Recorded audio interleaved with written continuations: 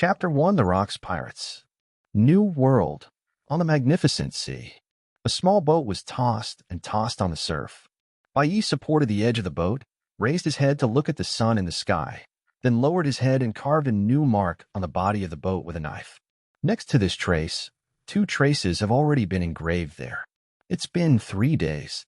Recalling the experience of the past 3 days, Bai couldn't help sighing in his heart.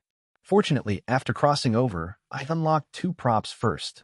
Otherwise, I would have died before I could succeed. That's right, Bai is not from this world. 3 days ago, Bai spent several days and nights in a row in order to make an illustration book of props in the classic anime Doraemon for a big client. Bai, who was somewhat sub-healthy because of staying at home for too long, passed out directly. When Bai woke up again, he found that he had come to another world. What was even more unfortunate was that the place where Bai woke up was actually a deserted island. Bai, who was stranded on a deserted island, fell into deep despair. But there is no way out. Just as Bai ran to the edge of the deserted island, trying to find some supplies, a pirate ship suddenly docked at the edge of the deserted island. Bai seized the time after the pirates landed and left, touched the pirate ship and lowered a small boat. Only then was he able to leave the deserted island. But soon, in order to avoid those vicious pirates, Bai, who ran in a hurry, discovered another problem. That is, as a standard otaku, Bai knew nothing about survival skills at sea. Just when Bai was hungry and dizzy, and his mouth was dry, a voice like the sounds of heaven sounded in his ears. The strongest illustrated book system is being activated. System activation completed. Fall with the sound. A transparent screen invisible to outsiders also unfolded in front of Bai. Looking at the various familiar props on the screen, Bai suddenly widened his eyes. Those props are nothing else. They are the props in the Doraemon animation that Bai spent all night looking for information and made for the client. At the same time, the system also told Bai the props on the illustrated book will be activated at a rate of 1 to 3 per week. After the prop is activated, Byakuya can use these props to his heart's content. After knowing the function of the system, Bai was overjoyed immediately. Hastily asked the system to unlock the first prop illustration book. Received the host's order and is unlocking the props. Props unlocked. The unlocking props this time are super luxurious strong candy, easy fishing rod. Seeing the 2 illuminated prop illustrations, Bai was so happy that he almost fell off the boat. Ever since seeing the members of the pirate group throwing stones and knocking down trees on the deserted island, Bai understood the danger of this world. But now the appearance of ultra-luxury strong candy immediately made up for Bai's lack of fighting power. Props: super luxurious strong candy. Introduction: also translated as super power tablets, super power premium candies, power strength tablets, super power pills, super power tablets. It is a prop of Doraemon. It looks like a pill, and after eating it, it will have some abilities similar to Superman, including flying in great strength. It can lift the truck, and according to Doraemon, it can even bring down the Tokyo Tower, etc. Its effect is about 1 day. Remarks: props have been strengthened. Only 1 item can last indefinitely. Props: easy fishing rod. Introduction: also translated as easy fishing rod, easy and labor-saving fishing rod, effortless fishing ROD. It is a prop in Doraemon. It looks like a simple fishing rod that looks like a child's toy. There is a suction cup at the front. It can be used to catch objects, which can be easily carried. Even the user's own body can be caught, so it can actually fly. After seeing the specific effects of the 2 props, Bai couldn't help sighing. Fortunately, these 2 props were unlocked, which happened to be useful. Otherwise, I might be nailed to the pillar of shame as the first traverser to starve to death. Just when Bai was lying on the boat board, trying to tell the direction through the knowledge of the previous life. In the sky, newsbirds flew over. One of the newsbirds suddenly yelled, and Bai raised his head, seeing darkness in front of him. Bai hurriedly pulled it hard, only to realize that a newspaper from the newsbird's arms had slipped out, just fell down and covered his face. The newsbird flew down, clawed at the edge of the boat, and stopped at the bow. Seeing Bai pick up the newspaper, the newsbird hurriedly opened the small bag it was carrying with its wings and yelled at Bai, "Are you still charging?"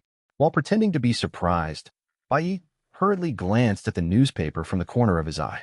"See, Bai like this." The newsbird yelled anxiously and flapped its wings angrily, as if it was reprimanding Bai Yi for whoring for nothing. Bai Yi chuckled. Having finished reading the main news, he folded the newspaper casually and stuffed it into Newsbird's backpack again. Don't worry, I haven't finished reading it. Besides, you accidentally dropped the newspaper yourself. I just accidentally saw it once or twice.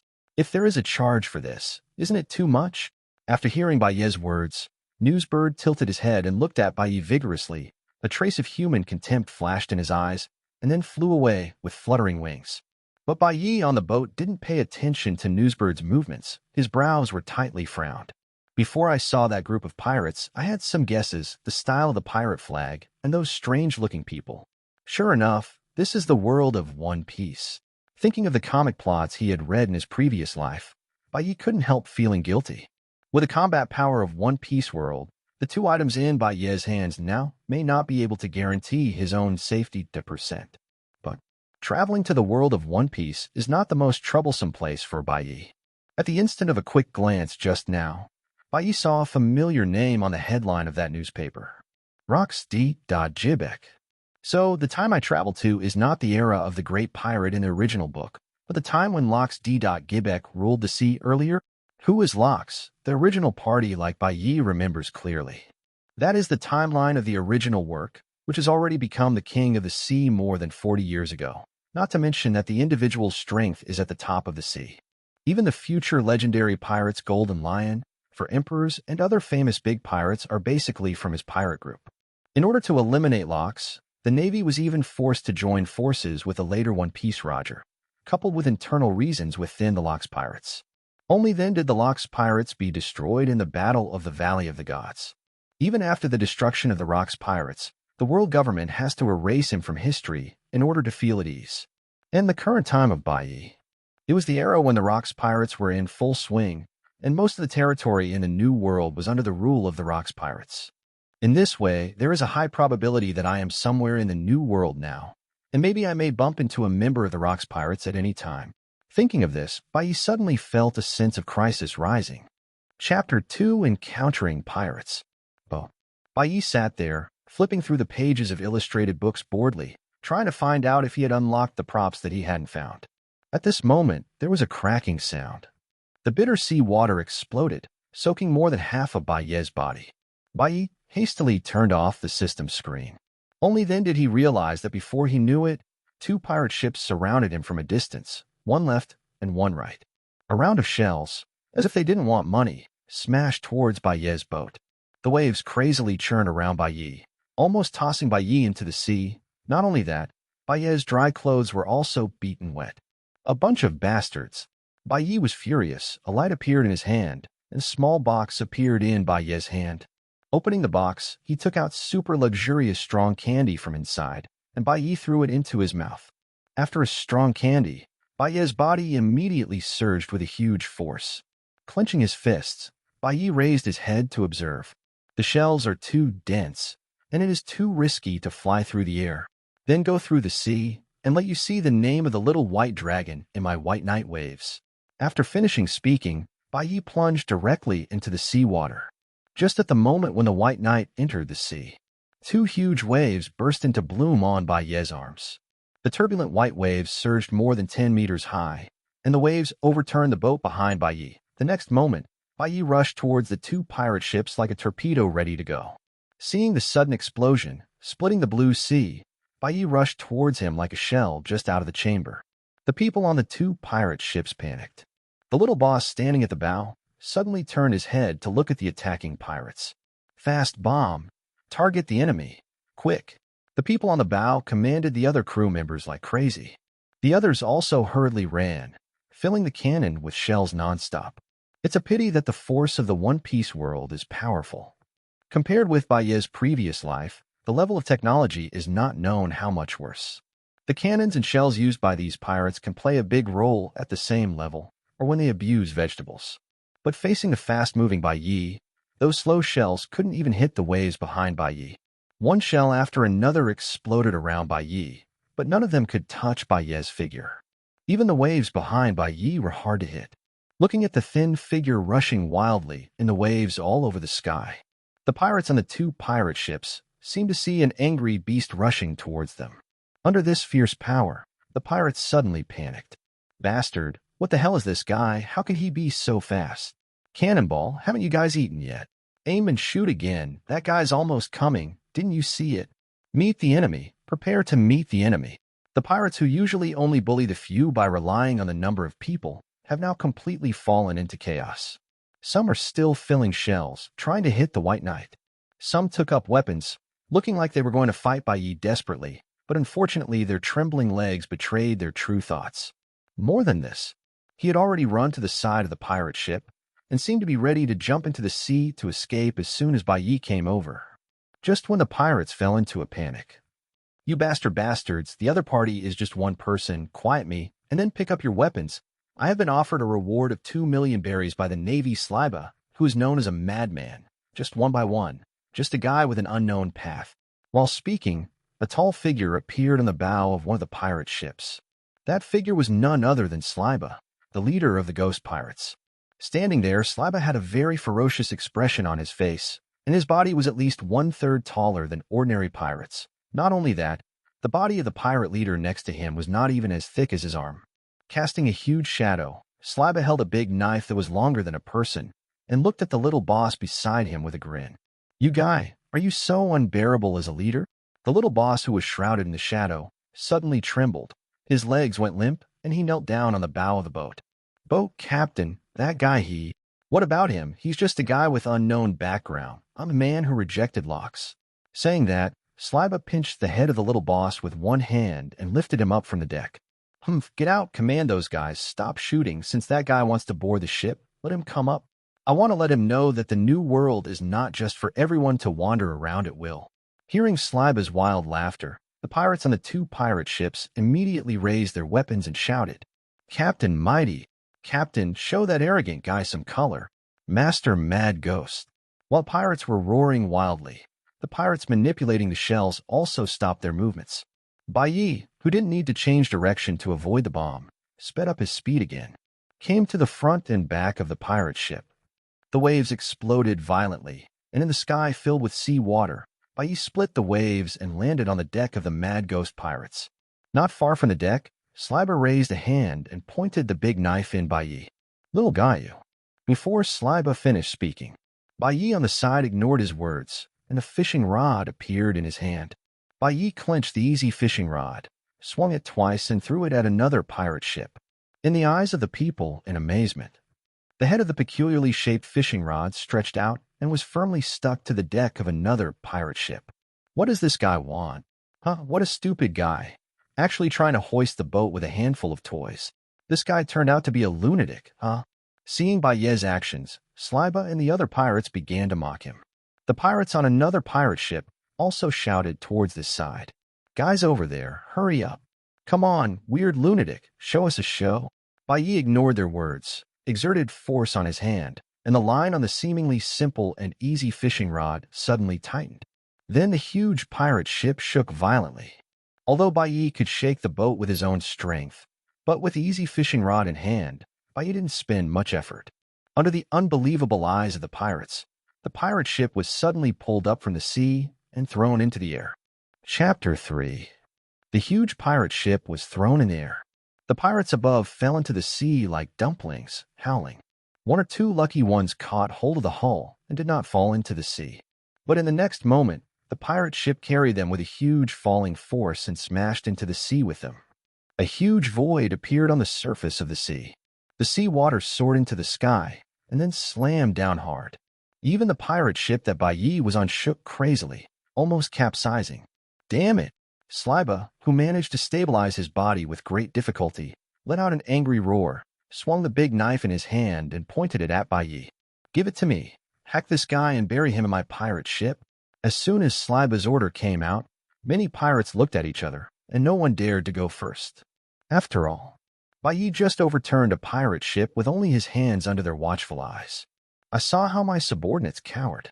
Sripa was suddenly furious. Bastard, what are you afraid of? That guy is just relying on the props in his hand. Without the props, he is nothing. Give me all.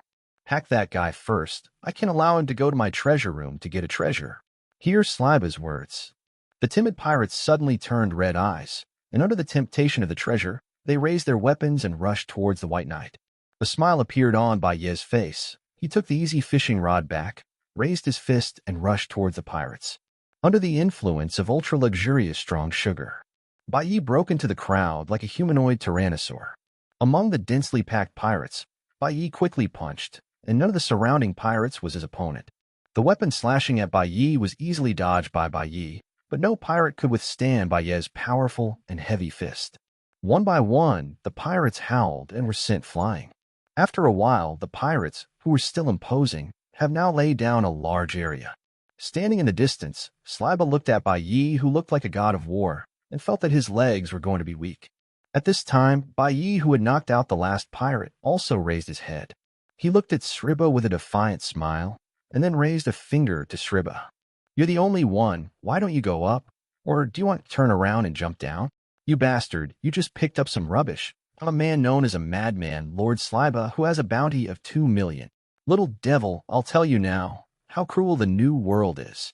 Seeing Baye's frivolous behavior, Sliba, who was a little scared at first, suddenly became angry. The next moment, Sliba, who was dazzled by anger, rushed towards Baye directly with a weapon. Baye smiled contemptuously, dodged Sliba's attack with a dodge, and then slammed Sliba's chin with a lower uppercut. "What?" Sliba screamed. His already ugly face was deformed by Baye's punch, and he couldn't even hold the weapon in his hand. After staggering back a few steps, Sliba managed to stand still and shook his head twice. He raised his head again. Sliba's eyes were red, and his face was ferocious like a ghost. "I'm the mad ghost Siriba. Go to hell with me." The roaring Sliba raised his fist, and the fist was covered with a layer of mysterious black substance. Armed color, it also depends on who is using it. Baye also raised his fist to meet him. The fists collided together, and the huge force stirred up waves of air, blowing away the fainted pirates around. The next moment, Baye showed a smile on his face. However, Sliba's face suddenly flushed red, and the dark military color quickly dissipated. "What?" Amidst the wailing, Sliba held his right arm. Under the strong muscles, all the bones had been shattered into powder. The severe pain made Sliba couldn't help but take 2 steps back. Before he came back to his senses, Baye exerted his strength again, took a step forward, and slammed Sliba hard in the abdomen with a powerful punch. Facing this terrifying punch, Sliba rolled his eyes and passed out directly. Seeing that Sliba had fainted, Baye bent down, wiped the stains on his hands on Sliba, then lifted Sliba and threw him directly into the sea. Throwing away Sliba, Baye followed suit and threw the other pirates down as well. After cleaning up all the garbage on board, Baye went to the cabin to find a dry suit to change into, and packed some food and fresh water. After picking up his things, Baye returned to the deck, found a clean place, and sat cross-legged. Before he could rest for a while, there was a sudden gust of wind. A huge crow flew from afar and landed not far from Baye. The crow's feathers faded slowly, replaced by a man dressed in black. "Do you want to have more powerful power?" Hearing the breath-filled words of Jean Herrera, Baye couldn't hold back a chuckle. Seeing the strange expression on the man's face, Baye quickly cleaned up his expression and said, seriously, "Get stronger. What's the price?" "Price? No price required." The man didn't seem to see Baye's smile and said solemnly, "Actually, I didn't come to invite you." "That madman?" Baye thought for a while and asked. "That's right, that guy rejected the captain's invitation. Although the captain didn't personally invite him, it's an honor enough for a guy like Sliba." The man nodded with a very disdainful expression. "I came here this time to deal with this guy who dared to challenge the majesty of Captain Locks. But now I seem to have found another surprise."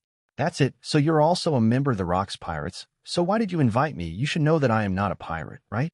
Baye casually picked up a piece of food and said while eating, "Is it important whether you are a pirate or not? This is a new world, and no matter who you are, you should have heard the name of Captain Locks."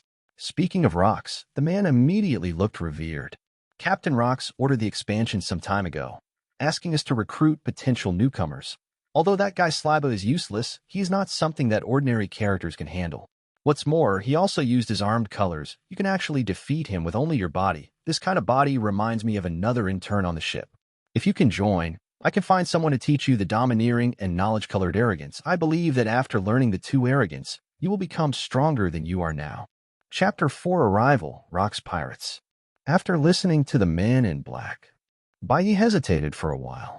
Join the Rocks Pirates now?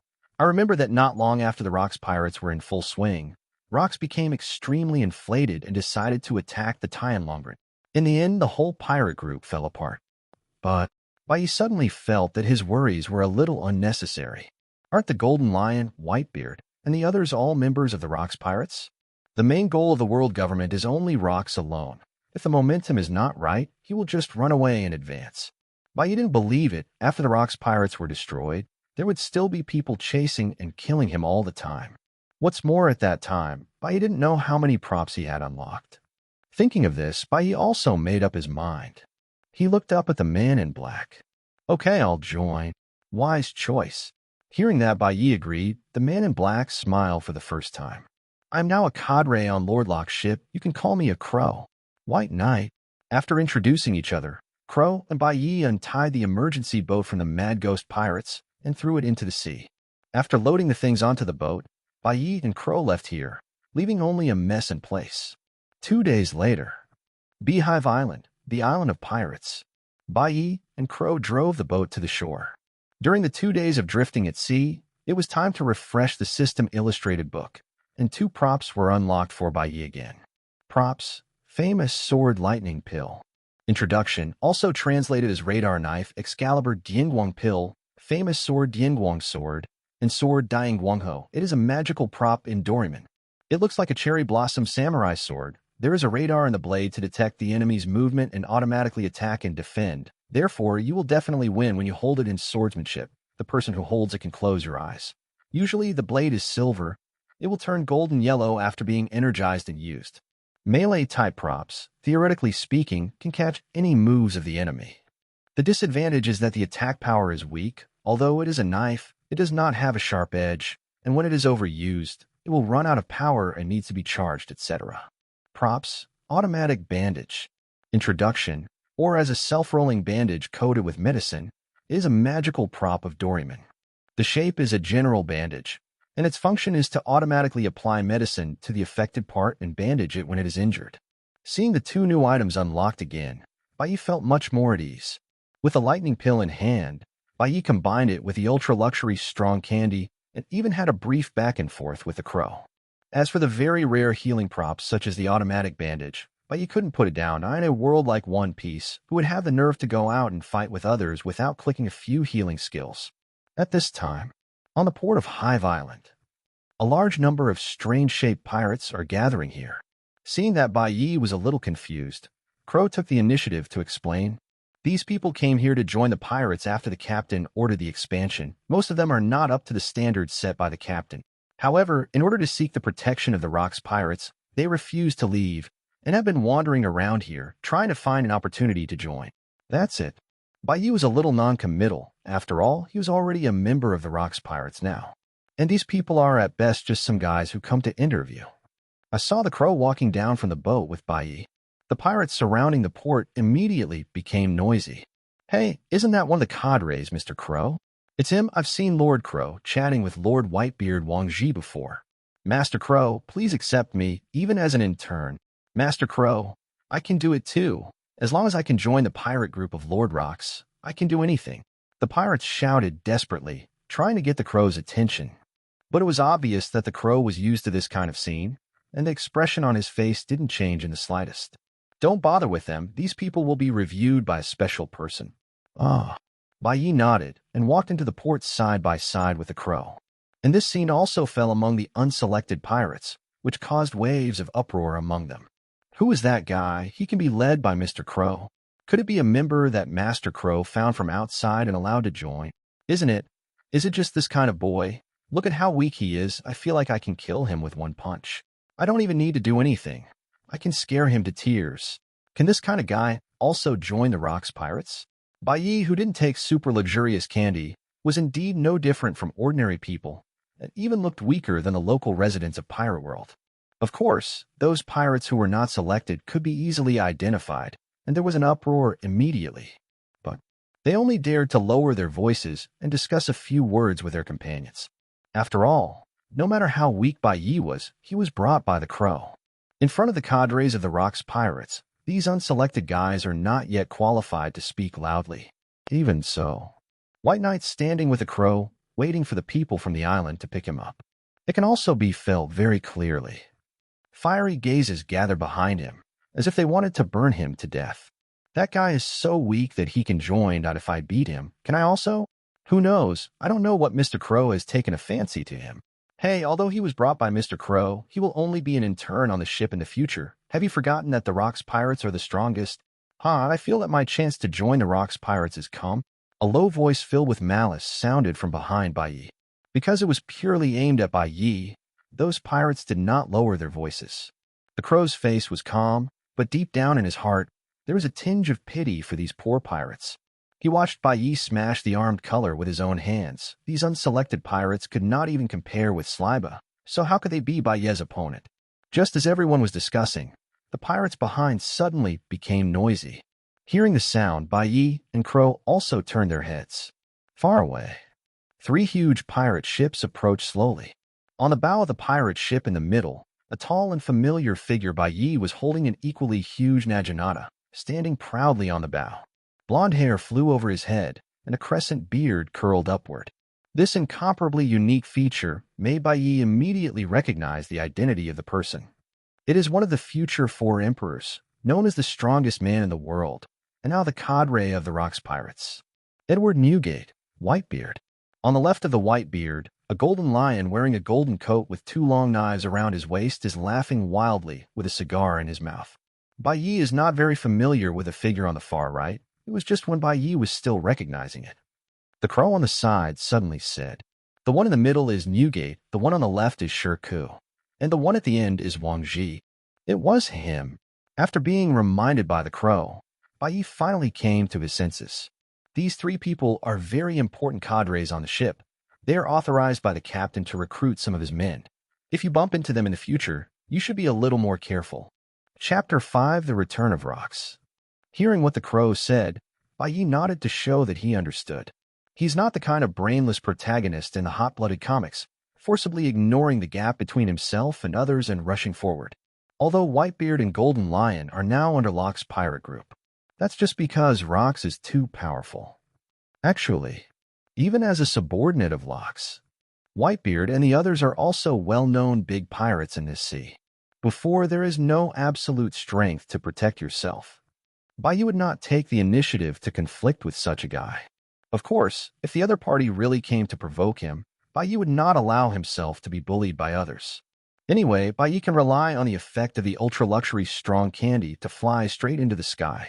With Bai Yi's current flying speed, even the Golden Lion has a hard time grasping the same flexible White Knight in terms of flying. At that time, just find a small place to stay for 10 days and a half months after unlocking the powerful props. Come back and fuck him. At the same time, 3 huge ships at the port slowly docked on the shore. The latter fell. The white-bearded Golden Lion and Wang Ji stepped down from the boat in the first place. Going around the bow, the 3 of them walked in parallel to the island. The Golden Lion held a cigar in his mouth with a rebellious expression on his face. "Newgate, you didn't seem to gain much from going out this time. Could it be that you are only looking for those weak guys to be your family again?" "Sure, G. I don't mind cleaning up the eyesore for the captain before he comes back." Whitebeard glanced at the Golden Lion and suddenly laughed. In the seemingly friendly smile, there is infinite domineering and power. Newgate, who do you think I am? I am a Golden Lion." Hearing Whitebeard's provocative words, the Golden Lion suddenly became furious, and his hands were already on the handles of Ingshir and Muku at his waist. And the crew members following the 2 of them also drew their weapons out after seeing signs of their boss making a move. The atmosphere in the entire port suddenly became tense. "You 2, don't cause trouble when the captain is not around. It will be difficult for me to explain when the captain comes back." Seeing the 2 people next to him, they were about to make a move as soon as they landed. Wang Ji hurriedly stopped beside the 2 of them. "And don't forget, the captain is coming back soon at a tea that time. Let him know that someone violates his rule that no hands-on actions during the expansion period are allowed." Although Wang Ji is a big pirate on the same level as them, but he also knew that it was impossible to persuade Golden Lion and Whitebeard. You might even get involved yourself. Fortunately, Wang Ji, as Locke's trusted cadre, is still very proficient in using the trick of pretending to be powerful. As predicted, After hearing what Wang Ji said, the two people who were at a loss for words looked at each other, laughing at the same time. Following the actions of the two, the originally serious atmosphere suddenly relaxed. Little ones, bring back our harvest this time. Following Whitebeard's order, the crew behind him hurried back to the ship, and boxes of treasures were carried out.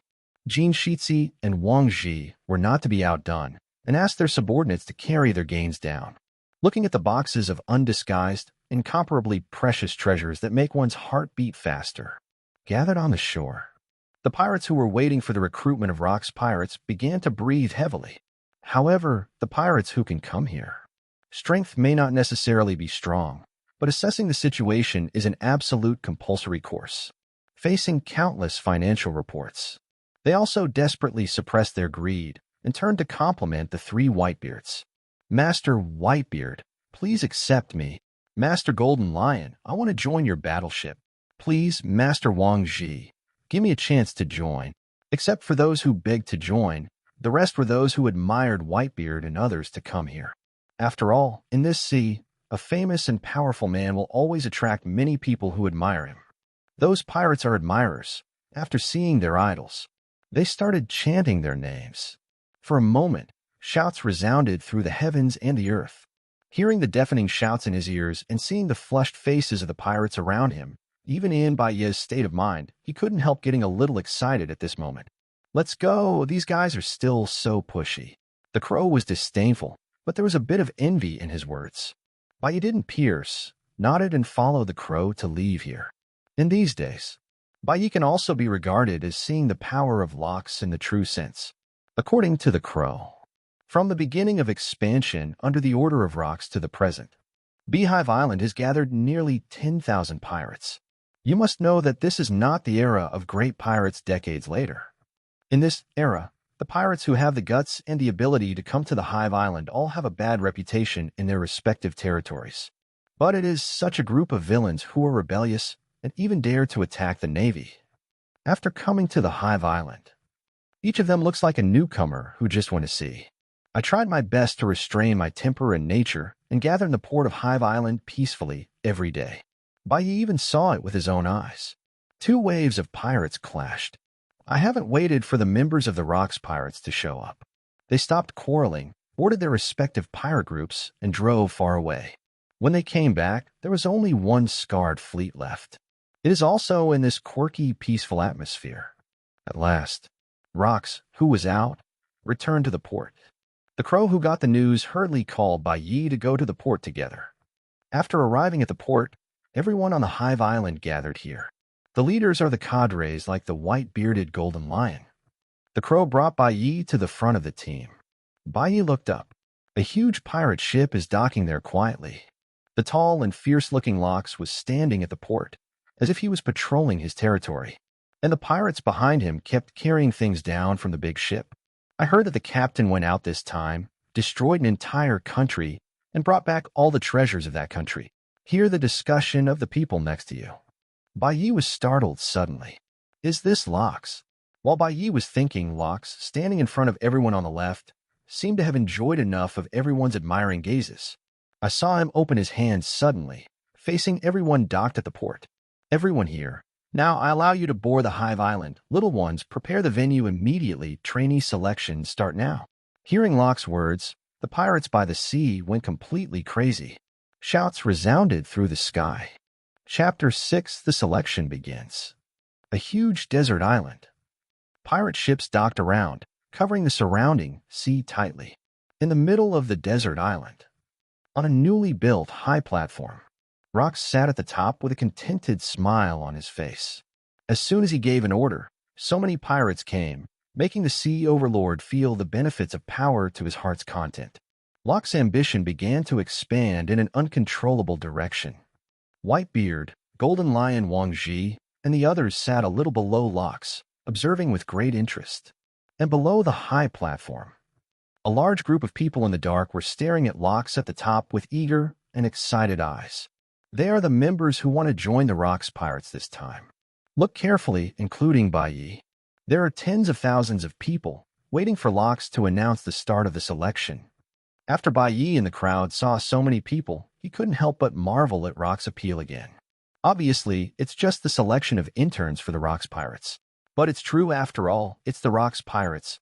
Even if it's just an intern, it can attract so many people to compete for it. Thinking of this, a smile suddenly appeared on Bai Ye's face. One day, I will become so powerful. With one order, countless pirates will rush to come. By that time, no matter if it's the Navy, the pirates, or the celestial dragons, they will all rely on my breath to survive. After seeing this exciting scene, in Bai Ye's heart, something called ambition began to flourish. At this moment, an untimely voice suddenly came. Hey, do you dare to come to participate in the selection of Mr. Locks? Hearing this, Bai Yi looked aside. I saw a pirate with a turban tied on his head and was blind in one eye standing beside Bai Ye's left hand, and saw Bai Yi looking over. Cyclops not only couldn't keep his mouth shut, but raised his voice again, pointing at the famous sword Dingguang Wan on Bai Ye's waist. Not only do people look extremely weak, but even weapons look like garbage. Hearing what Cyclops said, the surrounding pirates all looked over. Did this guy bring a handful of toys? Hey, little guy, this is not a place for kids like you to come and play. Go back and play pirate games with your little friends. After Mr. Locks announces the start, boy, don't be scared. After all, I want to tear you alive to add to the fun. The surrounding pirates saw the simple appearance of the famous sword Dangling Wan and Bai Ye's young face. Immediately, they all mocked Bai Yi. Although they succumbed to Locke's power and influence, they had been good children for several days. But in his bones, he is still a pirate who preys on the strong. For weak people like White Knight, they immediately showed their true nature. Bai Yi didn't even look at these guys, but kept scanning the surroundings, as if looking for something. Soon, Bai Yi stared. A figure standing out from the crowd appeared in Bai Ye's sight. Kaido. That's right, it appeared in the eyes of Bai Yi. It is one of the 4 emperors in the future, known as the strongest creature in the sea, land, and air. Kaido, a beast who has top-level animal fruits. Of course, the current Kaido is just like Bai Yi, as a candidate preparing to pass the selection and join the Rock's Pirates. However, did I just happen to join the Rock's Pirates at the same time as Kaido? This guy probably doesn't have a green dragon fruit right now, but with his original physical fitness, I'm afraid most of the people here are no match for him. At that time, we still have to pay attention to Kaido. After observing Kaido, Bai Yi turned his attention to the others again. Try to spot threatening opponents ahead of time and keep an eye out for them. After all, look at the way Rocks gathered everyone here directly. Plus this huge amount. In the pirates' pursuit of straightforward behavior, Locks will definitely choose to let these tens of thousands of people engage in an unprecedented melee. And in a melee of this scale, even if Bai Yi has the effect of super luxurious powerful candy on his body, there are also powerful props such as the famous knifed Yingguang pill and automatic bandages. It may not be able to completely guarantee your own safety. However, when Bai Yi was observing the more difficult opponents that might exist around him, where are you looking at? You bastard, how dare you ignore me? I'm going to take your skin right now. Damn it. My uncle was talking to you, but you pretended not to hear it. Little guy, I can't wait to kill you. The surrounding pirates saw that Bai Yi ignored them and looked around. All of a sudden, there was a big fire. Rolling up my sleeves, I wanted to come up and give the protagonist a little color. However, at this moment, Rock's voice suddenly sounded. All pirates who want to join, listen to me. Following Locke's voice, a power suddenly spread out. The noisy pirates fell silent instantly, and all looked up at Locks. Hey, good luck to you. Boy, show me your neck. The uncle will be the first to wring your head off later. He is my prey. If you make a move, don't blame me for being rude. It's up to you. When the time comes, I will clean you up together. A few pirates threatened Bai Yi, and then exchanged a few words, and then quickly stopped their voices. Rocks nodded in satisfaction. All pirates, the rules for this selection are: there are no rules. On this deserted island, all of you can use any method, any weapon. After I give the order, you can start fighting to your heart's content. Use your weapons to kill everyone around you. The person who is still standing at the end can join us as an intern, and those who are still alive can be selected by the cadres and join their attached ships. Now, let's start fighting. The last word has not yet fallen. A roar has resounded through the sky. The calm pirates turned into irrational beasts with red eyes instantly. With their weapons out of their scabbards, no matter who was around them or what abilities they had, The pirates hacked at them without hesitation. A melee of tens of thousands of people broke out like this.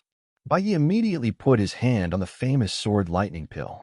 At this moment, the pirates who showed malice towards Bai Yi just now, they all rushed up in an instant and started to attack Bai Yi. Weak guy, I'm here to tell you the cruelty of the pirate world. You were so arrogant just now. Pull out your toy and chop me up, trash. Death to me. Chapter 7, The Surprise of the Golden Lion. The battle broke out suddenly in an instant. But Bai Yi had already been mentally prepared. I saw that he exerted force in his hand, and the famous knife Dianguang wand flashed across the air in an instant. There was a flash of light like lightning, and the deadly attacks launched by several pirates almost at the same time have been blocked by the lightning pill that is automatically blocked. Not only that, after blocking the attacks of several people, Bai Yi took advantage of the situation and turned the Dianguang pill in his hand, and the famous sword Dianguang pill carried Bai Yi's huge power and slashed fiercely at several pirates who were trying to strike first. Although the famous sword Dianguang wand can automatically resist the enemy's attack, it is because it does not have a sharpened edge. The attack power belongs to the weaker kind. It's a pity that no matter how weak a weapon is, it depends on who the user is. Bai Yi's current enormous power, even with a tree branch, can easily pierce a person's body. Not to mention the famous sword Dianguang wand in the shape of a long sword. A few sneak-attacking pirates stole a lot of money. Only a golden light flashed past. Remnants and broken arms flew all around. Hot blood splashed out, staining the surrounding ground red. Several pirates wailed and fell down clutching their injured parts. Bai Yi suppressed the discomfort in his heart, looked at these miserable pirates, and told himself silently in his heart, "This is not the previous life. It's not a peaceful world. Everyone here is an existence that can easily kill and steal. If I don't do it, the one who falls on the ground will be myself." Thinking of this, Bai Yi's eyes gradually turned fierce, and the red-eyed pirates around immediately filled the gaps around him and charged towards Bai Yi again. Bai Yi clenched the famous sword Dianguang wand and strode forward, facing the pirates. The wailing sound resounded through the sky again. On the high platform, the cadres are watching the performance below with great interest. Just when several people were watching happily, the golden lion sitting on the left suddenly shouted in surprise. "Huh? That little guy is a bit strange. What's the matter, Shiji?" found an interesting newcomer. Hearing the golden lion's words, Wang Ji, who was sitting beside him, turned his head and spoke in doubt. "It's really interesting. Look at that place, the little guy in black with a knife in his hand." The golden lion leaned forward while talking. His face was full of excitement. "What happened to that little guy?" Silver Axe also heard the voice and asked curiously. At this time, other people also looked at the golden lion. "Interesting, so interesting." The golden lion laughed loudly and explained to several cadres. "It's normal if you didn't notice that little GUI. In my opinion, that little guy doesn't have the slightest trace of training in swordsmanship. Impossible, Shiji. You are old and dizzied. In a battle of this scale, that little guy can actually block all attacks with that simple knife." Wang Ji was very surprised. "How could it be possible that you haven't trained in swordsmanship?" "I am a great swordsman," Shirku said angrily. "That little guy's gait, the way he raises his sword, and the way he responds to attacks are all impossible for a trained swordsman to do. It's more appropriate to say it's instinct than swordsmanship." "That's right, I think so too. That little guy is indeed a bit strange." At this time, John, who also practiced swordsmanship, also spoke. "If it's really out of instinct, then this little guy is a born swordsman." I saw that the two great swordsmen came to the same conclusion. Others also turned their attention to Bai Yi. As big pirates, their combat experience was so rich that it couldn't be added. Soon, everyone saw Bai Yi's unusualness. Just when they were pointing at Bai Yi curiously, discussing why Bai Yi could fight like this, the crow on the side finally spoke. "Bai Yi has indeed never practiced swordsmanship. Not at all. Crow, do you know that little guy?" The golden lion hurriedly turned around and asked. I remembered it was the crow that brought him back. At this moment, Wang Ji said suddenly, "A few days ago, I saw the crow take this little guy to choose a residence.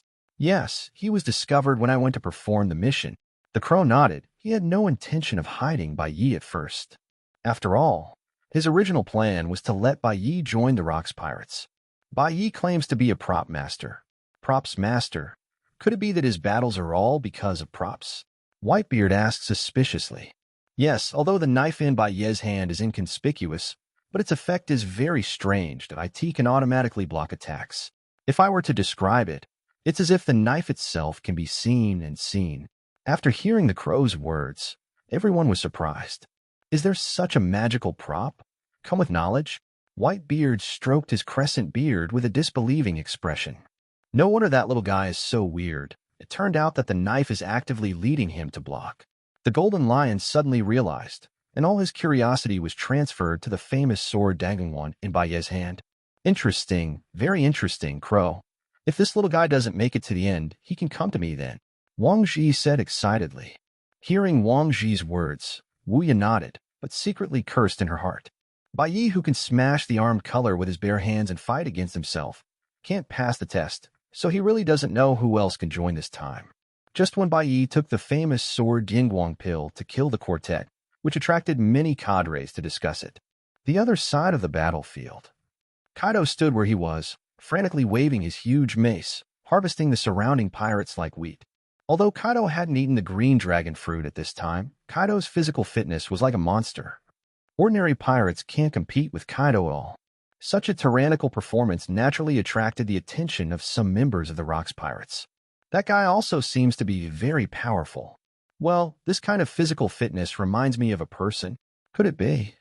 That's right, it's Cadre Ling Ling. Don't forget that Cadre Ling Ling is known as the existence of steel balloons. Even shells can be ignored. That guy is still a bit worse than Ling Ling's cadre, and he has some scars on his body. It's already scary with such physical fitness. Makes sense. Others don't know, but that guy should be able to fight to the end, just based on his current physical fitness. It looks like there will be another monster on board. Chapter 8 Explosion, the Duel with Kaido. On a chaotic battlefield, a large number of pirates have fallen down and lost their breath forever. The remaining pirates in this crazy atmosphere still stared at each other with scarlet eyes. But there are exceptions. At one end of the battlefield, Bai Yi held the famous sword Dian Guangwan in his hand and sat in the chair piled up by several pirates, enjoying the rare leisure around him. Shocked by Bai Yi's strength, the pirates didn't dare to approach at all. A circle of blankness rarely appeared on the chaotic battlefield, which was very conspicuous. At the same time, the place where Kaido was on the other side. Kaido held a dying pirate in one hand, and around him, countless pirates were howling nonstop. Like Bai Yi, there is also a large blank space around Kaido. Two gaps, one on the left and one on the right, almost divided the entire battlefield. But at this moment, Kaido also noticed his similar on the other side. A grin suddenly appeared on his face full of killing intent. Throwing the pirate in his hand casually, Kaido suddenly raised the mace in his hand, and his huge body exploded at a speed that didn't match his size and rushed towards Bai Yi. Almost instantly, Kaido appeared around Bai Yi. Bai Yi stood up abruptly. The mace turned into a jet of black lightning and smashed straight towards Bai Yi. The next moment, the famous knife Dian Guangwan also burst into golden light, accurately blocking the menacing mace. Seeing that his attack was blocked, Kaido, who was full of fighting spirit, immediately pulled back the mace. His muscles all over his body exploded, and another powerful onslaught struck. But Bai Yi, whose speed has been greatly improved, it can completely keep up with Kaido's attack speed. Not to mention that there are artifacts like the famous sword Daingwenwan in hand. A series of attacks were precisely blocked by Bai Yi. Kaido hit faster and faster, and the wind sound of waving the mace blew up a large swath of smoke and dust around him. After a while, the smoke and dust dispersed in all directions, and the members of the Rocks Pirates and others could clearly see what was going on inside. I saw that Bai Yi firmly parried Kaido's attack and then pushed hard. Kaido staggered back a few steps. Good guy, that guy named Kaido's strength is not simple. The little guy can take it so easily. Although he already knew Bai Yi's magic, but seeing Bai Yi blocked Kaido's attack so easily, the Golden Lion still couldn't help being surprised. I thought these two guys could pass. No one dared to attack them just now. I didn't expect the two of them to fight by themselves. Wang Zhi laughed loudly, looking very happy about the collision between Kaido and Bai Yi. Ling Ling, these two little fellows look like you now. Silver Axe turned around and said to Charlotte Ling Ling, who was eating sweets nonstop. The physique and strength of both of them are a bit interesting, But I like the guy named Kaido more. His race is unusual. Lingling spoke vaguely, with something in her mouth. Rox, who was standing at the highest point, was much happier when he saw the wonderful performance of the two. These two little guys are good. After their battle is over, just bring him up. The other one, I'll let you recruit it yourself. Yes. Officers responded. On the battlefield. Unexpectedly, a guy like Kaido looks like a powerful player, but the skills are so superb. If it weren't for the famous sword Dian Guangwan, I might not be able to dodge the several attacks just now. Baye's breathing became a little heavier, thinking secretly in his heart. It's a pity. It seems that after eating the green dragon fruit and becoming a full Kaido, this guy has given up his skills a bit.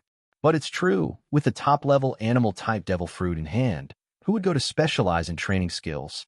On the other side, Kaido, who was panting heavily, suddenly raised his head, staring at Bai. This guy has great strength. He looks thin, but when he blocks, his arms don't even shake. That shock was like scratching an itch to him. Damn it. Is this guy some kind of ability user? Or was he born with such a physique? Come again.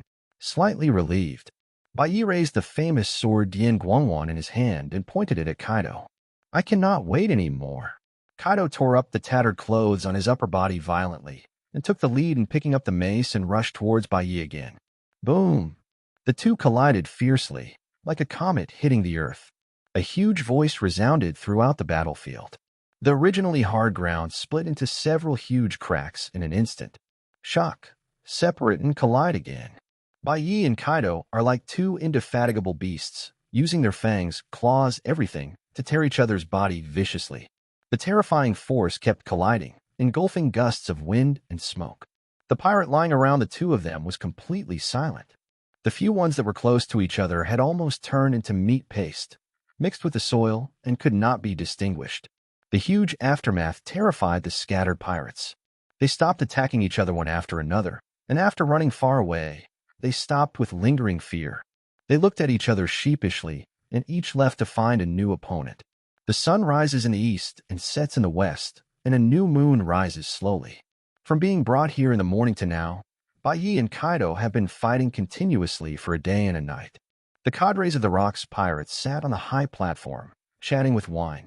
After another violent collision, Bai and Kaido retreated a certain distance, panting heavily, trying to recover their strength. Kaido turned his head and spat out a mouthful of blood to the side. Half of his face was already swollen out of shape, which was caused by Bai's hard slap with the electric light pill. Not only that, but there were also several deep scars on his body. Even with Kaido's physique, he couldn't completely resist Bai's terrifying power. On the other side, Bai's condition is much better. The famous knife Dianguangwan blocked countless attacks for Baiega, but Dianguangwan was a dead thing after all. Kaido's superb skills still left several scars on Bai's body. However, those scars have been wrapped up by automatic bandages to avoid the aggravation of the injuries. The two raised their heads, looked at each other, and both understood that the other was very tired at this time. Now they are competing with each other's recovery ability, who can launch the attack first. Whoever is likely to kill the opponent. Just as the two confronted each other to recover their strength. Count the pirates who can still stand on the battlefield at this time. There were originally tens of thousands of pirates, but now Bai and Kaido are counted. There were less than 50 people still standing. Chapter 9 selection ends. He looked at the few pirates left on the field. Bai withdrew his gaze. Opposite him, Kaido was leaning on a mace, tearing off the clothes of the surrounding pirates and wrapping them around his wounds.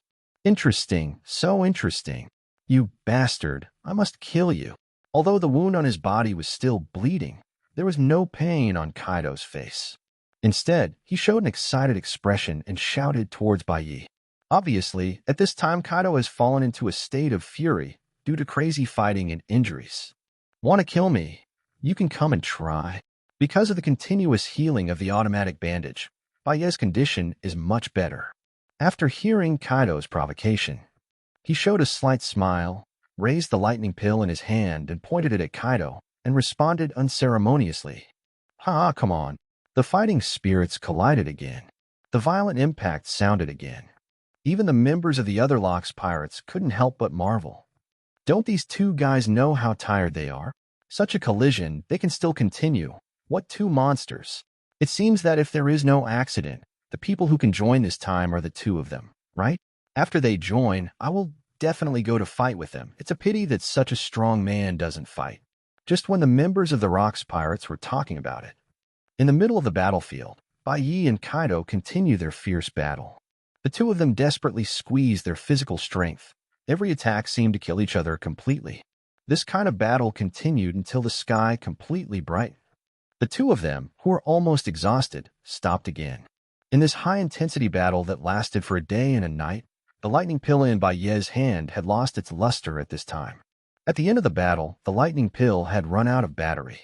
Can no longer actively block Kaido's attack for Bai Yi. Fortunately, in the previous battles, Bai Yi has gradually become familiar with and adapted to Kaido's attack. After the electric light pill was completely out of power, Bai Yi relied on his strengthened physical fitness. With Kaido, who has exhausted a lot of physical strength, it can be regarded as a back and forth. After the fighting temporarily stopped, the panting two stepped aside, each recovering their strength. He saw white bandages flying out of Bai Ye's body again, wrapping around the wound on his body. Kaido couldn't help showing envious eyes. However, he didn't have magical props like automatic bandages, so he could only pinch his nose and continue tearing off the clothes of the pirates who died in battle and covered the wounds. At this time, the strong sunlight shone down. On the desolate island, the air is gradually heating up.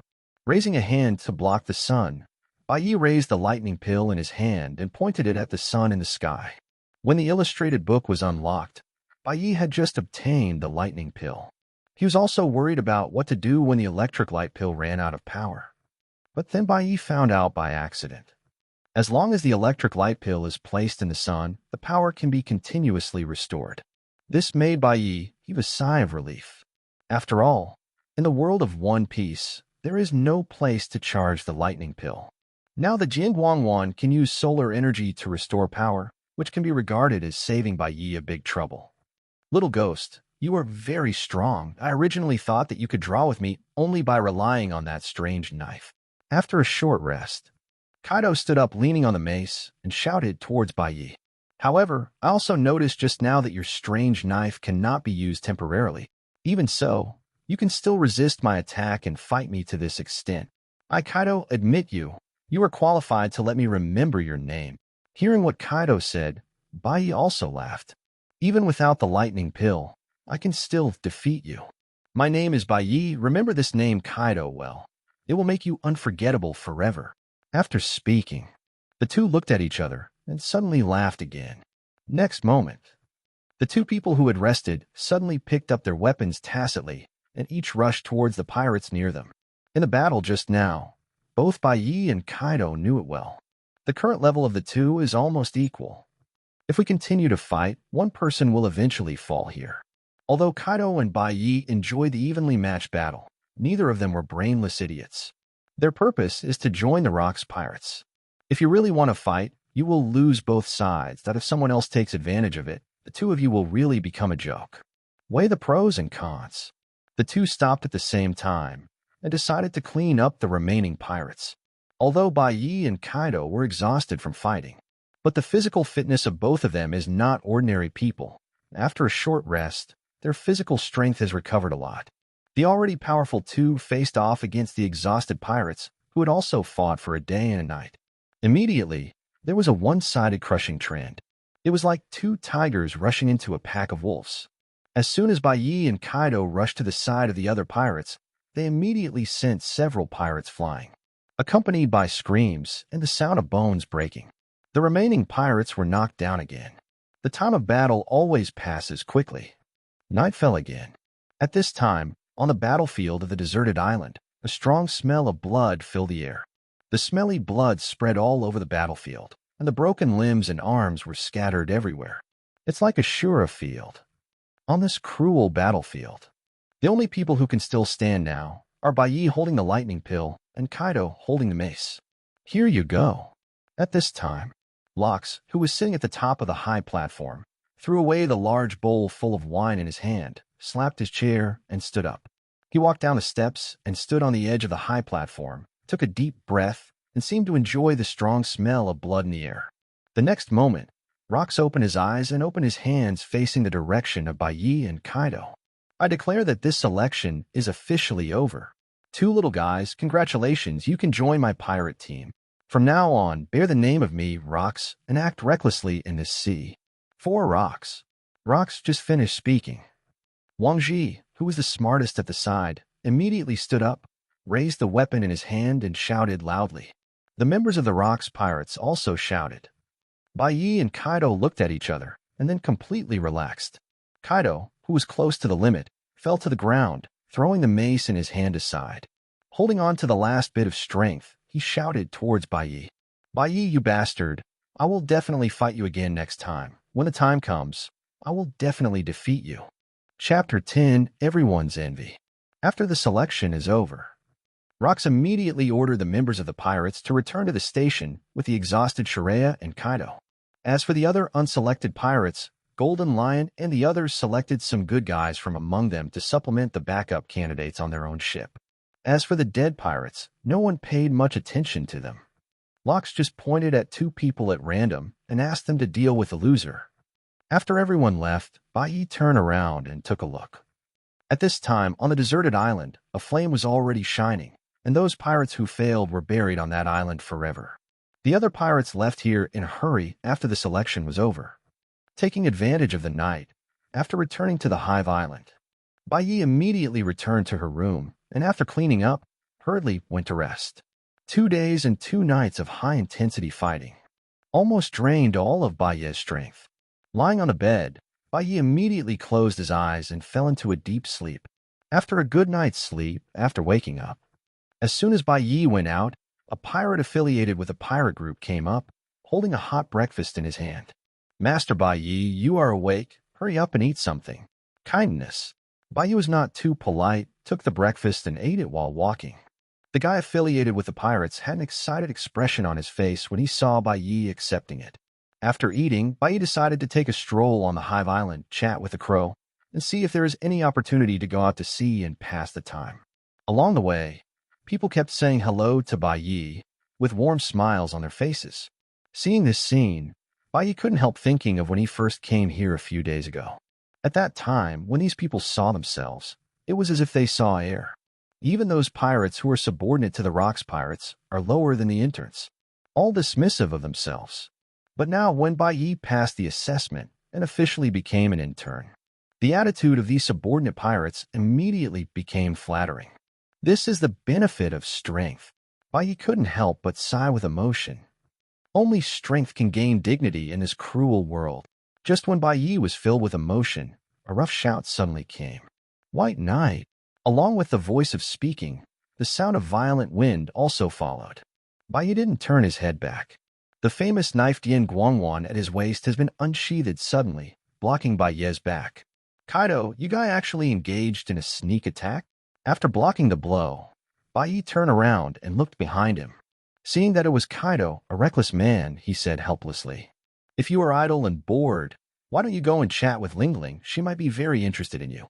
At this time, Kaido saw that his attack was blocked by Bai Yi, but the expression on his face became even more excited. Bai Yi, this knife of yours is usable again. Bring it. Fight with me to your heart's content. I didn't beat you in the selection before. Now I must knock you down. Said, Kaido brandished a mace and attacked again. Why don't you have a long memory? Bai Yi unhurriedly blocked Kaido's attack and took advantage of the opportunity to kick hard. The two fought like no one else. The violent noise soon attracted a large number of pirates to flock to it.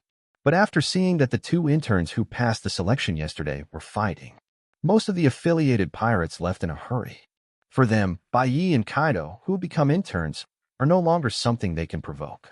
The rest of the official members of the Rox pirates laughed and talked. I just said, these two little guys will fight again. That guy named Kaido is really a fighting maniac. You see, he is still wrapped in bandages. Yo, so you won't be afraid of the wound bursting if you use force? Young people are full of energy. However, Kaido and Bai Yi, who have recovered, are indeed still comparable in strength. In the end, the battle still ended in a tie. Just when Bai Yi thought Kaido had given up. The second day, the third day. Almost every day, Kaido would emerge from various inexplicable corners and then yell and attack Bai Yi. The frequent battles between the two even alarmed Locks. But who is Locks? He always believes in the idea that the strong come first. After learning that the two were fighting endlessly, they immediately burst out laughing. Later, Rox did not order to stop the conflict between the two, but just asked Kaido and Bai Yi to change places so as not to destroy the Hive Island too much. So a strange landscape appeared on the Hive Island. Every morning, both Kaido and Bai Yi will come to the port tacitly and then swim to the desert island where they were selected last time. It wasn't until they were exhausted from fighting that the pirates attached to the pirate group would drive a boat to fetch the two back. The members of the Rocks Pirates, even under the leadership of cadres such as the Golden Lion, a handicap was opened. The content ranges from the outcome of the battle to who has suffered more injuries, Bai Yi or Kaido, and how many new wounds have appeared on the body. A group of pirates had a great time playing. However, it was also during this kind of activity that the members of the Rocks Pirates discovered a magical phenomenon. That is Bai Ye's wound, which will always be less than Kaido's.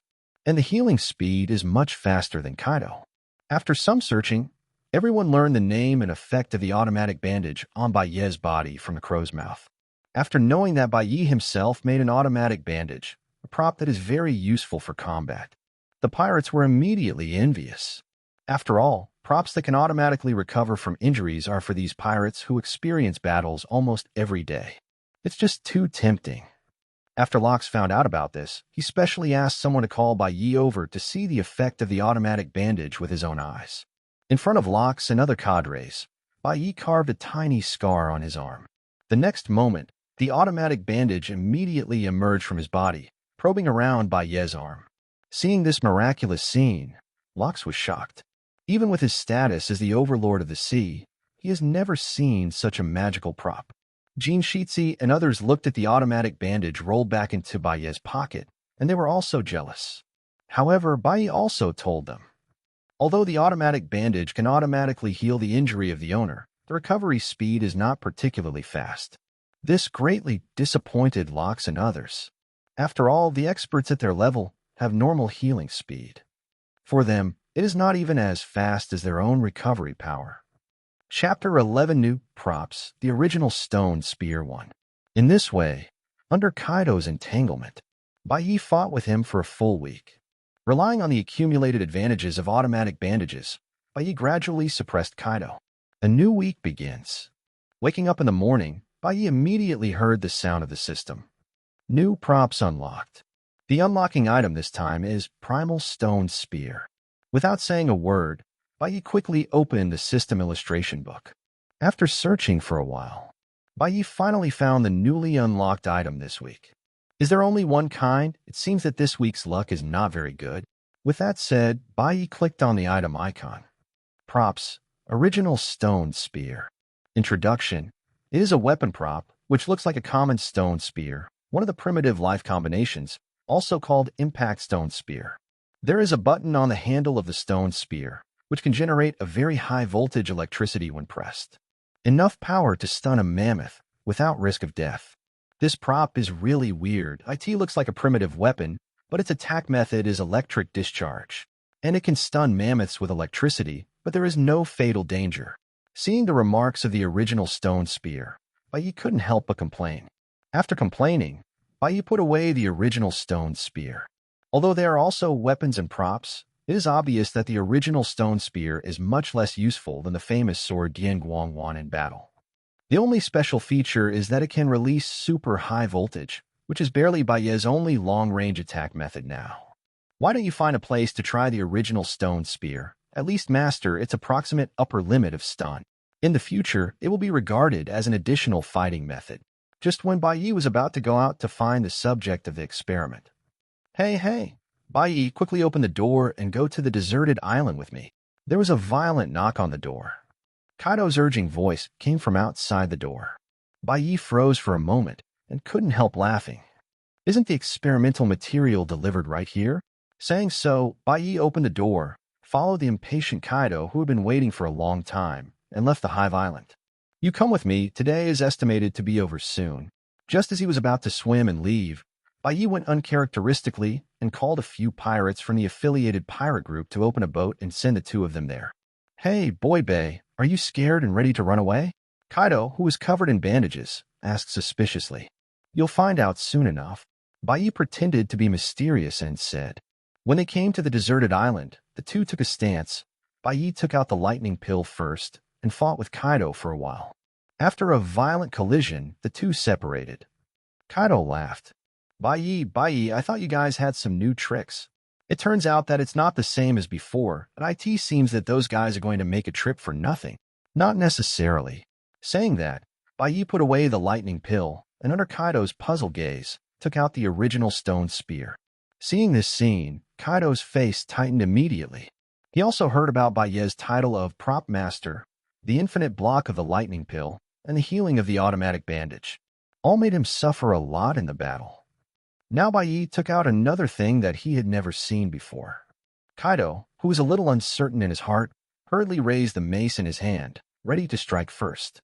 At this moment, Bai rushed forward with a primitive stone spear in his hand. Bai, you guys underestimate me too much, so what if there are new props? I'm Kaido.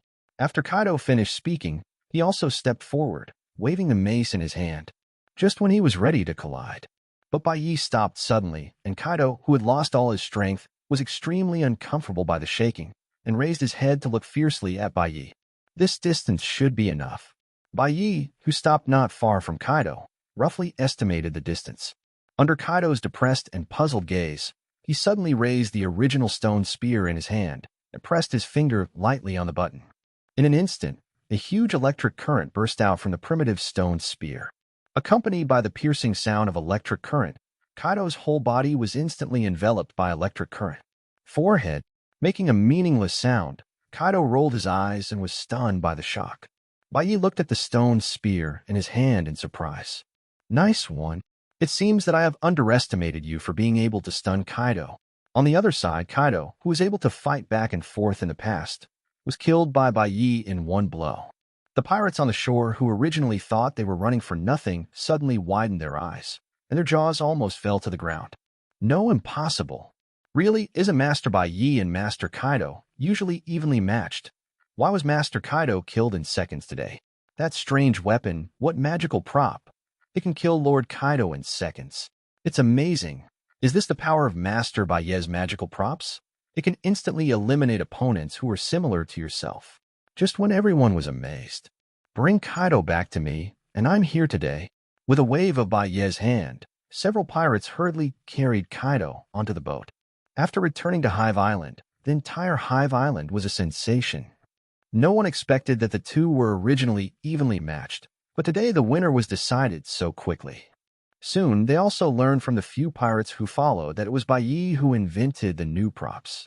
After suffering a loss from the original stone spear, Kaido was obviously good at learning, although he will still provoke Bai to fight himself as usual. But as soon as he saw Bai taking out the original stone spear, he immediately waved his hand to stop the fight, saying that he would not fight against the players who were playing tricks. Later, Bai wanted to improve herself. He never used the original stone spear to bully Kaido. In this day-to-day high-intensity battle, Bai's strength is also steadily rising. Not only that, thanks to the relationship between those magical props and its own strength. The relationship between Bai and the members of the Rocks Pirates is quite harmonious. Sometimes I will challenge other people to try to improve my shortcomings. And Bai's strong physical fitness also made these old members admire, especially in close combat. Due to the powerful effect of the famous sword lightning pill, although Bai knew nothing about swordsmanship. But even as a member of the great swordsmen, there is no way to suppress Bai in terms of sword skills. Every time the sword is drawn, the famous sword Jingguangwan will always appear in front of the attack line at the first time. Let those great swordsmen who are proud of their swordsmanship be hit hard. Unfortunately, because Bai hadn't learned how to fly and slash and how to use armed, knowledgeable, and domineering. So in the battle with the great swordsman, Bai would still be suppressed. Chapter 12. In this way, Bai lived a leisurely life on the Hive Island. In terms of materials, there are naturally special pirates who are responsible for handling them.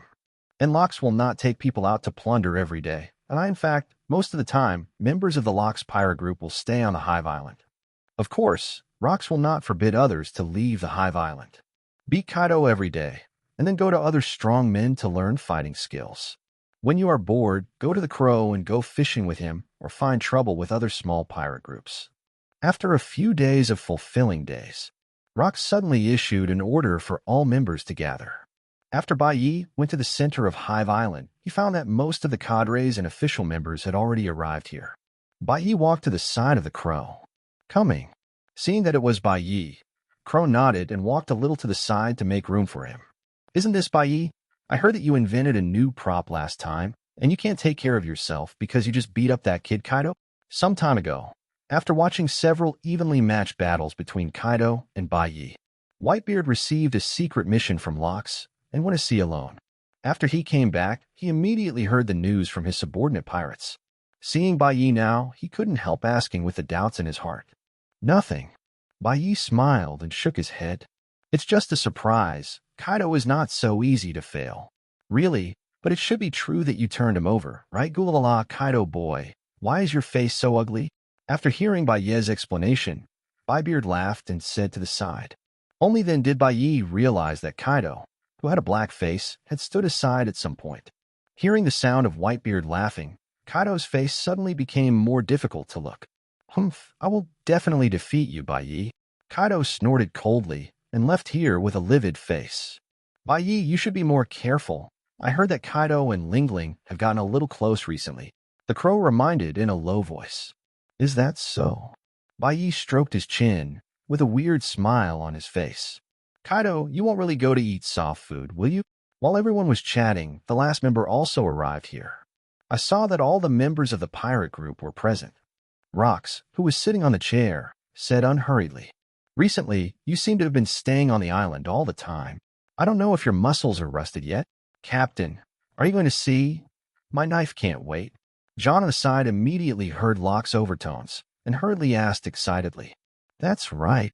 Rocks nodded and slapped the map on the table.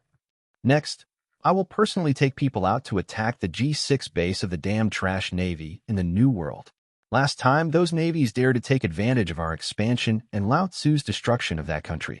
Destroy Lao Tzu's 2 strongholds outside. Having said that, Locke's face was full of anger.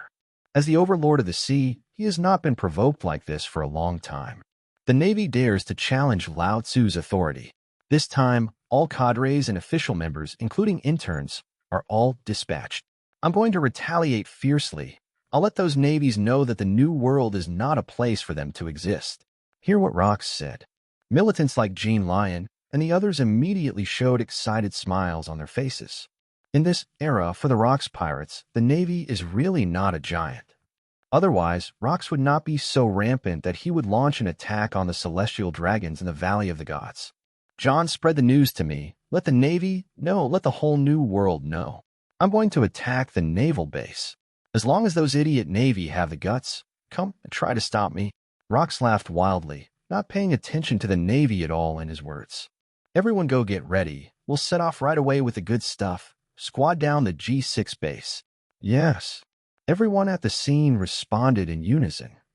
Oh, the other side. At the Navy headquarters, the atmosphere in the office is very serious at this time. After being silent for a while, Steel Bu Kong, who was wearing a general's cloak, raised his head and looked at the crowd. Marshal Brandon, colleagues. This news has been confirmed to be true. When the Rox Pirates expanded, we carefully selected a few people and joined the Rox Pirates in batches. The government has also sent spies, and now the spies and our undercover agents are all conveying the same information. Not only that, but some rumors have also started to surface in the sea recently, saying that the Rox Pirates are going to attack the G6 base. Damn Rox! Although Brandon, who was then Admiral of the Navy, looked calm, his eyes were fixed on the information on the table. As a marshal, he must remain calm at all times, but now the anger in his heart has almost reached the verge of being uncontrollable. It seems that Locke's guy has no intention of hiding his purpose. Sitting on the left of Steel Bone Kong is another current admiral of the Navy, who has the form of an ancient animal saber-toothed tiger. Headquarters General Tim, nicknamed Genu. Another general sitting opposite him was holding the information in his hand. A series of lightning flashed in his hand, and the intelligence document was directly reduced to ashes by the violent lightning.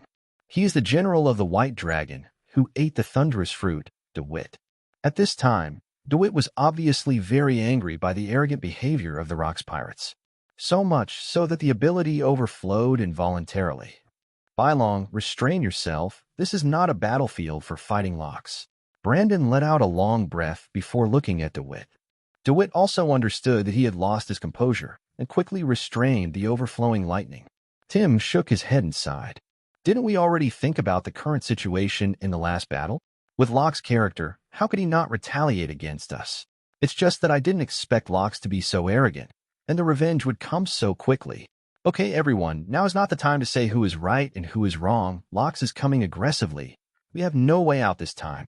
At this moment, Brandon stood up suddenly as the marshal walked to the wall and slapped Locke's reward order on the wall.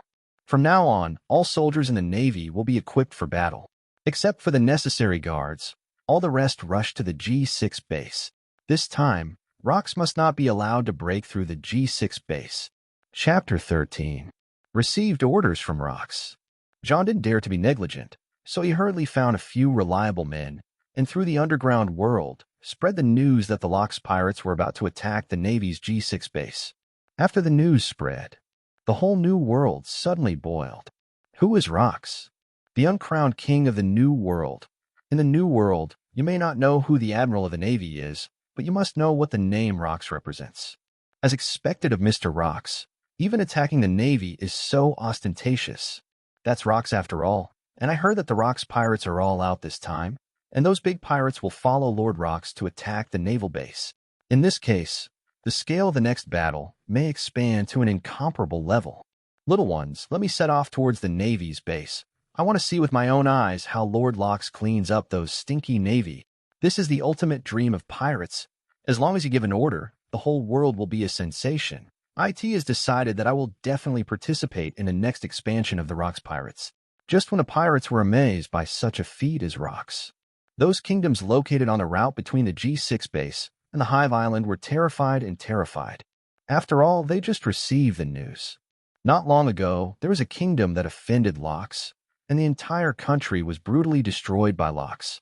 All the treasures of the country were looted, and the island where the kingdom was located was directly sunk into the sea by Locks with great strength.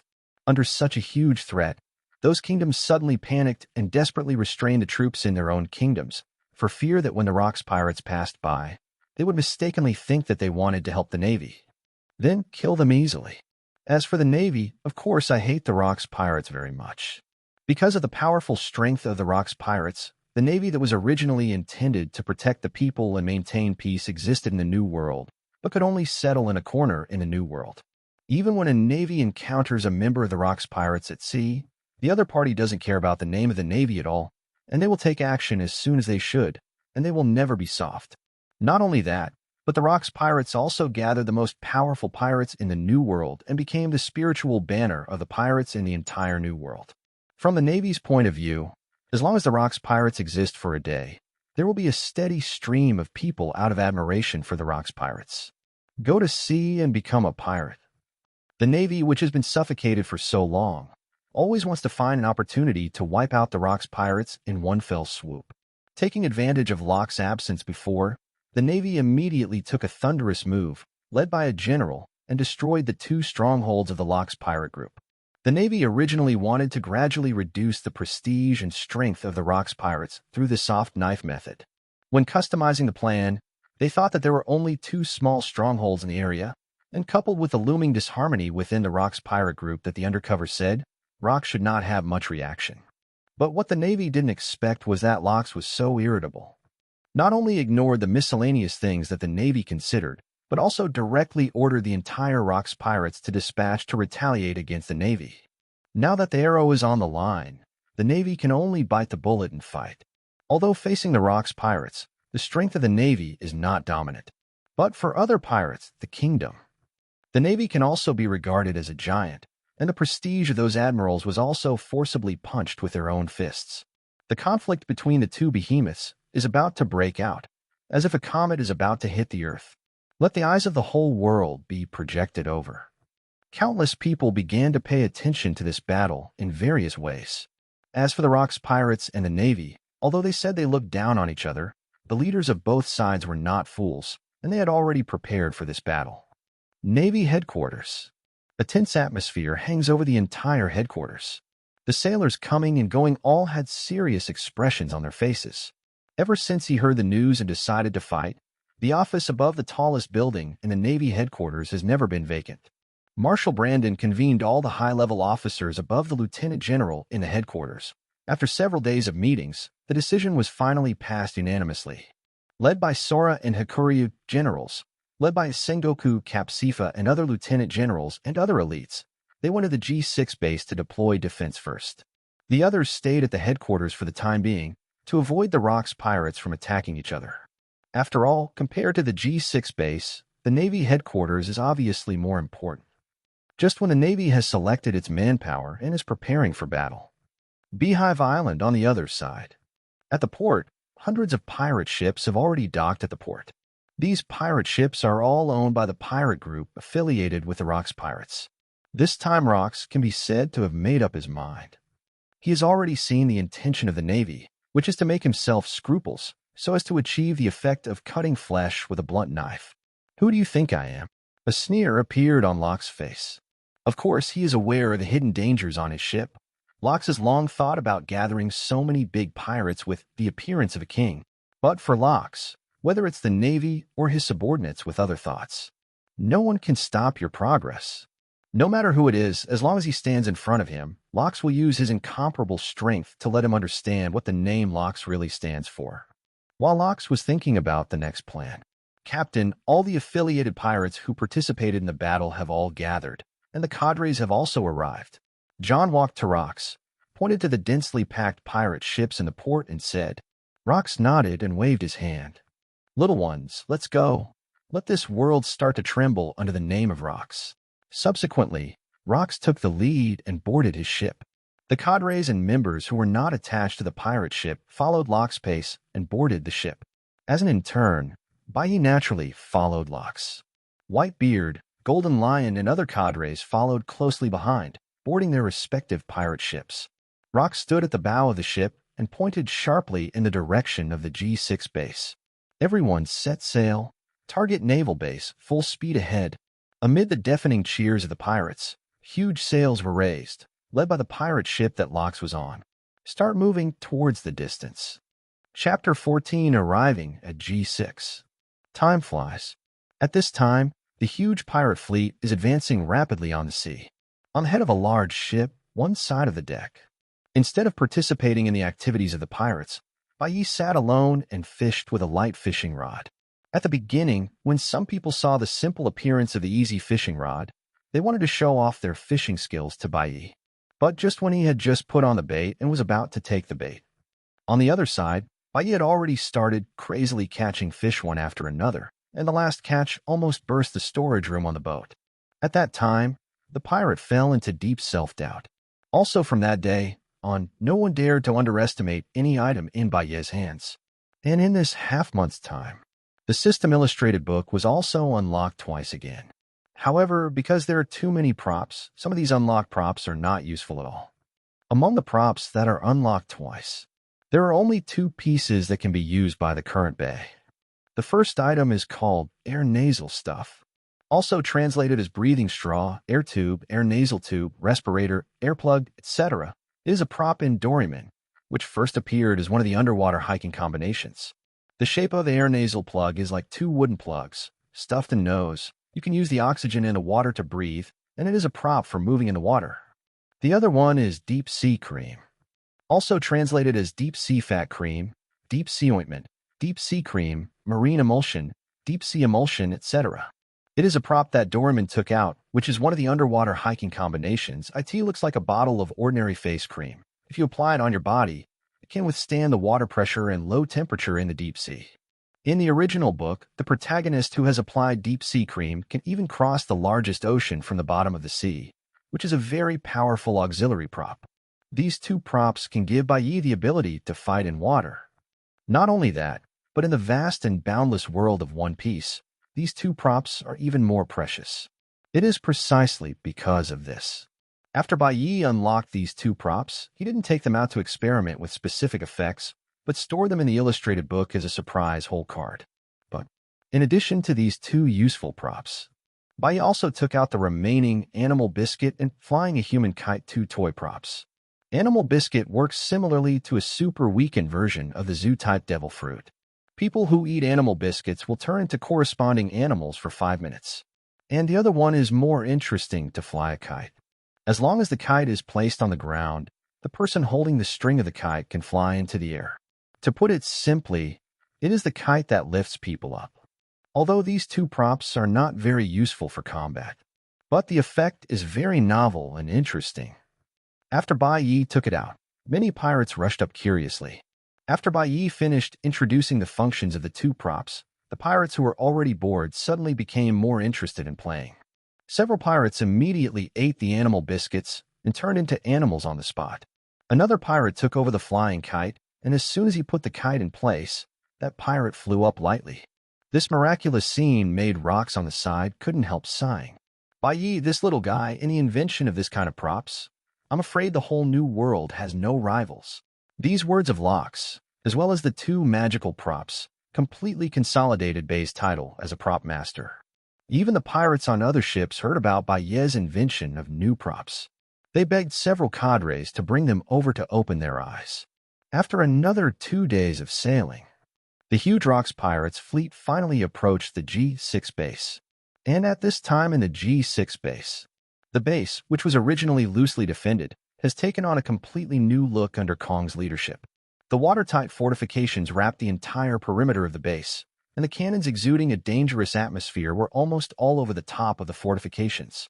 The navies with stern expressions walked around behind the fortifications, deploying firepower that might be used in battle. The interior of the base. Kong, Bailong, and the others were nervously discussing the upcoming battle deployment in the office. At this time, a messenger suddenly came to the door, and after a military salute, he said respectfully, "Report to the general. The front observers have discovered the traces of the Rocks pirates. How many of them are there?" Hearing this, everyone immediately became nervous. Sora hurriedly got up and asked, "There are so many. Observers can't completely count the number of enemy fleets at the first time." Hearing the orderer's words, Sora frowned suddenly.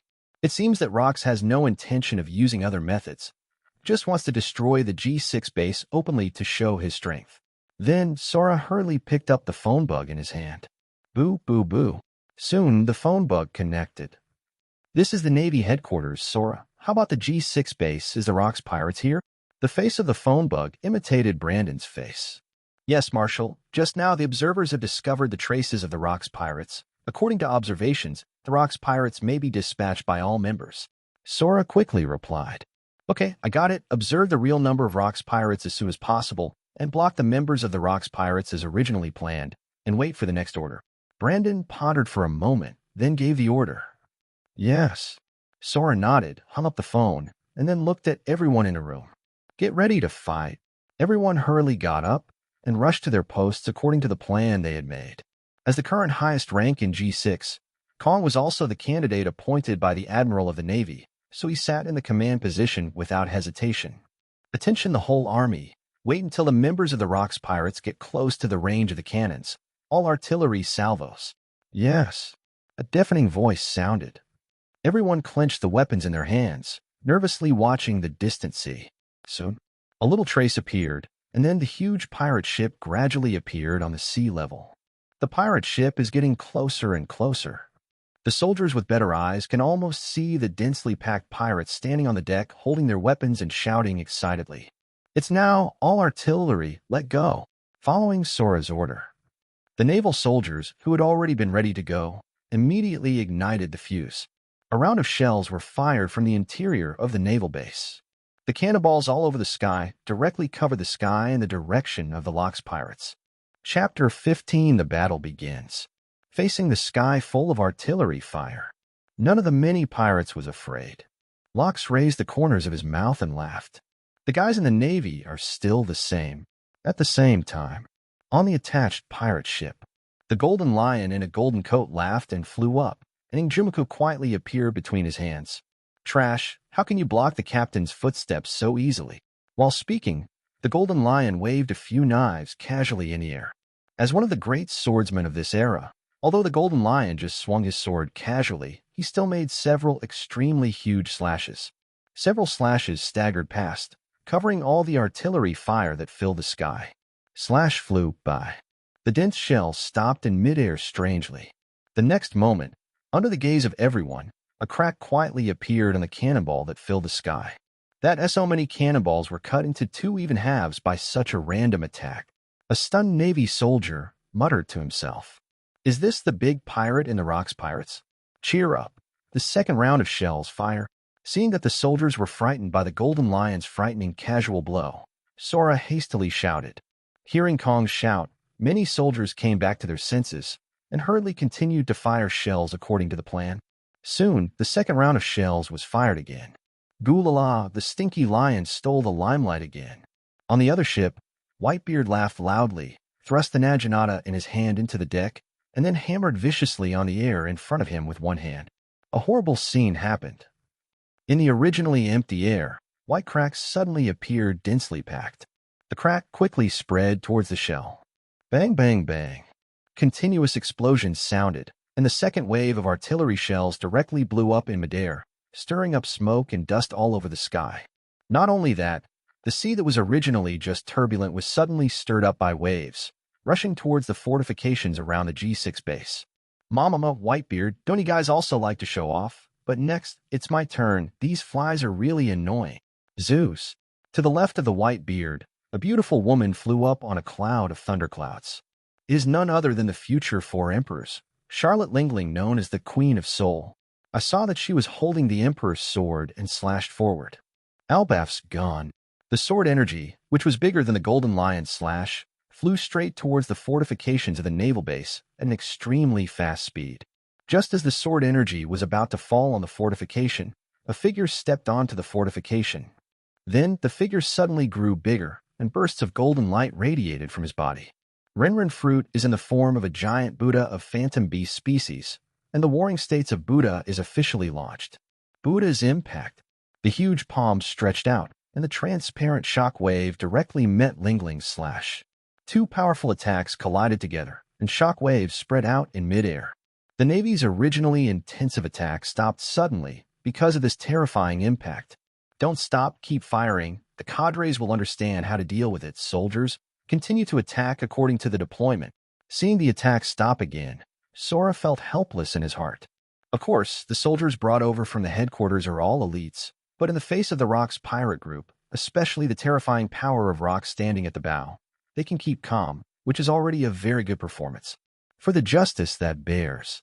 Because of the strategic deployment, Kong has no way to send more generals to join the battle, and can only continue to encourage the soldiers, trying to use artillery fire to consume the vitality of the wave of Rock's pirates. Inside the base, the atmosphere was extremely tense. Soldiers frantically carried the shells, loaded them into the barrels non-stop, and fired them out. The generals watched nervously as the fleet of the Rock's pirates approached. In the sky, huge dark clouds spread rapidly from the direction of the Rock's pirates. The dark sky was oppressive, making people look a little out of breath. The strong winds swept up, making the progress of the entire Rock's pirate group much faster. The dark waves churned wave after wave, hitting the Navy's fortifications incessantly. That fleet of fleets that can't be seen at a glance, surrounded by waves that cover the sky and the sun, seems to swallow everything ahead. This horrible scene. Those naval soldiers who stood behind the fortifications and faced Locke's power suddenly shuddered. This the pirate overlord of the New World, the Rock's pirates, just when the soldiers of the Navy were terrified. Whitebeard laughed. Lingling, it seems that your attack was blocked by that guy from the Warring States period. Mamama, just kill him later, Lingling said with a smile, but her eyes were full of coldness. After a wave of testing each other, the fleet of the Rock's pirates continued to move forward. Inside the base, watching the Rock's pirates approaching, Sengoku, who was at the forefront, did not return. Kuzan, too. A slightly green man came out from among the soldiers. The man is very tall, but his body looks thinner. He has curly hair and sunglasses, and the cloak of justice behind him is flapping. He went to the fortifications and stood beside the warring states. This person is none other than the future Admiral Akiji Kazan. But the current Kazan is just a recruit who just emerged from the training camp and has outstanding fruit abilities. The other future generals, Pagliusolino and Sakaski, are already major generals of the headquarters. Gazing at the sea below the fortification, half of Kuzan's body turned into a block of ice. Ice Age. Large swathes of ice spread rapidly from Kuzan's feet. After the sea level came into contact with the cold ice, it froze frantically at a speed many times faster. Almost in an instant, the sea in front of the entire naval base was completely frozen into thick ice. Nature, here comes a capable kid. The momentum of seeing himself and others was stopped. Instead of being angry, Rox laughed out loud. After laughing for a while, he suddenly drew his weapon and pointed at the naval base ahead. "Little ones, give it to me and fight to your heart's content." Oh. After hearing the order, the pirates pulled out their weapons one after another, jumped off the ship, and rushed towards the naval base. Bai Yi took out the famous sword Dian Guangwan and jumped down after everyone. Chapter 16: The Top Battle in the Sea. Seeing that the pirates were blocked by Kazan, they rushed over without hesitation. Sora also understood. The pirates have already approached this distance, and the shells have lost their effect. Not only can they not prevent the members of the Rocks Pirates from attacking, but they will also hinder the generals on the Navy side from fighting. All that remains is to fight with real swords and guns. Thinking of this, Kong immediately gave an order to the messenger on the side, asking him to report the situation here to the headquarters. Then he jumped off the high platform and came to the front of the fortification in person. "Soldiers, for the protection of innocent people, for the justice we bear." After shouting, Sora took the lead and rushed directly down the fortification. Seeing that the general took the lead, the Navy's blood boiled immediately, coupled with Kuzan's Ice Age, and the reason why warring states easily withstood Ling Ling's attack just now. Their fear of the Rocks Pirates dissipated a lot, and they immediately followed the pace of the generals and rushed towards the menacing pirates. Two different colors, but the same huge team collided violently on the dark blue ice. Most of the members of the Rocks Pirates are vicious pirates. The combat experience is very rich. This kind of melee is simply commonplace for them. And the Navy on the other side. Although I was shocked by the cadres of the Rocks Pirates just now. But after all, they are the elite brought by Sora from the headquarters. Whether it is the cruelty of the training or the combat experience, it is not much worse than these pirates. After the cadres and generals collided together, the Navy soldiers and pirates also started a crazy battle with all their strength. A pirate slashed the axe on the neck of the Navy soldier in front of him. His head shot up into the sky, and the hot blood splashed directly on the pirate, just when the pirate was still immersed in the joy of killing the enemy. A sharp long knife pierced his chest suddenly, freezing his excited expression on his face. The Navy who killed him wiped the blood from his face and rushed to another pirate again. Soon, he was also seriously injured by a pirate and fell powerlessly on the ice. As he lay dying, one after another fell beside him. There are pirates and Navy. This extremely tragic scene is branded deep in the eyes of this Navy. Afterwards, his vision went completely dark. The battle became more and more intense. The originally dark blue ice surface on the battlefield. At this time, the crimson color bloomed and then gradually spread to the surroundings. The death of every pirate or Navy will make this piece of blood expand again. Wails, screams, and shouts of killing fill the entire battlefield. The other side. White-bearded Golden Lion Ling Ling and other cadres ran into the warring states Garp and others who were ready to go. The Golden Lion took the lead, flying in mid-air, and slammed a huge slash at several people fiercely. Moon Step.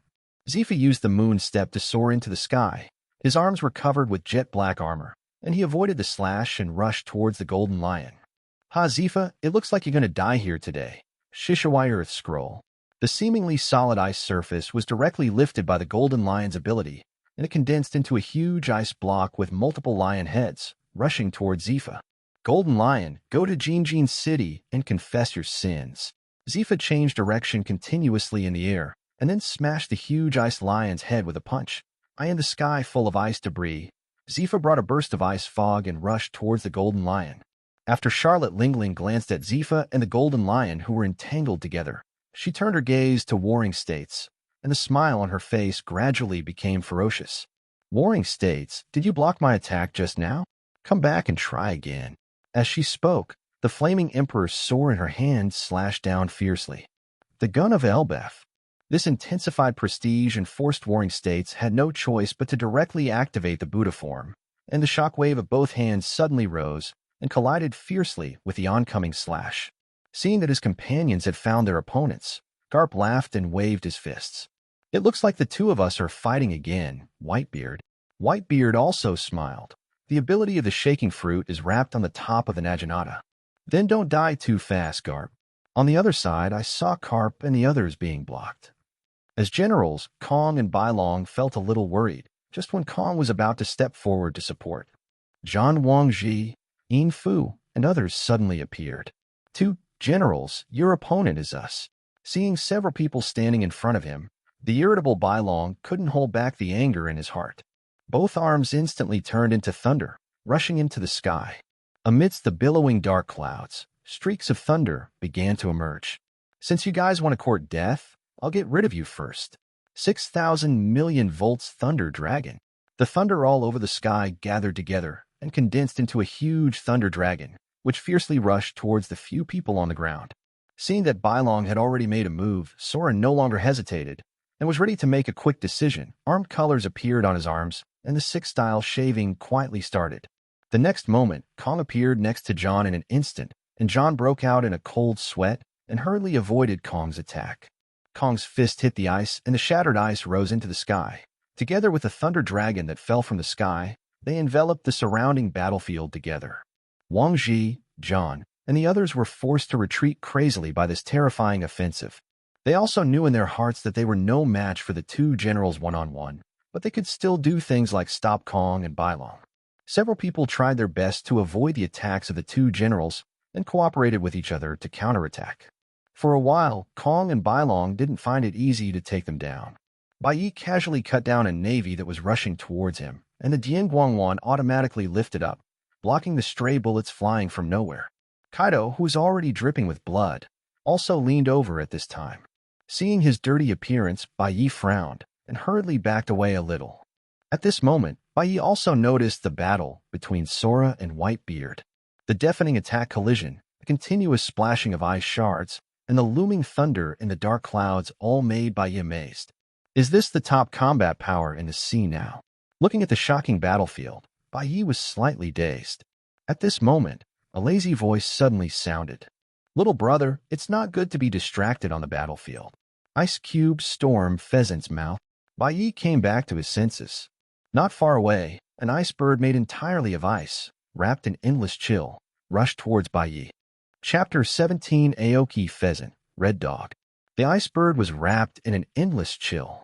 Wherever he went, the pirate corpses and weapons scattered on the ground were all covered with thick frost.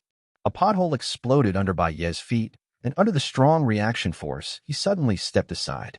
At the same time that Bai Yi was dodging, the famous knifed Yingguangwan had already slammed on Bingneo.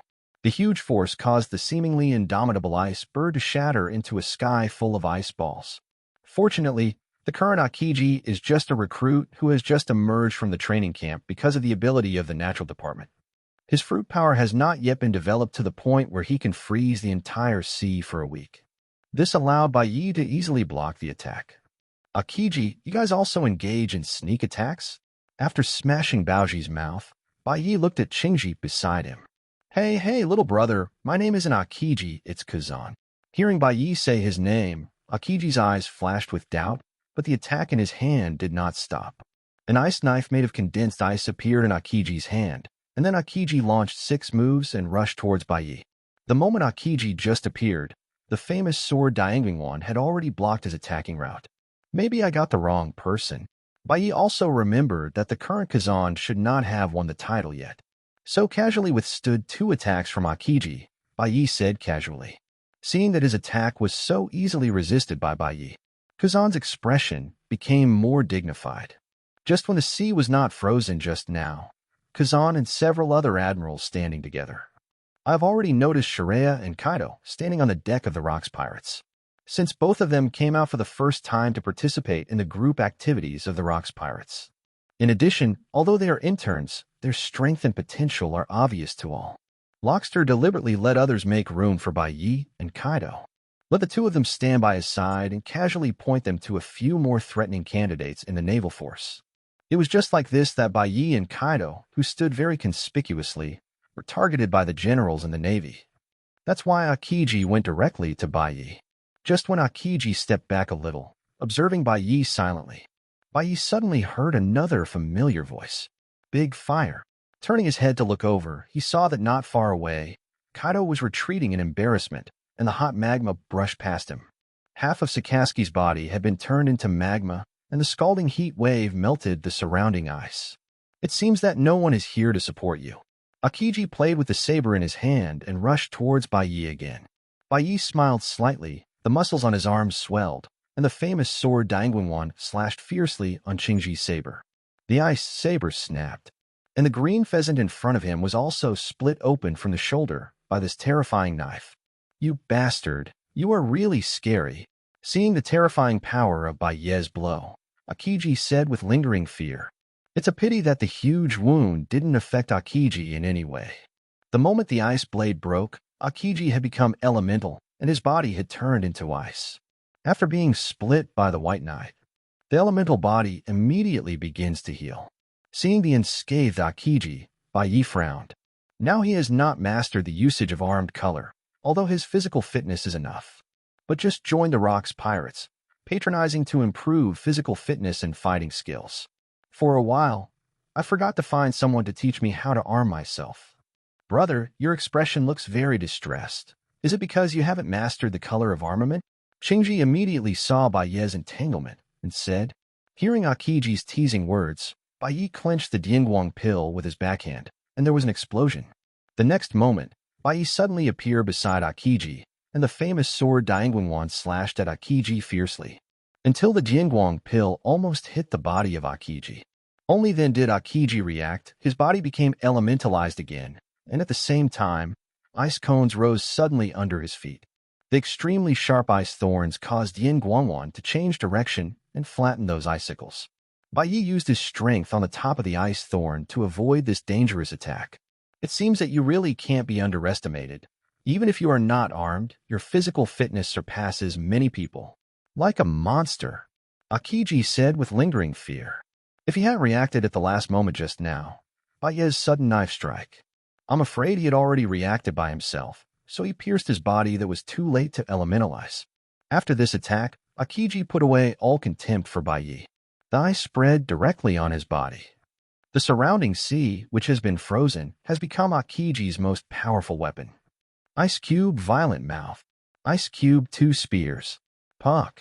Having made up his mind, Akiji no longer condensed the skates and used the 6 styles to test Bai Yi. He gave full play to the advantages of his natural fruit. Huge chunks of ice shot up from the frozen sea and slammed into Bai Yi fiercely. In addition, in the cold ice, Akiji deliberately hid his attack, trying to keep Bai Yi tired of coping. This time, Bai Yi was caught in a bitter battle. Relying on his own terrifying qualities several times, he rushed to the front of Akiji. It's a pity that Akiji already knew Bai Yi's terrifying speed, and he was always paying attention to Bai Yi's figure. As long as Bai Yi's figure disappears, he will immediately raise a wall of ice beside him to block Bai Yi's attack. Although the famous sword Dianguang gave Bai Yi a huge advantage in melee combat, but correspondingly, the lightning pill has no other functions that are conducive to long-range combat. Akiji's various large-scale attacks hit Bai Yi's weakest combat ability right now. That is the lack of long-range attack and large-scale attack capabilities. Damn it, something like nature is really a rogue fruit. WT old thief, don't let me have a chance to go back, or I will make you look good. The White Knight that was driven to death by ice cubes. After smashing an ice bird again, he was forced to fly into the air, gasping heavily and cursing. Is it some kind of fruit ability? It can actually fly in the air. Seeing Bai Yi flying up out of thin air, Akiji's eyes widened in shock. After flying in the air, Akiji's attack must expand to a certain range in order to attack Bai Yi. This instantly reduced Bai Yi's pressure a lot. It's a pity that facing the sky full of ice, unless Bai Yi can use Flying Slash now. Otherwise, I am afraid that there will be no chance to break through the layers of Akiji's offensive. Chapter 18: The Inanimate Baton. White Knight flying in the sky flexibly dodges various attacks. On the other side, Akiji seemed to have found a way to deal with Bai Yi, and a huge cold air permeated his surroundings. One terrifying attack after another rushed towards Bai Yi with a boundless chill. Bai Yi dodged left and right, but he couldn't avoid it, so he used the lightning pill to smash the attack forcibly. Although there were many attacks, they didn't really cause any damage, but Akiji seemed to have found some kind of fun. A series of attacks flew out quickly, covering all Bai Ye's evasion routes. Bai Yi was hit by this overwhelming attack, causing her heart to burst into a frenzy. But after breaking a piece of ice again, Bai Yi suddenly thought of something, and the irritability on his face disappeared. Almost forgot about this thing. As he said that, a burst of light shone from Bai Ye's other hand, and after the light passed, a small prop appeared in his hand. Akiji, who was always paying attention to Bai Ye's movements, immediately noticed the change of Bai Ye's expression and the white light in his hand. What it is it some kind of ability? It can actually conjure things out of thin air, and after that thing comes out. He relaxed immediately. Sensing the change in Bai Yi, Akiji's relaxed state of mind immediately became tense. The ice bird and ice spear condensed in Qingji's hands and rushed towards Bai Yi again, trying to freeze him. But the next moment, something happened that Akiji couldn't understand at all. As a frozen fruit-capable user, Akiji, who can create ice out of thin air, suddenly lost control of the attacks he just created. Akiji, you had a great time just now. It was also at this time that Bai Ye's voice came from the sky. Under Bai Ye's command, the ice bird and ice spear slammed into Akiji in a way that Akiji couldn't understand. And what did all of this was the new props that had just appeared in Bai Ye's hands and had been unlocked in the past 2 days. Props, inanimate baton. Introduction, also translated as dead baton. It is a prop in Doraemon. The shape of the inanimate baton resembles the baton used when playing, and the specific effect is that it can control anything that is not a living thing. Note, only inanimate objects within a certain range can be controlled. It was with an inanimate baton in hand that Bai Yi was able to snatch the control of the created ice from Akiji's hands. Ice cubes fell from the sky. Although Akiji couldn't understand it, he instinctively created a new attack and hit the ice controlled by Bai Yi. Then Akiji discovered something was wrong. The ice controlled by Bai Yi is not as powerful as the ice he made himself, nor is there the terrifying chill that can be frozen instantly that comes with his own attacks. Even when Akiji's attack hit the ice controlled by Bai Yi, the ice that had lost the control of Akiji's ability was directly crushed by Akiji.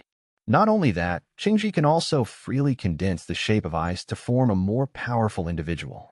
But Bai Yi could only control the scattered ice around him, and then threw himself at Qingji. In contrast, the attack quality of Akiji is much higher. Often a single attack can shatter Bai Yi to control a large piece of ice. Fortunately, the inanimate baton in Bai Ye's hands does not need to consume Bai Ye's physical strength. He only needs to come up with an idea, and the inanimate baton will faithfully execute Bai Ye's orders. All the inanimate objects around were shrouded in the range of the inanimate baton. Pieces of ice and the dead pirate's weapons, as if they had gained life, fiercely stand up. As if seeing an unshakable enemy, they ruthlessly pounced on Akiji. For a moment, at the place where Akiji and Byakuya were fighting, ice and weapons flew wildly all over the sky. The surrounding navy and pirates ran away in a hurry. Even Sakazuki and Kaido were almost accidentally injured by this huge range of attacks, forced to stay away. On the huge battlefield, the sound of shouting and killing erupted in the sky. However, even on this huge battlefield, the attacks of Akiji and Bai Yi are the most conspicuous existence. After all, there were ice cubes flying all over the sky, and a large open space that inexplicably appeared on the crowded battlefield. It will make people look sideways. Although Qingji has just emerged from the training camp, he is the best student of this year. Akiji's fruit ability, as well as physical skills, etc., have grown to a very good level. Every time there is an attack, the biting cold chill will cover a large area of the battlefield. The sea level, which was already frozen, has risen a lot. On the other side, although Bai Yi was at a disadvantage at the beginning, but after taking out the inanimate baton, all of Akiji's attacks turned into Bai Ye's weapons the next moment. Those inanimate objects scattered on the battlefield were all commanded by Bai Yi and charged towards Akiji. The massive battle made all the experts around a battlefield look sideways. The air temperature around Bai and Qingji was reduced to a terrible level because of the endless layers of ice. At this time, the tall Sora tore off the somewhat tattered cloak behind him. The clothes that were originally neat and tidy now have several torn spots. However, on the opposite side of him, John and Wang Ji looked even worse. Wang Ji's face was swollen a lot because they didn't cooperate well just now. The consequence of being punched hard by Sora. John on the other side was also in a mess, panting heavily. Is it the general after all? Silver Axe has to hurry up to support it. The thunderclap fruit is really terrifying. The two looked at each other. Wong Kong was temporarily attracted attention and quickly seized the opportunity to attack. Blocking the attacks of the two with ease, he punched out the terrifying fist fiercely, forcing the two of them back at the same time. Kong frowned, and his eyes looked at the place where Kazan and Bai Yi were fighting. Kuzan's young man, although he's just a recruit, has the same potential as Sakaski and the others. The three of them will become the mainstay of the Navy sooner or later, and they may even become the next generation to support the Navy. With the fruit, they can even compete with the current lieutenant generals. But that little guy was able to fight Kazan back and forth. It's really not easy. Thinking of this, Sora took a closer look at Bai Ye's appearance. I don't have any impression, so it's the new interns after Locks released the news last time?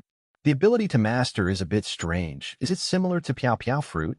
But there can't be a second Piao Piao fruit in this world. Glancing at the golden lion next to him, Kong shook his head and said firmly, in any case, a rookie with great potential like this cannot be allowed to gallop and wreak havoc on the sea. Chapter 19, The Explosive Kaido.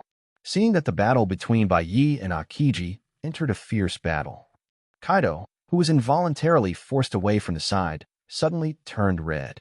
Among the Rock's pirates, only Kaido and Bai Yi were trainees who joined at the same time.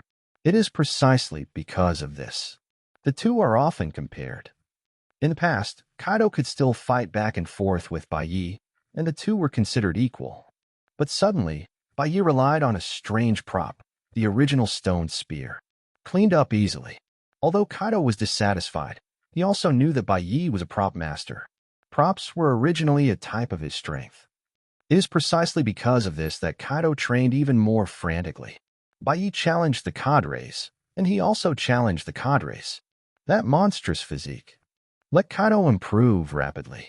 But after coming to the battlefield, Kaido, who originally thought that the gap between himself and Bai Yi had narrowed, but suddenly discovered they are also facing nature-type ability users.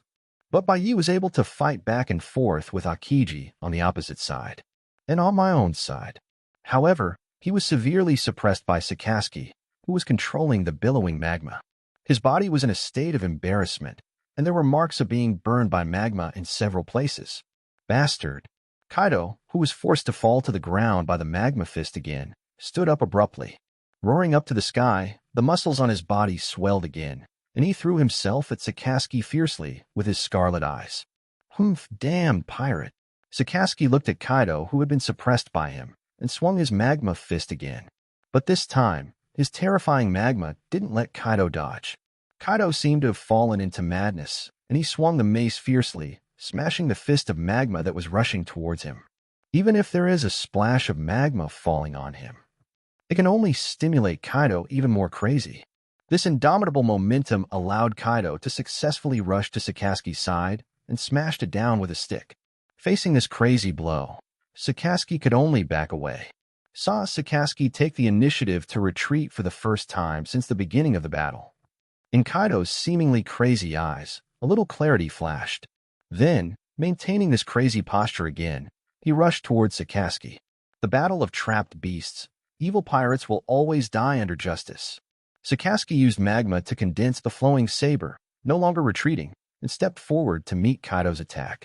In the Navy, except for the generals who have already become famous.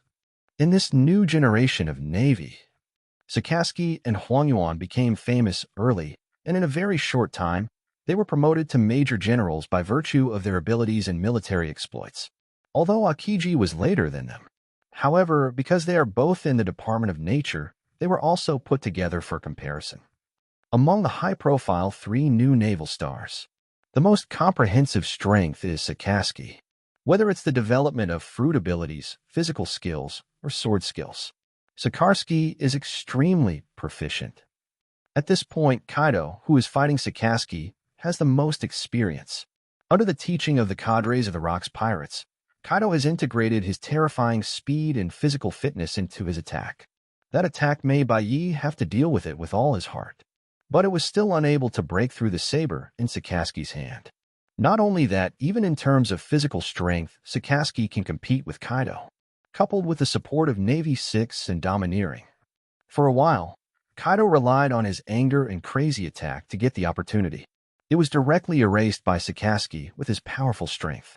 Just after Sakaski gained the upper hand, he aimed at the gap after Kaido's attack and slashed Kaido's arm with his saber. Originally thought that this blow could break Kaido's arm. But what Sakaski didn't expect was that after the blow went down, Kaido lowered his head to look at Sakaski with a smirk. "Navy, your magma seems to have cooled down."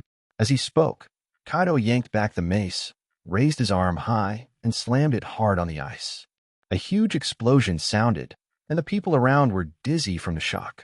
After the scattered ice shards flew, half of Sakaski's body turned into magma and was smashed deeply into the ice by Kaido's mace.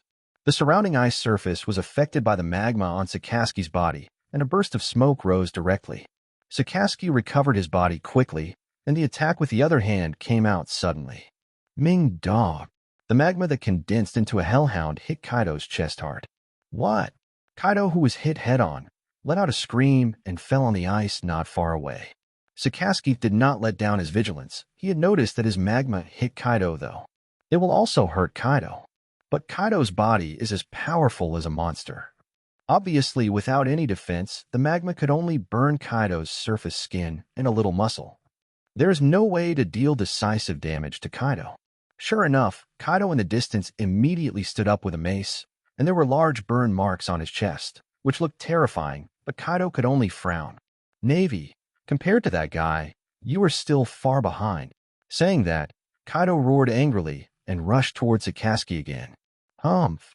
Sakaski snorted coldly and became impatient with Kaido's rough skin and thick flesh.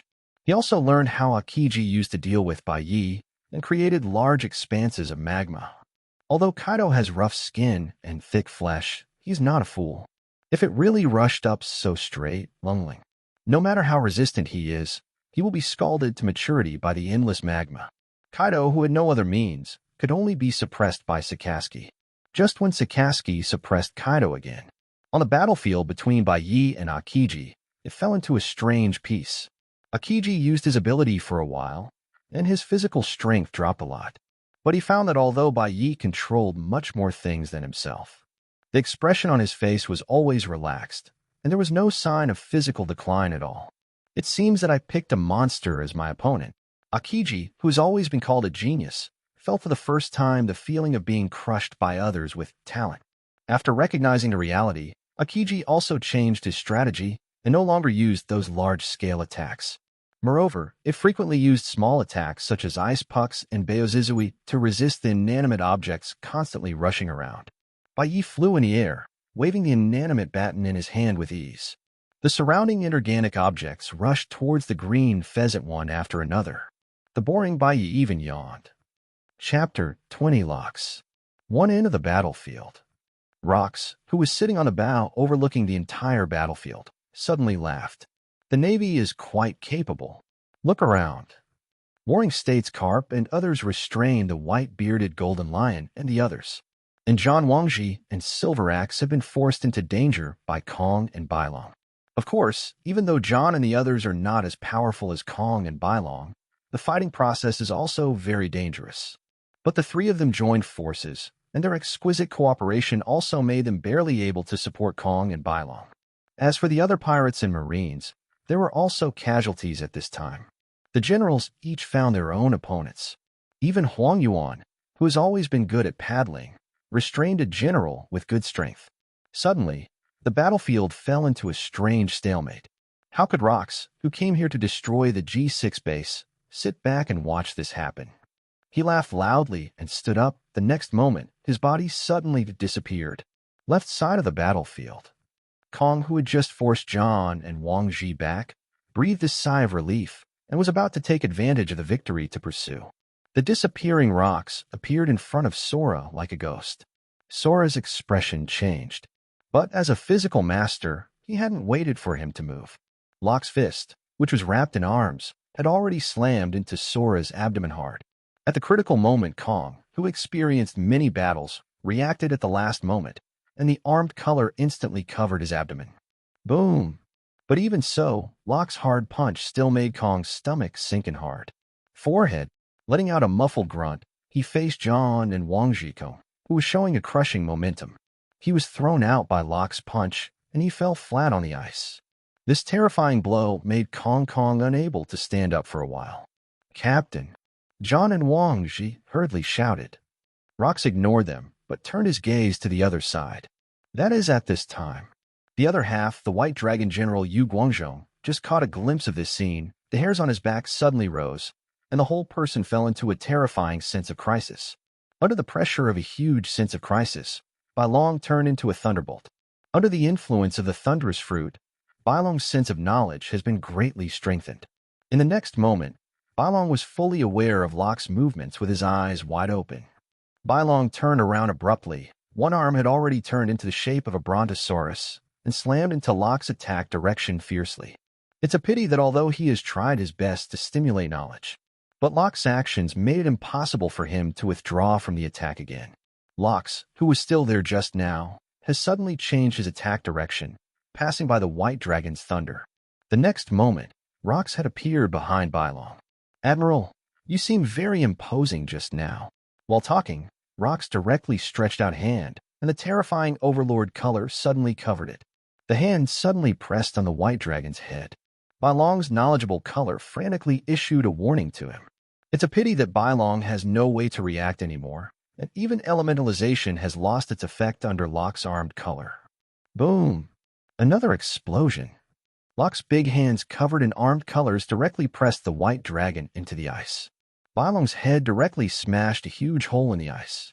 Locke just stood up, shook off the icicles on his hands, and walked to the side of the three of John. "Captain, you finally made your move. It's too powerful, Captain. Once you make a move, the general will have to kneel down." Seeing that Locke dealt Sora and Bai Long with such ease, the three of John Wangji and Silver Axe arrived in a hurry. After Rock's shot, the three of them could finally breathe a sigh of relief. Looking at the three people in a state of distress, Locke gestured to the Whitebeards who were stalemate not far away. "You go to support the others, and I will deal with these two guys. Don't delay any longer. I've waited long enough." "Good Captain." After receiving Locke's order, the three people who had wanted to leave for a long time left here in a hurry. When Garp and the Golden Lion were fighting together, John sneaked out from the side and slashed at Garp's waist with a long-armed knife. On the other side, Charlotte Lingling suppressed John Gua with Thundercloud. Wang Ji also rushed over with a big laugh and punched John Gua hard on the back. The Silver Axe directly took over the main attack task of the Golden Lion, and the axe in his hand chopped out a huge sword energy. Sword Chi rushed towards Zifa. Whitebeard and the others were very unhappy with the meddling of John, Wang Ji, and others. But they have also noticed that Rox has joined the battle. I understand that Rox has been waiting impatiently and wants to resolve the battle as soon as possible. Therefore, the three of them could only hold their noses and endure the meddling of John and others. The liberation of the three cadres turned the battlefield, which was originally in a stalemate, into a crushing situation in an instant. Not only that, after seeing Locke take a shot to liberate John and others, thus suppressing Sengoku, Garp, and the others, all members of the Rox Pirates all cheered. Excited, they immediately attacked the Navy soldiers even more desperately. On the contrary, the sudden fall of the two generals made the morale of the Navy suddenly depressed. In this short period of time, the casualties of the naval soldiers immediately rose to a higher level. For a while, with Locke's shot, the balance of the battle immediately tilted to the side of the Rox Pirates. The other side, Kong, who got up from the ground, clutched his abdomen, glanced at the battlefield that was already somewhat defeated, and then looked at the White Dragon beside him. "Bai Long, are you all right?" "A piece of cake." Bai Long also got up from the ground with fine scars on his face, looking a bit embarrassed. He spit out a mouthful of bloody spit, stared fiercely at Locke, and replied. The two, one left and one right, watched Locke closely. The expression on his face was very serious, and his muscles were tense, staring at Locke. "Be careful, Bai Long. This guy is not the soft-legged shrimps just now." "I know." The sudden appearance of Locke just now sounded the alarm for the two of them. If not engrossed, I'm afraid the two of them will be like before, unable to react to Locke's attack at all. It's different from the two people's strict treatment. Locks, who was standing opposite them, had a rather relaxed expression. A smile spread across his face. The next moment, a terrifying domineering color bloomed from his body, directly covering the entire battlefield. In the sky, the dark clouds were directly shattered by this terrifying domineering look. Not only that, at Locke's feet, a series of terrifying cracks also appeared, spreading directly to the entire battlefield. Chapter 21: The Age of Rocks. The Overlord look that shook the world and tore the sky appeared. The entire battlefield was instantly shrouded in his terrifying coercion. Primary Overlord color. It can only deter the enemy at the spiritual level. But the one who uses the Overlord color now is the man who occupies the top of the entire sea and dominates the new century. Locks. On the huge battlefield, terrifying cracks opened one after another immediately, wherever that terrifying domineering color goes. Whether it was the Navy or the pirates, they all rolled their eyes and fainted to the ground. For a moment, after Rock's Overlord color swept over, the originally crowded battlefield was instantly vacant. Bai Yi flew in midair. The moment Locke's domineering look rushed over, he had already noticed it, just felt this terrifying coercion. Bai Yi almost couldn't stabilize his figure in the air. After all, when fighting against cadres, no one would use such a thing as Overlord color. In other words, since coming to the world of One Piece, this was the first time that Bai Yi felt the terror of Overlord color. It's the top-notch domineering look when it comes up. So exciting. Bai Yi smiled bitterly with a domineering look that constantly stimulated his spirit. But soon, Bai Yi got used to the domineering look that Locks erupted. Although it will still be affected, it is much better than those guys who lay on the ground and passed out. After getting used to it, Bai Yi raised his head and looked in Locke's direction. At this time, Locks was standing in place, his black coat being blown violently by the Overlord's color. And those fallen pirates and navies were completely ignored by Locks. The expression on his face was extremely arrogant. While unscrupulously releasing his domineering look, he casually stared at the two generals who were waiting in front of him. Seeing Locke's flamboyant gesture, Bai Yi finally fully understood why this era is called Rocks. It was also at the moment when Rocks broke out. Not far from them, several cadres who were very familiar with Locke's temper also immediately understood. Rock's endurance has reached a limit. Otherwise, with Locke's control, how could he randomly release this kind of Overlord attack that doesn't distinguish between enemy and friend? The few cadres who reacted immediately tried their best to get rid of their enemies as soon as possible. Whitebeard laughed and waved the naginata in his hand. The front end of the blade was covered with the power of the shaking fruit. Then he slashed out fiercely. Warring States, who had transformed into a Buddha form, did not dare to be careless and immediately activated his own shock wave with all his strength. Although Whitebeard is very powerful, but now is not his peak period after all. Sengoku, who risked his life, at least blocked Whitebeard's terrorist attack. Gulalala, what are you capable of doing in the Warring States period? But today I'm not here to compete with you. What? Hearing what Whitebeard said, Sengoku's pupil suddenly shrank. I haven't waited for him to respond. A terrifying slash had slashed hard on his back. Even if he transformed into a golden Buddha form, at this moment, the back of the Warring States period was bruised and blood was spattering. Wang Ji fell to the ground with a smirk on his face and rushed towards the Warring States again without saying a word. Warring States, aren't you known as a wise general? Today I will cut off your head and return it as a trophy. As he said that, Wang Ji slashed at Zhangguo's neck again. Facing the crisis of death, the potential in Sengoku finally burst out. He fought back the pain in his back. He swung his palm fiercely in the direction where Wang Ji was rushing towards, and a huge shock wave covered every place where Wang Ji dodged.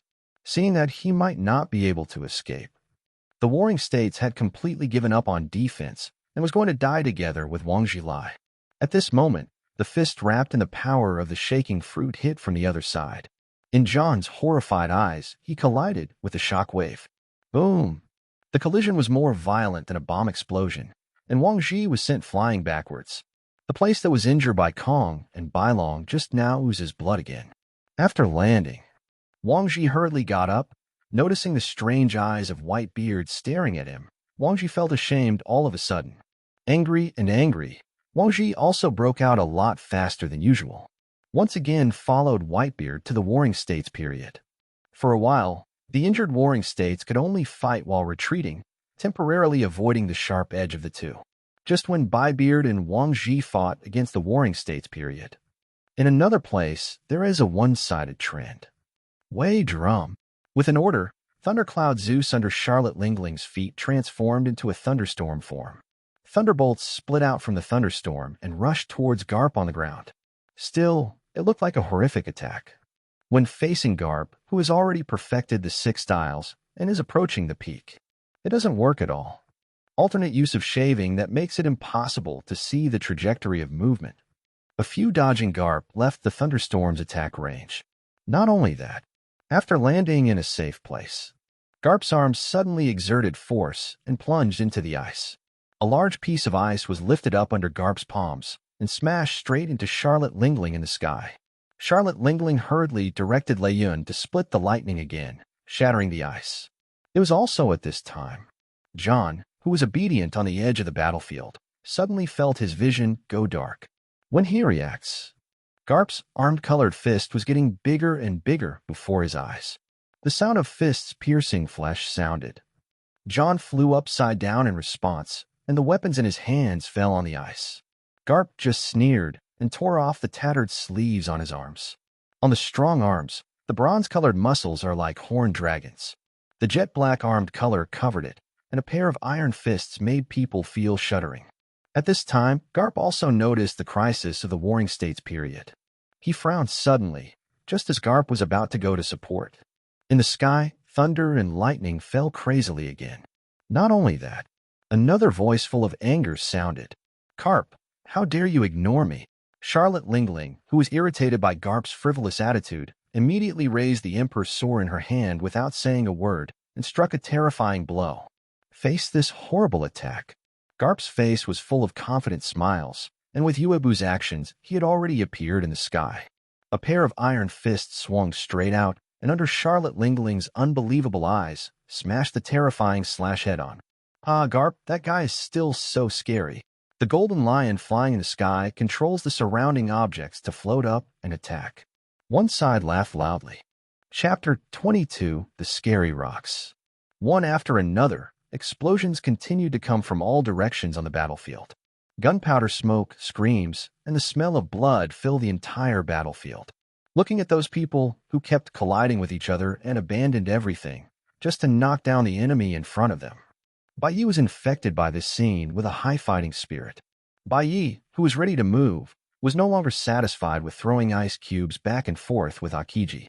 After counterattacking Akiji's attack again, Baiyekon made a move and took out the famous sword Dingguangwan. He then landed on the ground, dual-purpose, wielding an inanimate baton with one hand. Commanding all the inanimate objects around, desperately pounced on Akiji to interfere with him. Then, while the green pheasant was disturbed, Baiyi waved the famous sword Dingguangwan in his hand and charged forward. At the very beginning, because Akiji's natural system can be elementalized, and Baiyi is not very familiar with fighting with one mind and two purposes, Akiji found the opportunity to leave several wounds on Baiyi's body.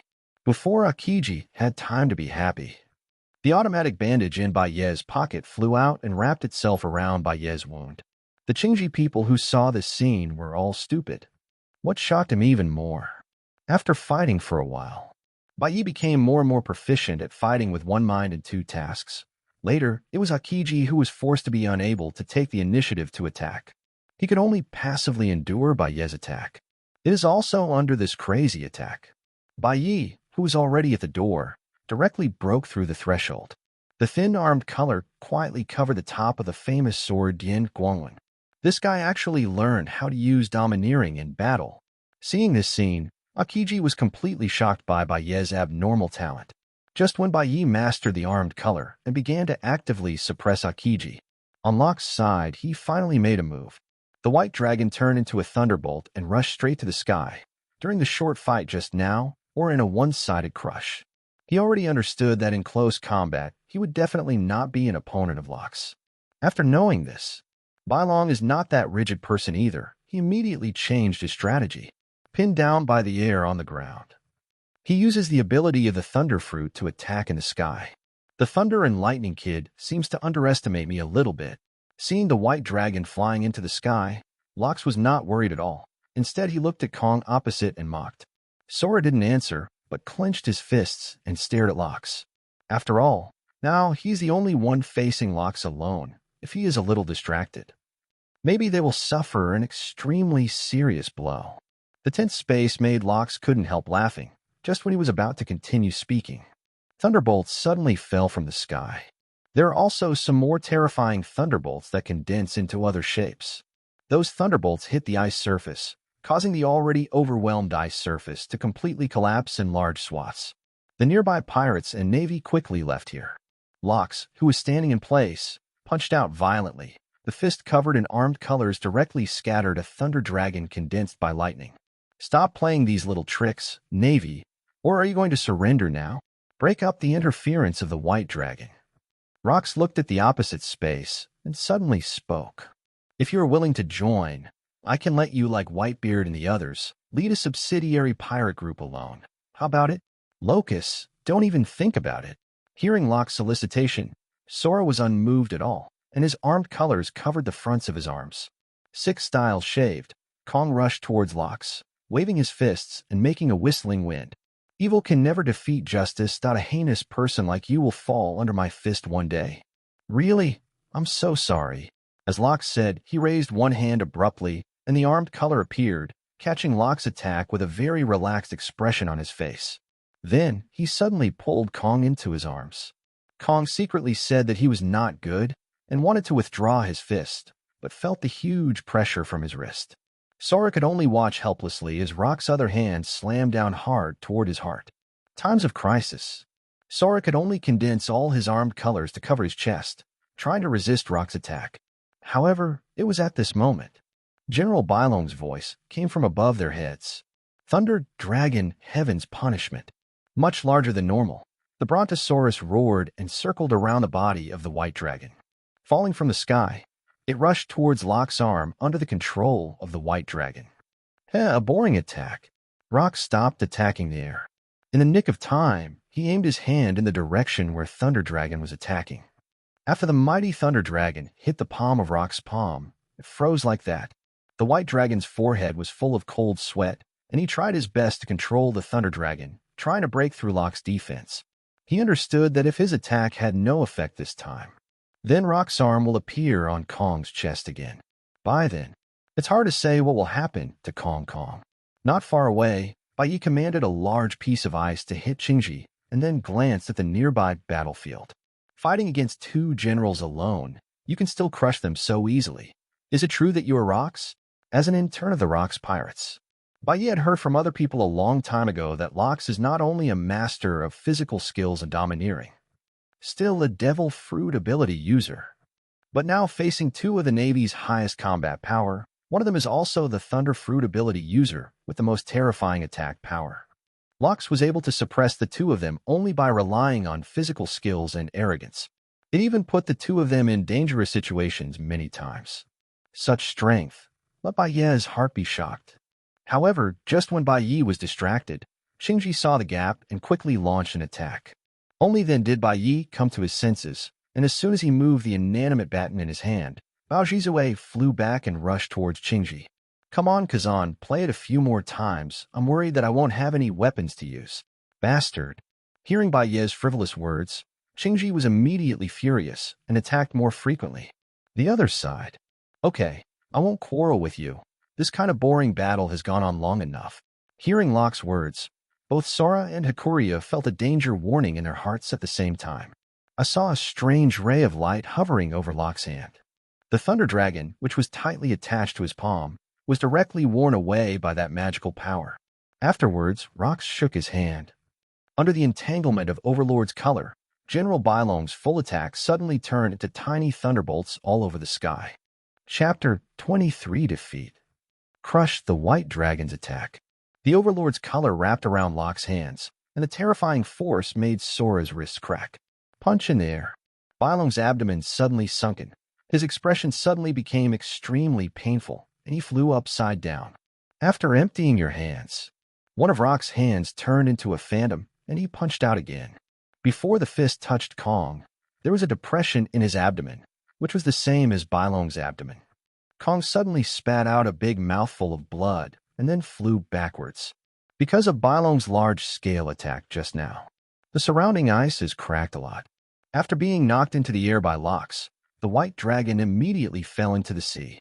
As a devil fruit ability, as soon as Bailong fell into the sea, he felt powerless.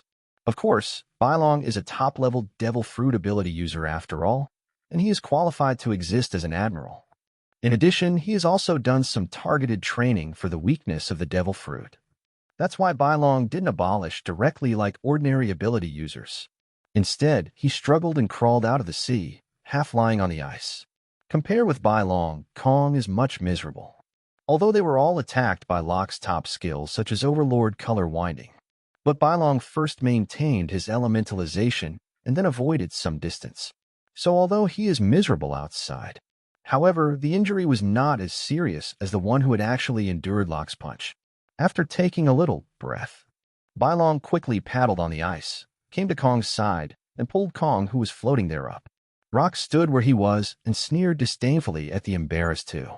On the other side of the battlefield, following Whitebeard's sword strike, coupled with Wang Zhi's crazy sneak attack from his side, Warring States finally couldn't stand the pressure. He was severely slashed on the chest by Whitebeard, fell to the ground, and exited the Buddha form directly. Seeing that his brother was in crisis, Garp could only resist John's attack with his armed forces. Only then did he flash out of the battlefield and save the Warring States. Zifa, back off. Garp, who rescued Sengoku, hurriedly beckoned Zifa to retreat. Can't do it. Lox, who had dealt with the two generals, had already looked over. Although Garp's strength is strong, he is not confident enough to fight against many big pirates, including Rox alone. I saw that several generals withdrew. The other navies hurriedly pushed back the pirates in front of them, followed Garp and the others back to the fortifications. Bailong climbed onto the ice, regained his strength, and hurried back to the fortification with Kenya. After returning to a safe place, Bailong put Kong down first, then hurriedly found the phone bug and dialed the number of the headquarters. Hello. Bailong, the messengers have already reported the battle situation just now. This time, retreat first. The strength of the Rox pirates is indeed too strong. We can't send all the people in the headquarters just because of one base. Yes. Retreat. Lead all the Marine soldiers who are still alive, and the headquarters will send someone to meet them. After getting the order, Bailong didn't hesitate anymore. Immediately ordered everyone to evacuate from the rear of the G6 base with wounded soldiers. The other navies also understand that there is no way for the headquarters to support them, and now they and others have been completely crushed by the Rox pirates. If you want to keep fighting, that is unless the headquarters can send all the remaining high-level naval officers. But in that case, not to mention that Lox can lead people to entangle them and then send a team of pirates out casually, they can easily break through the headquarters. Even if there are passing pirates who take a look inside, they may not be able to resist going in for a stroll. In addition to the soldiers in the Navy headquarters, almost all the families of important figures in the Navy live on the islands behind the headquarters. It's really like being visited by pirates. Not to mention the face of the Navy, I'm afraid that there will not be many of those family members left. On the other side, after learning that the Navy began to withdraw, Rox waved his hand. Let them go, leave them alone. Although the others didn't understand Lox's move to let those navies go, they didn't dare to question Lox aloud, and could only watch the navies leave the G6 base safely. In fact, when Rox came this time, he had no intention of wiping out all the pirates here. Don't look at Rox crushing the two generals so easily, but in the headquarters. But there is a stronger marshal and another general, if the Navy is really in a hurry. Rox himself said it better. These people under his hands may not be able to go back alive. Coupled with the Navy's demon slaughter order and the world government that Lox fears the most. Finally, there is the earth-shattering idea that Lox has planned for a long time and absolutely does not allow any mistakes. Under these factors, Rox chose to let go of those navies. Otherwise, based on Locke's character, G6 at this time may have already become the grave of these Marines. After the Navy successfully evacuated, Rox led all the pirates to the G6 base. I did a lot of sweeping inside. The flag of the Navy was cut down and then replaced with the logo of the Rox pirates. Rox nodded in satisfaction. Departure returned to Hive Island. This is the end. The world-famous battle has finally come to an end. Although before the war started, the news about this battle was spreading, causing the whole sea to be shaken and panicked. But really talk about it. From the Rox pirates came to G6, the Navy opened fire, and then went to the frontal battle. In the end, Rox took the fruits of victory by virtue of his own terrifying strength. All this sounds long, but only half a day has passed. To be honest, this battle was originally a battle between the Rox pirates and the Navy for the sake of face. Rox was angry that the Navy dared to tear down his stronghold, so he immediately took all the members with him. With great fanfare, he announced that he would abolish the G6 base to retaliate against the Navy. This is something he has to do in order to maintain the face of his sea overlord. And the Navy took the first shot to anger Lox, even if he was reluctant, after such an arrogant provocation by Lox. You can only pinch your nose and send people to fight against the Rox pirates. Although both parties have their own scruples, but for their own face. Both sides have sent a sufficiently luxurious lineup. But obviously, the result of this battle of faces, just after the two generals Bylong and Kong, carefully selected by the Navy, were defeated head-on by Lox. There is no suspense at all. But the impact of this battle spread wildly to the sea again at a frightening speed. Chapter 24 Celebration Banquet. On the sea, hundreds of pirates are slowly advancing. The deck was brightly lit. One by one, the pirates held the wine barrels in their arms, loudly cheering Rox's name. Cheers resounded through the surrounding waters. At this time, half a day had just passed since the battle at the G6 base. Night had just fallen, although still in the vast sea. But who are the Lox pirates? One is bolder than the other. Not to mention that they just defeated the Navy head-on and wiped out a naval base. It is the time when the momentum is high. So, at Lox's order, the pirates ignored the dangers they might encounter and happily moved out all the drinks and food they looted. After the battle, use a grand banquet to vent your emotions. That's one of the things pirates like to do most besides looting and fighting. At this time, on the middlemost big ship surrounded by all the pirate ships, all the official cadres and official members of the Rox pirates gathered on it. And Bai Yi and Kaido, although they are only interns, their strengths have been recognized by Rox and other official members. Naturally, he is also eligible to participate in the banquet hosted by Lox himself. Bai Yi was sitting next to the crow. The two of them had a cup in one hand and barbecued meat in the other, eating happily. The crow successfully killed an admiral this time, and he was in a very good mood. Even his usual serious look was restrained. He laughed and put his arms around Bai Yi's shoulders, clinking glasses with him frequently. And Kaido sat next to Charlotte Lingling. It made the other members look at the past with a strange color. Just when everyone was drinking happily, Rox, who was surrounded by everyone, smiled and stood up. Little ones, in this battle, we beat those Marines like dogs and fled in embarrassment. I am very happy, especially Bai Yi and Kaido as the newly joined interns. I am very satisfied with their combat performance. You have great potential. I like it. Those two Navy brats from the Natural Department must have been trained as successors of the Navy. Such a guy can only be tied with the two of you and can contain such a combat power. Good, very good. He praised Bai Yi and Kaido loudly. Rox waved his hand behind him. Some pirates affiliated with a pirate group hurried to the depths of the cabin and came out carrying a bunch of boxes. The heavy boxes were placed on the ground. Even the deck made a few noises, as if a little overwhelmed. Rox held the wine glass, walked to the front of the box with a big smile, and opened the boxes one by one. In an instant, Ying's precious light bloomed. That box contained nothing but box after box of priceless treasures. The light on the treasure directly illuminated the faces of several pirates sitting around.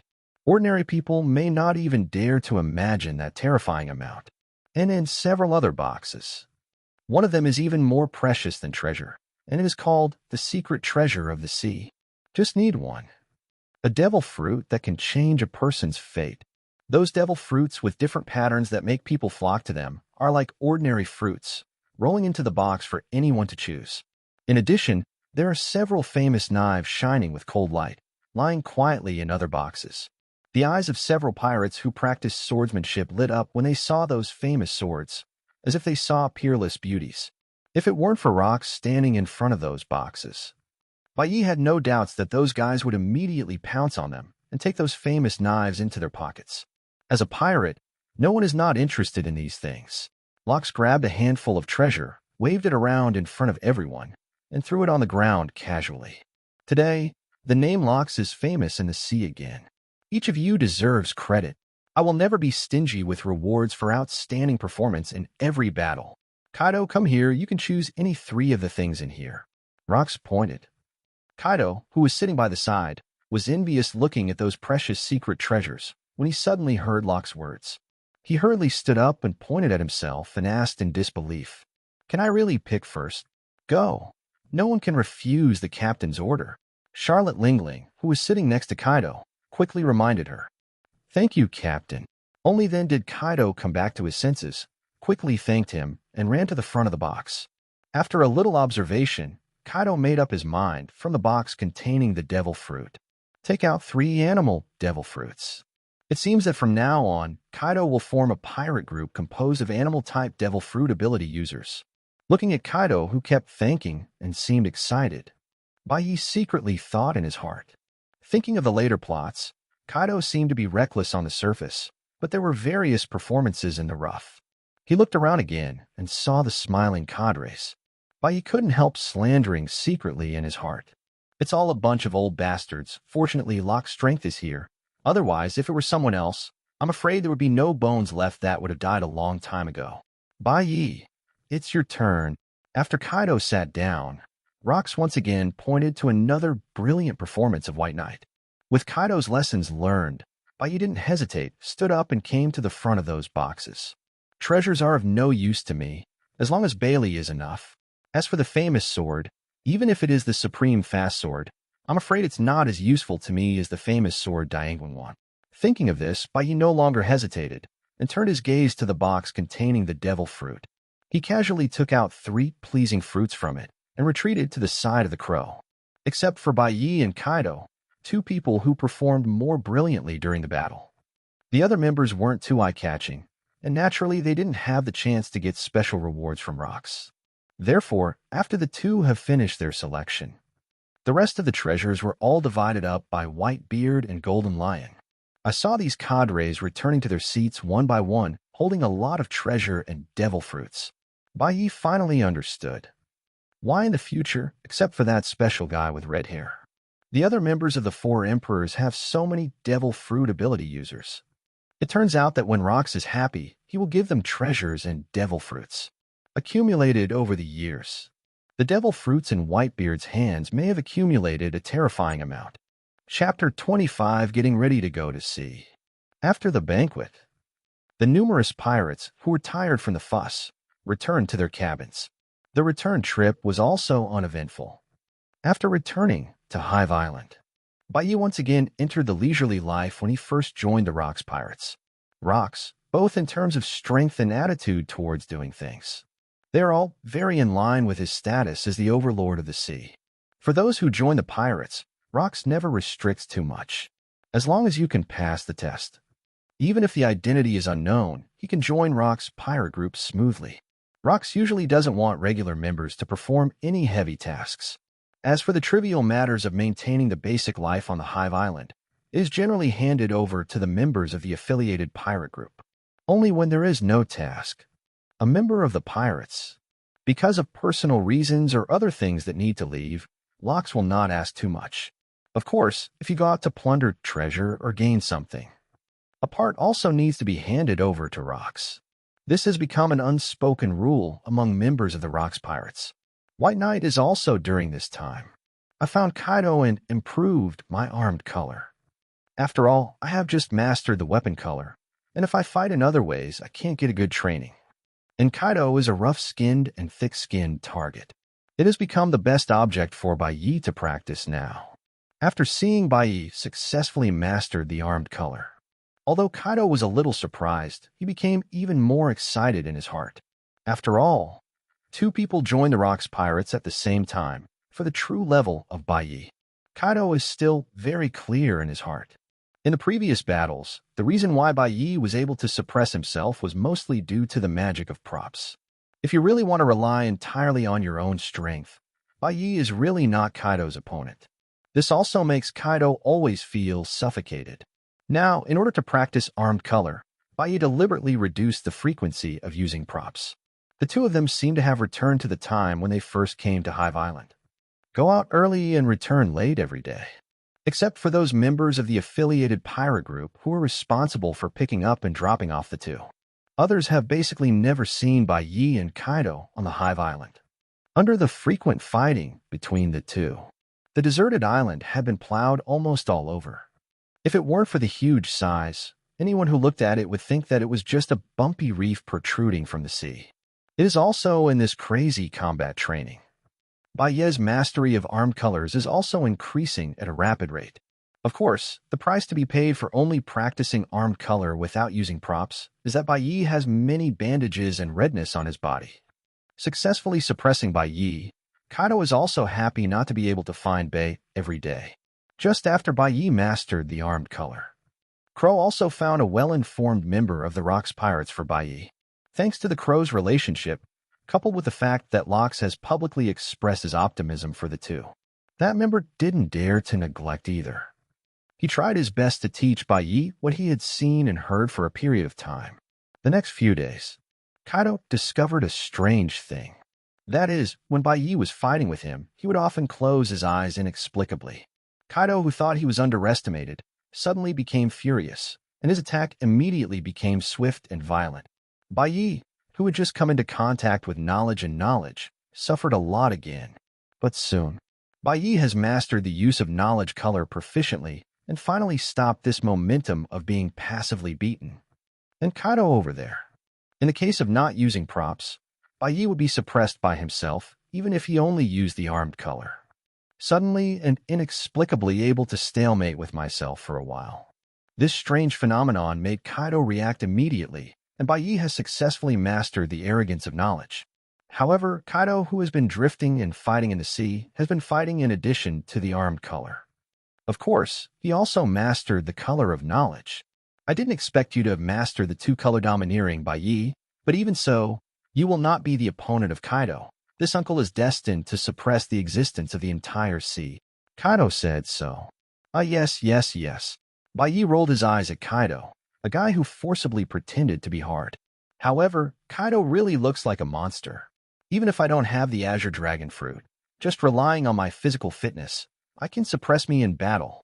If you have a chance, you still have to use props to clean him up. Don't let him get too carried away. Don't mention Bai Yi's secret slander. The two continued to fight frantically. It didn't stop until Bai Yi's armed and knowledgeable skills had reached a certain level. And this time, now simply working behind closed doors, there is no way to improve my own strength. Also, it's time for me to find some subordinates. Bai Yi's consideration was not a whim, but after a lot of deliberation. Beehive Island. An official member of the Rocks Pirates currently stationed above. Most of them have been unable to improve him in the battle with Bai Yi. But the strength of several cadres. They are all terrifying like monsters. Bai Yi has no habit of seeking abuse. In addition, during this period of time, White Knight on the Hive Island has seen too many contradictions within the Rocks Pirates. Rocks was able to bring them together. It is purely because of Locke's personal strength. But these people are willing to submit to Rocks, but they will not allow themselves to be overwhelmed by other equal people. Golden Lion, Whitebeard, Charlotte Lingling, except for a few loyal cadres of Rocks.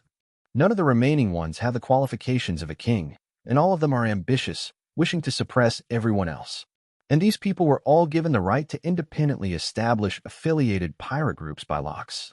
Except for Whitebeard's affiliated pirate group, they are mainly united with the goal of family. The other affiliated pirates are all the same as their boss. Greedy. Burning, killing, and looting are more common to them than eating. Locks happens to be the kind of person who believes that big fists are the last word. Even if those pirates confront each other everywhere, even fight, Rocks never ask too much. At most, they will only ask about the result of the battle, and nothing will be said. It is precisely because of this. Those cadres are desperately trying to win over every official member of the Rocks Pirates, trying to let your own strength overwhelm others. Bai Yi was extremely annoyed and wary of these people. After all, as the overlord of the sea next, the Rock's pirates are attracting much attention at the same time. There must also be many things like the G6 base. It's time for the war to start again. Bai Yi didn't want to hand over his back to these guys with completely negative moral standards. For some reason, the guy who can't keep it all has a grudge against Bai Yi. While Bai Yi was fighting, he backstabbed Bai Yi once. In order to avoid such things from happening, Bai Yi is ready to find some reliable partners when he goes to sea this time. Whether it is pulling them into the Rock's pirates to improve their voice, or as a preparation for establishing your own affiliated pirate group in the future. This is what Bai Yi must do. Chapter 26 New Props, Go to Sea. Of course, in order to go out to sea this time, I found my future partner. Bai Yi was also well prepared. In the past few days, he has found many members of the Rock's pirates who have a good relationship. Inquired about some of the more famous powerhouses who appeared in the New World recently. The famous new great swordsman is said to have knocked down a pirate group by himself. The strong physicists with unknown origins seem to be some kind of special race. There is also a mysterious-looking fruit-capable user who hangs around a black market. IT has said that all the guys who have seen her true face have died. The information of one strong man after another was collected by Bai Yi. After the information is available, Bai Yi screened out some who seemed to be reliable in character and strength. Prepare to go to sea to look for their traces, and when the time comes to meet the real person, then conduct a careful assessment. Let's see if we can gather together and become partners. After all, the target that Bai Yi wants to win over is the kind of person who can trust his back in the battle in the future. Both strength and character cannot be ignored, and these things are difficult to see in the data. After determining the target, Bai Yi found another chart for these people based on the recent whereabouts of those target people. A route is drawn on the chart. Perfect, this way we can go straight through. After drawing the route, Bai Yi put away the chart, found the crow, and asked him to get him a permanent pointer. Then he ordered the pirates affiliated with a pirate group to prepare the fresh water and food they needed to go to sea. After doing all the preparations, after thinking about it for a while, Bai Yi decided to go to Locke's palace first. After all, although Locke may not restrain himself, he just joined. As an intern, you still have to be humble. After making up his mind, Bai Yi put away all his things and came to Locke's palace in the center of the Hive Island. Captain. At this time, Locke was checking some information, and when he saw Bai Yi coming in, he put the information aside casually. Hey, brat, what do you want me to do? I heard that you had a heated fight with that kid Kaido some time ago. Why did you stop fighting suddenly? Bai Yi smiled slightly. It's such a captain. Fighting Kaido is to exercise the domineering and knowledge color domineering. Now that I have successfully mastered the armor color and knowledge color, it will be difficult to improve my strength if I stay on the island. After all, I don't have the confidence to compete with the cadres. And I've been staying on the island since I came back last time, and I kind of want to go out for a stroll. I came here this time just to tell the captain that I'm going to go to sea. Going to sea, yes, the crow on our ship should have told you about the rules, right? Since there is no task for the time being, you can just leave freely. I will send someone to inform you about other things. Rox laughed loudly, saying that Bai Yi wanted to go to sea without any problem. Afterwards, he stood up and walked to Bai Yi's side and patted Bai Yi's shoulder with his broad and powerful palm. Bai kid, I am very optimistic about your potential. Compared with Kaido, your potential is much greater. In the future, there must be an important position on the ship that belongs to you. In addition, I remember the crow said, you seem to be a prop master, right? The props you use in battle are all made by yourself. Good, very good. I, Lux, have been floating on the sea for so long, and this is the first time I've seen such a magical prop in your hand. Go out to sea boldly. If there is a guy who doesn't have long eyes and dares to provoke you, you can report my name as Rox. Even if the Navy dares to embarrass you, I will go and flatten his base. Yes, thank you, Captain. Then I'm leaving. Hear what Rox said. Bai Yi put on a posture of blood surging and excitement and nodded desperately. Go. Rox waved his hand indifferently. After Bai Yi left, Lox turned around and sat back on the chair to pick up the information. And the intelligence content is about Bai Yi. This brat is more mysterious than those Navy undercover identities. Interesting. It's so interesting. Sure enough, in this sea, there are still many things that I haven't touched. thinking of those miraculous props in Baye's hands, and his identity and background that he couldn't even find out. Rox couldn't help laughing.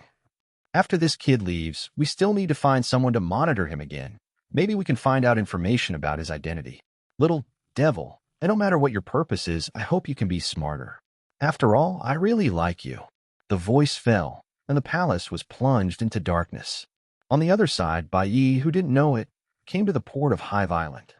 Subsequently, Bayi took out the props. He had just unlocked a motorboat shaped like a sailboat. Props. Motorboat shaped like a sailboat. Introduction.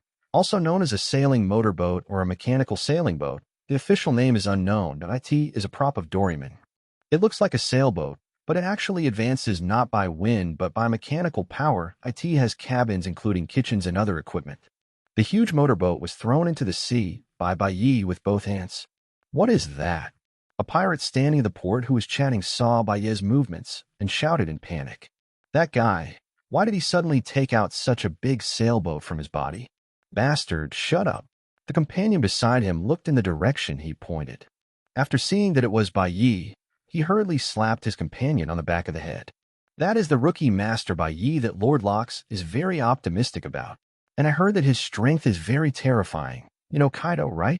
No. The beaten pirate said aggrievedly while touching the back of his head. I heard that Master Bay would beat up Kaido if he was free. Is it so scary?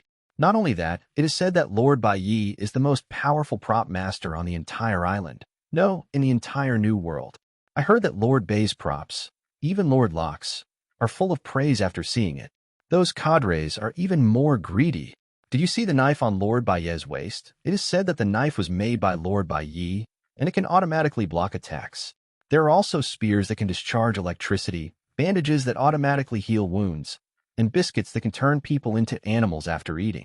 The pirate talked more and more vigorously. After telling all the rumors he had heard, he shook his head and said, Tell me, Lord Bayi can create so many magical props. Isn't it weird to take out a boat? It's not surprising. It's not surprising at all. The beaten pirate nodded frantically, looking at Bayi with envy. Chapter 27 Navy Concerns. Board the motorboat. After Bayi put away his things, he drove the motorboat and left the port of Hive Island. Driving on the vast sea, Bayi adjusted the direction of the pointer, opened chart, and headed towards his first goal, Jinbao Island. News from Jinbao Island. It was collected by the Crow for Bayi. According to the Crow, a group of pirates are robbing Treasure Island recently, and the last whereabouts of one of the people Bayi was optimistic about. It was seen landing on Jinbao Island. Just when Bayi left, what he didn't notice was the pirates entrenched in the port. One of them looked erratically and hurriedly clutched his stomach, pretending to be in great pain. Hey, you guys help me move things first. My stomach hurts so much. Come back quickly. Seeing his painful appearance, the others didn't suspect anything. They just waved their hands to signal him to hurry up and come back to work. The pirate didn't answer much and ran to a corner in a hurry after saying yes. After looking around, he carefully took out a phone bug with a peculiar shape and dialed the phone. Soon, the phone bug changed its image. Hello, any news? The voice was none other than the current Vice Admiral Zifa. Zifa's deliberately lowered voice came from the phone bug. The pirate also lowered his voice, with one hand still covering the phone bug. On the list that needs special attention, the newly added item master Bayi left the port of Hive Island 10 minutes ago. He left alone in this sailboat. According to the previous news, he should want to go to other places by sea. Bayi once asked other cadres and members about many islands and news, and seemed to be looking for something. If the news is correct, the first place he went should be Hive Island. Okay, I see you pay attention to concealment. Zifa responded, and then hung up the phone. Is that little devil with strange abilities? Recalling the figure of Bayi, who occasionally glimpsed a few times on the battlefield. Zifa squeezed the space between his brows and sighed. After the last war, the Navy was defeated, and the G6 base was also destroyed by rocks, so people could only be sent to rebuild it. Zifa, who was originally guarding G6, was sent to the G5 base to guard temporarily. After the headquarters learned the details of the battle, they also sent Bayi and Kaido together, included in a focus list. Those recorded on this list are all voted by the Navy through a meeting. Determined personnel who are threatening to the Navy in terms of strength, potential, or other aspects. The white-bearded golden lion and the others are all on this list. The reason why Bai Yi and Kaido are on the list is also very simple. In the previous battle, the performance of the two of them was really outstanding. Kuzan and Sikorsky, the next generation of Navy stars, have received the best training ever since they joined the Navy. Whether it is physical, devil fruit ability, or other aspects, both Kuzan and Sikorsky are the best in the contemporary Navy. But even with such excellent two people, until the end of the battle, they failed to take Bai Yi and Kaido successfully. Kaido was okay, but he resisted Sikorsky's attack with his rough skin and thick flesh. Almost all the whole process was suppressed by Sikorsky. But Bai Yi fought back and forth with Kuzan. Not only that, he also showed various magical abilities such as flying and manipulating Kuzan's attack. In the battle, he even comprehended how to use the armed color on the spot, which in turn suppressed Kuzan. In fact, if it weren't for the intelligence sent back by the spies, it shows that Kaido and Bai Yi often fight and train together. Now they have both mastered the armed color and the knowledge color, and their strength has greatly increased. Kaido might not even be on this list. Just a brat, forget it. After thinking for a while, Zifa smiled and shook his head. No matter how talented Bai Yi is, he's just a rookie in the Rocks Pirates after all. To deal with a newcomer, you need to do it yourself. Nazifa was probably exhausted long ago. Afterwards, Zifa called Kuzan, who was also guarding G5. Hey, Kuzan, pack your things now. You have a mission to go to sea. Come to my office before you leave. I'll tell you the specific information. Lieutenant General Zifa. After a while, Kuzan, who was ready to go, came to Zifa's office, knocked on the door, and walked in. Kuzan, I just got information that during the last G6 base battle, the pirate Bai Yi who blocked you just left Hive Island. His purpose is unknown, but the first destination should be Jinbao Island. I hope you can go and see if you can find an opportunity to find out the purpose of this guy. I think you know what to do given the chance. Yes, Lieutenant General Zifa. Kuzan immediately gave a military salute. Seeing the energetic Kuzan, Zifa nodded in satisfaction.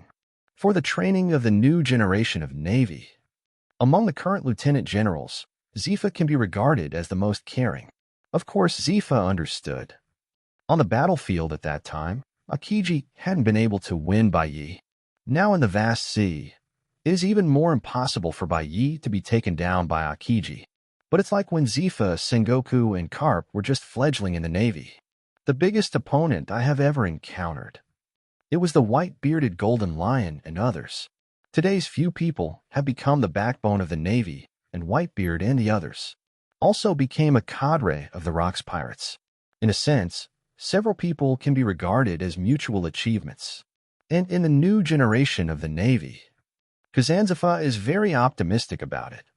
It is neither as extreme as Sikorsky's attitude towards things, nor as loose as the yellow ape. Today's Kuzan has just graduated from the Navy training camp. It was the time to be full of enthusiasm and fully prepared to face the vicious pirates on the terrifying sea. Not only that, without experiencing things like O'Hara's later. Akiji's personality is also extremely cheerful. He is very positive and always treats others with a smile. It can be regarded as the one with the best interpersonal relationship among the three of the new generation. It is precisely because of this that Zifa did not entrust the task of blocking Bai Yi to others. Instead, it was reserved for Kuzan. The intention is naturally to make Kuzan and Bai Yi accomplish something like him and others. This will improve Kuzan's future promotion and strength. There are also many benefits. It's a pity that the young Kuzan doesn't have as many twists and turns as Zifa. After hearing Zifa's order, he immediately turned and left Zifa's office. After tidying up, he boarded a warship and headed towards Jinbao Island. 28. Chapter 28 The Young Great Swordsman. Jinbao Island. An island once rich in gold and jewels, though, in this world. There is only treasure, but no power to protect it. It will only attract coveting eyes. After the reputation of Jinbao Island's treasure island spread, soon, countless pirates swarmed like flies smelling blood. War and killing became the theme song on this island. The king's family that controlled the island was slaughtered. Treasures were looted. The residents who survived by luck fled here one after another. The looted Jinbao Island eventually turned into an unremarkable, deserted island in the New World. But just a while ago, Suddenly, someone announced the news saying that on Jinbao Island, there is still buried treasure hidden by the royal family who controlled Jinbao Island back then. As soon as the news came out, the pirates and bounty hunters who knew the news were all elated. They raced desperately, trying to get ahead of the others. Take Treasure Island. A time, Jinbao Island, which was originally deserted, suddenly became crowded with people. Every day, there are new pirates who come here, and there are conflicts with the pirates who came here earlier. The flames of war once again covered the small island. The island at this time. Countless corpses were randomly thrown there, and the rancid smell made it difficult to breathe. Those are the pirates who were killed because of conflicts after coming here. Beyond the barren island perimeter, a dilapidated city is silently telling the past glory of this country. And inside the city, a large number of pirates and treasure hunters are surveying every inch of this dilapidated city. Whenever someone makes an abnormal noise, everyone around will be looking there. What followed was the sound of killing and unstoppable wailing. Although Jinbao Island was abandoned, but there will always be some jewels and gold left behind, hidden under which ruins. For these occasional treasures, those pirates and treasure hunters have already turned their eyes red. Everyone searching around stared bloodshot eyes, hands tightly on the weapon. While he was afraid that he would miss the treasure, he was also alert to possible attacks around him. In this terrifying and weird atmosphere, in another part of the abandoned city, there is a completely different scene. A large group of pirates, divided into two teams, were waving their weapons and talking loudly. That woman must be nearby. She has been seriously injured by the joint efforts of the two captains. As long as we find her, send a signal immediately, and the captain will come over immediately. Brothers, look for it. The captain said that as long as you find that woman, you will be rewarded with a large piece of gold. Stop that woman from escaping. When the time comes, you can choose any piece of treasure on board. I really don't know how to live or die. Isn't he just a new great swordsman? He dared to provoke our captain. That's right, it's not like he was hacked by the captain and fled around, hiding in the dark like a mouse. The two teams of pirates looked around in a dark corner, while shouting loudly, insulting words one after another, trying to irritate the great swordsman hiding in the dark. Just when a team of people searched near an abandoned house that was about to collapse. In an instant, a dazzling slash broke through the broken wall and slashed straight at the pirate who was about to enter the house. The slash passed by in a flash. The next moment, several pirates in the attacking range were all split into two, fell to the ground and lost their movement. Seeing the tragic death of his companions, the pirates in other places did not have the slightest fear and shouted in surprise. That woman is here. Quick signal. Don't let her run away. She has already been injured by the captain. The more severe the slash, the bigger the wound on her body will be. Brothers, don't be afraid. Just stop her, and the treasure will be our choice. The excited pirates surrounded the past. But what they didn't expect was that, just after they squeezed into the house, another slash rushed from the other side. An already precarious house. It collapsed immediately. Boom! The sound of houses collapsing and the screams of pirates rang out together. In a dark corner, withdrew the broken knife in his hand. Peggy Nina took a deep breath, and a large stream of blood oozes out from the waist where she pressed her hands again. Damn it, using 2 slashes in a row. The wound really burst open. Nina raised her hand and bit the broken knife in her mouth. Then she tore off part of the clothes around her waist and wrapped them tightly around the wound in an attempt to stop the bleeding from the wound. After bandaging the wound, he raised his head and glanced bitterly at the messy pirates over there. Nina lowered her footsteps, quietly left the shadows, with the help of various ruins to hide his whereabouts, rushed towards the periphery of the island. Although Peggy Nina looked embarrassed, she was forced to run around by a group of gangsters. But in fact, she is actually a real great swordsman. But it is different from the general great swordsman. Peggy Nina belongs to Nina, who was born halfway and was almost sold as a slave trader when she was a child. Fortunately, he was adopted by a swordsman. After studying with that swordsman for a period of time, after that swordsman died in a duel with someone, Nina drifted alone on the sea with the sword of the swordsman. Later, after years of bloody fighting, coupled with the already outstanding talent, Nina finally cultivated to become a great swordsman. It's a pity that Nina has never found a famous knife that suits her. Appearing on Jinbao Island this time is also because I heard that it is in the king's treasure. There is a legendary supreme sharp knife in his collection. However, as soon as Nina came to Jinbao Island, she was targeted by those red-eyed pirates and treasure hunters.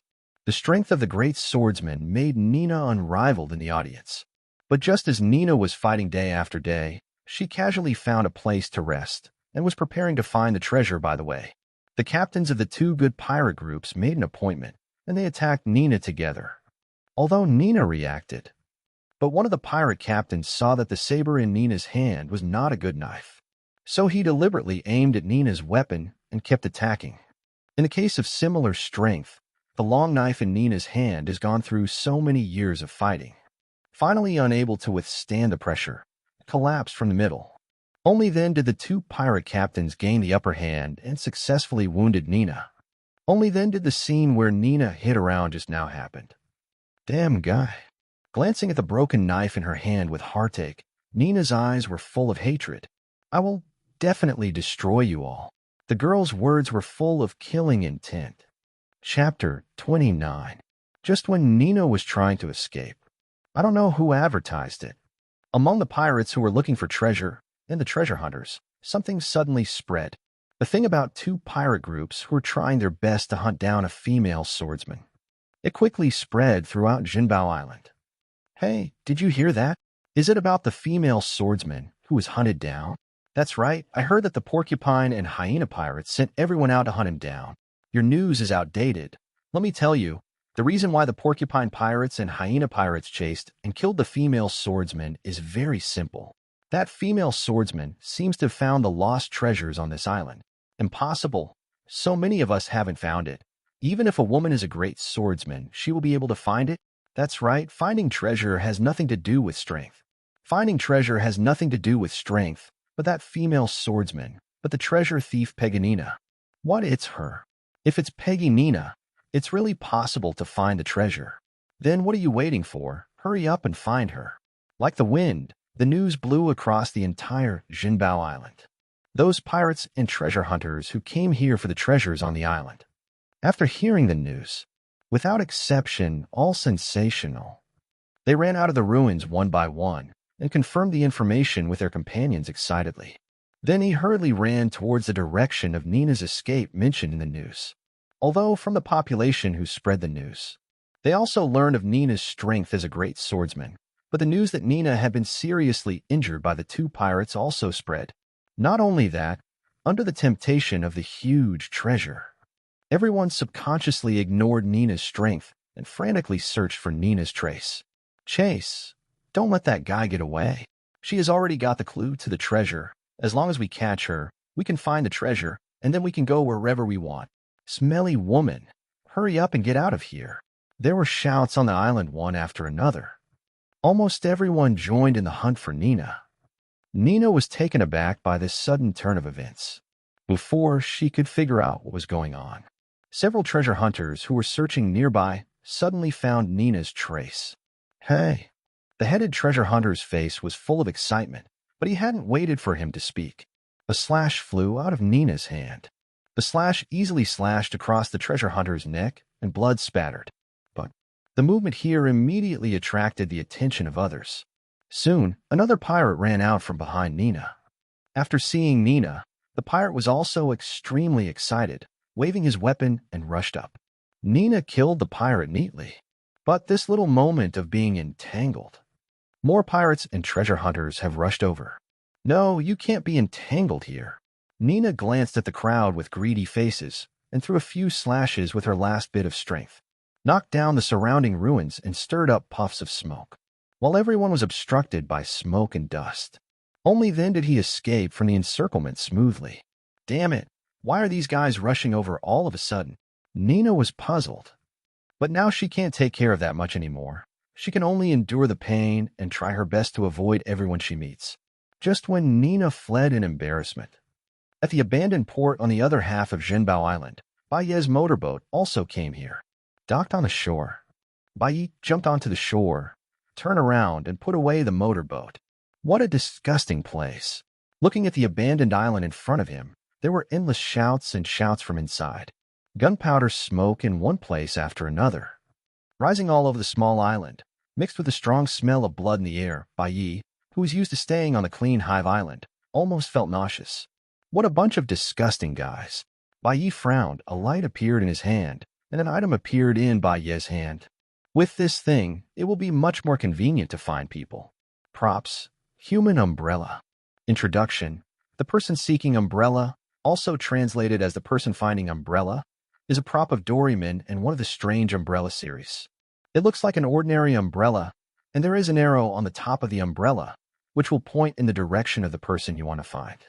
After taking out the person seeking umbrella, Bai took out some reward orders, search inside, and took one out.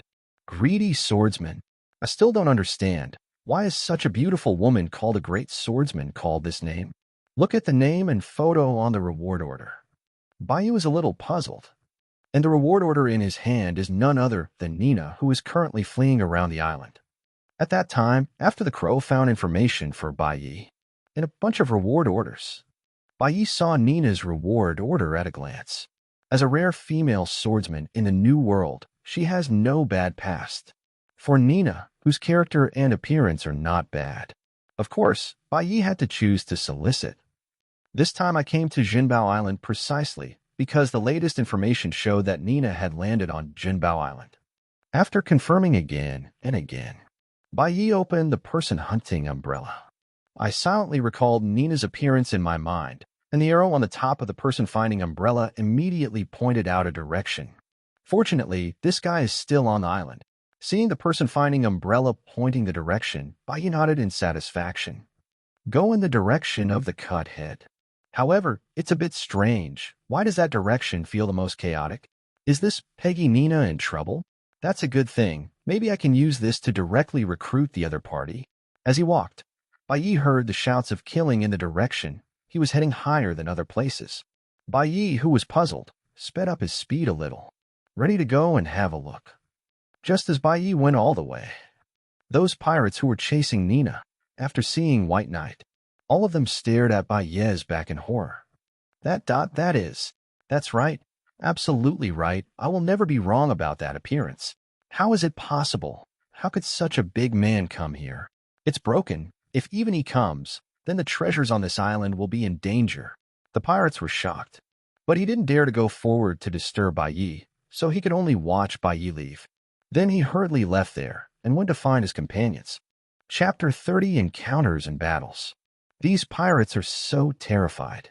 Not without reason.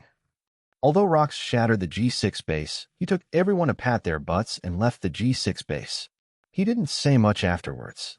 But it is about the two behemoths of the Navy and the Rocks pirates. And before it happens, Rocks asked people to spread the news. The specific process of the battle will naturally be followed by countless people, under everyone's attention. The process and results of the battle spread to the sea as soon as the battle ended. And after the battle, although the Navy did not take retaliatory action, it suffered this dull loss. But they were not completely unresponsive. After several meetings, the Navy also immediately ordered that the original arrest warrant be amended and released. In the update of this reward order, the bounty offered by Rocks, who performed the most terrifying, has not changed much. After all, his bounty has reached an outrageous level. The bounties of the Whitebeard Golden Lion and the others have each increased a bit, and they are already comparable to some old pirates who roamed the sea alone and were in the same era as Locks. Of course, except for the cadres. Bai and Kaido, who performed outstandingly in the battle, also served as interns of the Rocks pirates. Each received its own reward order. Because of the suppression of Akiji, coupled with the unsatisfactory results of the ability analysis, Bai even overwhelmed Kaido and won a high bounty of 10,000,000 Baileys in one fell swoop.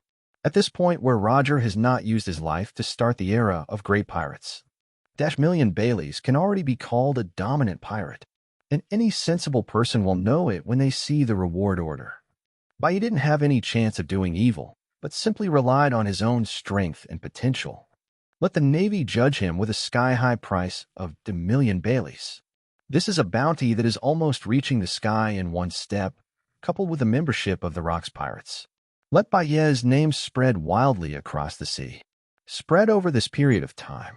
Almost everyone in the New World knows about it. The combat effectiveness of the newly joined interns of the Rocks Pirates is very tyrannical. Not only is he young and has great potential, it is said that Rocks is very optimistic about him. It can be said that it is on the sea now. Baiyi has already gained considerable popularity. Hey, why did this guy appear here? A pirate raised his head from the ruins, and after seeing Baiyi clearly, he shouted in horror. His companions heard voices. He also looked up. That's it, the White Knight of the Rocks Pirates. Could it be that he also came to find the treasure? Yes, it's him, the strong man who was marked with a million Baileys just for the first reward. Hearing the companion's explanation, the eyes of the other pirates looking at Baiyi suddenly changed. Who cares about a million Baileys? If you dare to grab the treasure with me, I can kill him with a single knife. The tough pirate rolled up his sleeves and was about to walk towards Baiyi. The pirate who started talking saw his companion's behavior and quickly grabbed him. After pulling people back, the pirate, who was sweating profusely from fright, kicked his companion's ass resentfully. You bastard! Do you want to kill us all? Who do you think he is? He is a member of the Rocks Pirates. You dare to attack him now? Whether you can beat him or not is another matter. Tomorrow we will be ordered to kill Master Locks. As soon as Rocks was mentioned, the pirate who was about to shoot also understood the consequences. Hastily dropped the weapon in his hand and looked at Baiyi with an apologetic smile. But the pirate who spoke looked at Baiyi's figure, but his head was running crazily. As an intern, Baiyi didn't stay on Hive Island, but suddenly appeared on Jinbao Island. Will his actions be instructed by Locks? Or this White Knight is just here to explore the way, and the large force of the Rocks Pirates will come later? The worried pirates saw Baiyi looking over, hurriedly took his companions aside, and respectfully moved aside the props for Baiyi. Seeing the strange behavior of these guys, Baiyi didn't pay much attention to it. As long as these pirates don't come to provoke him, they will be hanging around and muttering around him. Baiyi would only treat them as air. If he could detect the worries in those pirate hearts, Baiyi would probably laugh out loud. After all, his purpose this time is extremely pure. That is to find out the hiding Nina as soon as possible and recruit her to her side. Then head off to the next place as quickly as possible. After all, the environment on Jinbao Island is really bad now. Under the leadership of the person seeking Umbrella, Baiyi turned over the ruins and came to the lush jungle on the other side of the city. Because there was no human habitation before, the environment in this jungle is complicated, and if you don't pay attention, you may get lost in it. But with the guidance of the person seeking Umbrella, Baiyi no longer worried about getting lost, and walked all the way to the bottom of a huge tree in the center of the jungle. Hey, hi! Standing under the tree, Baiyi took the time to put away the person finding Umbrella, looked at the big tree in front of him, and said with a smile. But the next moment, a slash suddenly sliced through the tree trunk and rushed straight towards Baiyi. Nina is worthy of being promoted to become a great swordsman. That swift slash. Baiyi, who hadn't turned on his knowledge, didn't react at all.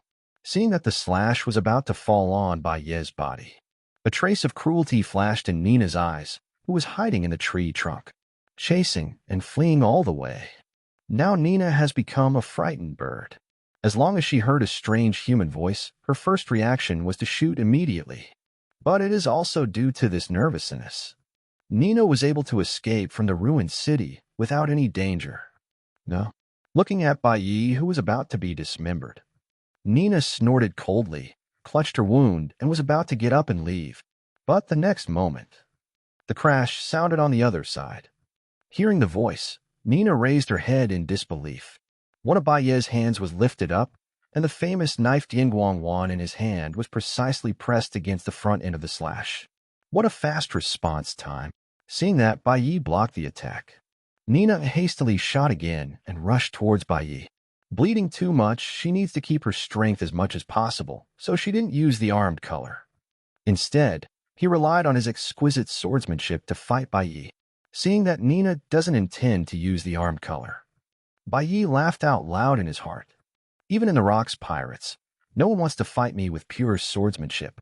This girl hasn't been beaten by Dianguangwan yet. Thought here. Baiyi simply relaxed, allowing Dianguangwan to control his arm to fight with Nina. Chapter 31 Strange Fight. The crisp sound of swords clashing, constantly echoing in the dense jungle. While defending, Bai Yi watched Nina's movements with great interest. Have to say, as a great swordsman, Peggy Nina's strength is really not underestimated. Not to mention that the sword is as fast as lightning. After the lightning pill automatically blocks, Peggy Nina will also react immediately. Immediately change the direction of his attack and attack again. Not only is the speed of the knife out so fast that it is almost unobservable, Peggy Nina's strength is not exaggerated like a girl. Every time she attacks, there will be a huge wind noise. The slender arms seem to contain infinite power, even with Bai Ye's physical fitness. In this continuous attack, I couldn't help but feel my arm muscles go numb. The surrounding trees were even engraved with deep marks under the constant battle between the two. A few trees that were close were already crumbling, and they were about to fall to the ground. This guy is a bit like a berserker. It feels like she's completely defenseless when she attacks. Seeing the crazy attack, Nina has gradually fallen into a state of excitement. Bai Yi couldn't help but feel a little headache. When she attacked for the first time just now, Nina was still worried about her abdominal wound. But after attacking several times, seeing that there was no way to break through Bai Ye's defense, Peggy Nina's attack gradually became crazy. Holding the handle of the knife tightly with both hands, it seemed that every time he had exhausted all his strength, he slammed it hard at Bai Yi. Even if it is blocked by Bai Yi, then seized the opportunity to fight back. Peggy Nina didn't go to defend either, but exploded her speed and slashed towards other places in Bai Yi. The posture of exchanging his life for his life was an eye-opener for Bai Yi. But no matter how fast Peggy Nina attacks, the famous sword Yingguang Wan in Bai Ye's hand can always resist in front of Bai Yi in advance when she attacks. After attacking frantically for a while, Peggy Nina also reacted, thinking secretly in her heart, "There's something wrong with this guy." Peggy Nina fights like a berserker though, but that's just because of her unique style caused by such a long time at sea. Not really losing my mind. After all, Peggy Nina, who is alone, often provokes many enemies because of her outstanding appearance. And those greedy pirates, most of them will not fight gracefully like a swordsman, without any rules, and this is the battle that Peggy Nina has experienced the most.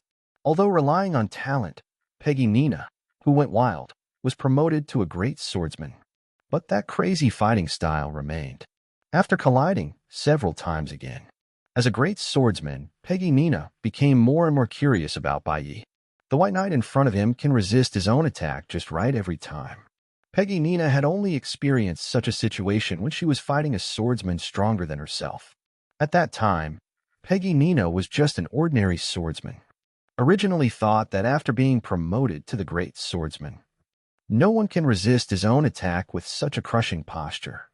But I didn't expect Bai Yi, who appeared suddenly, although he looked young.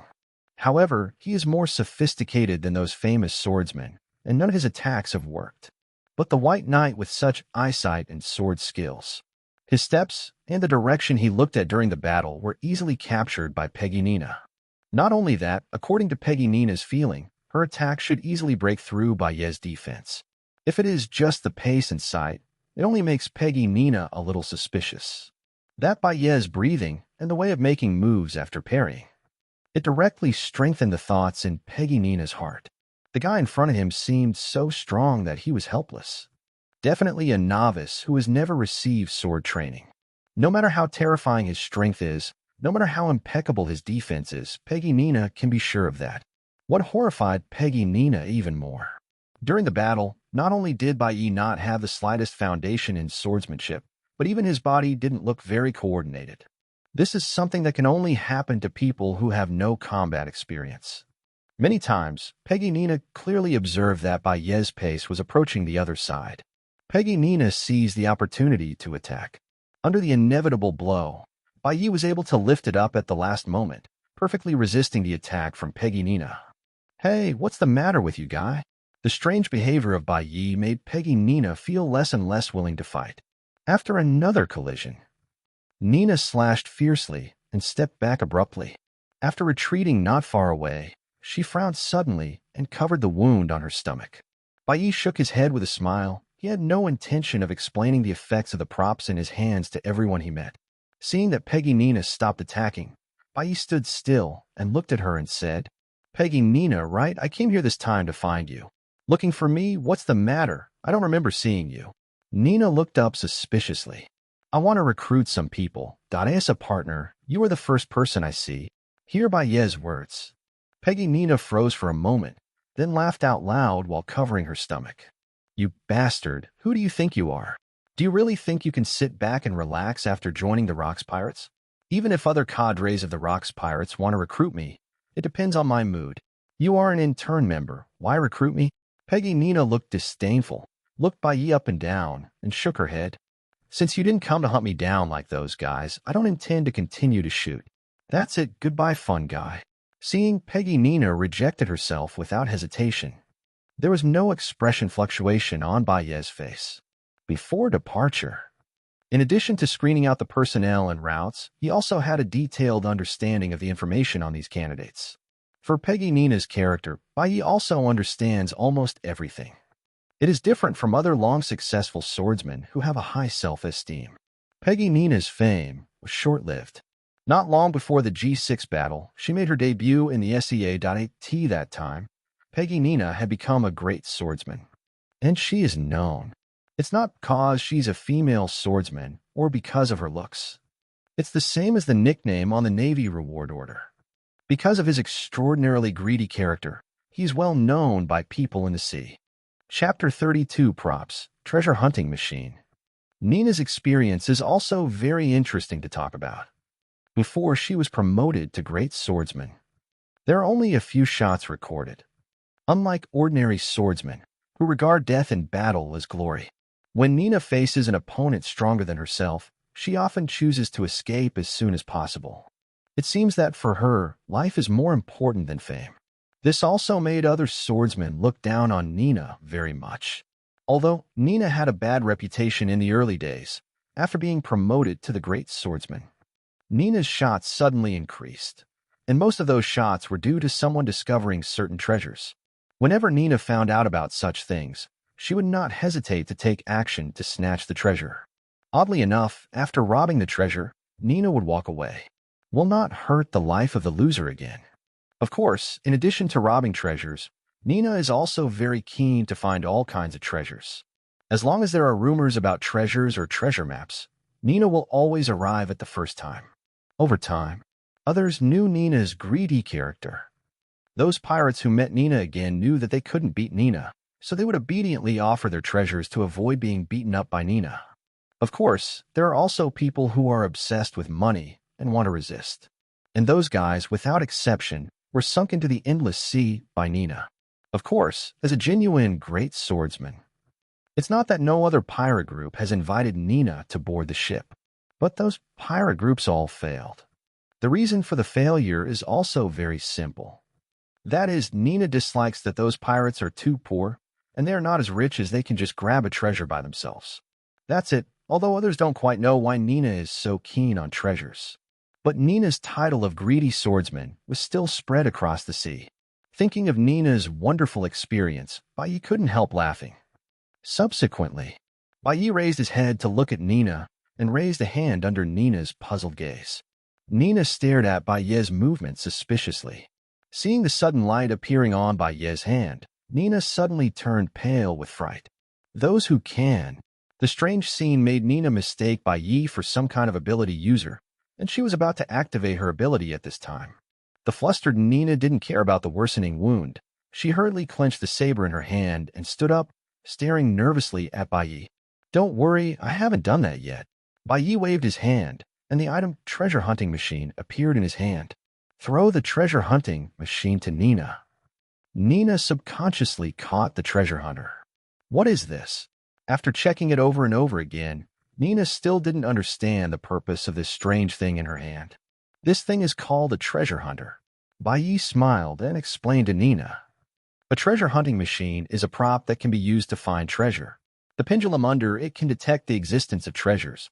As long as there are items of certain value within 100 meters, the treasure hunter will respond and inform the location.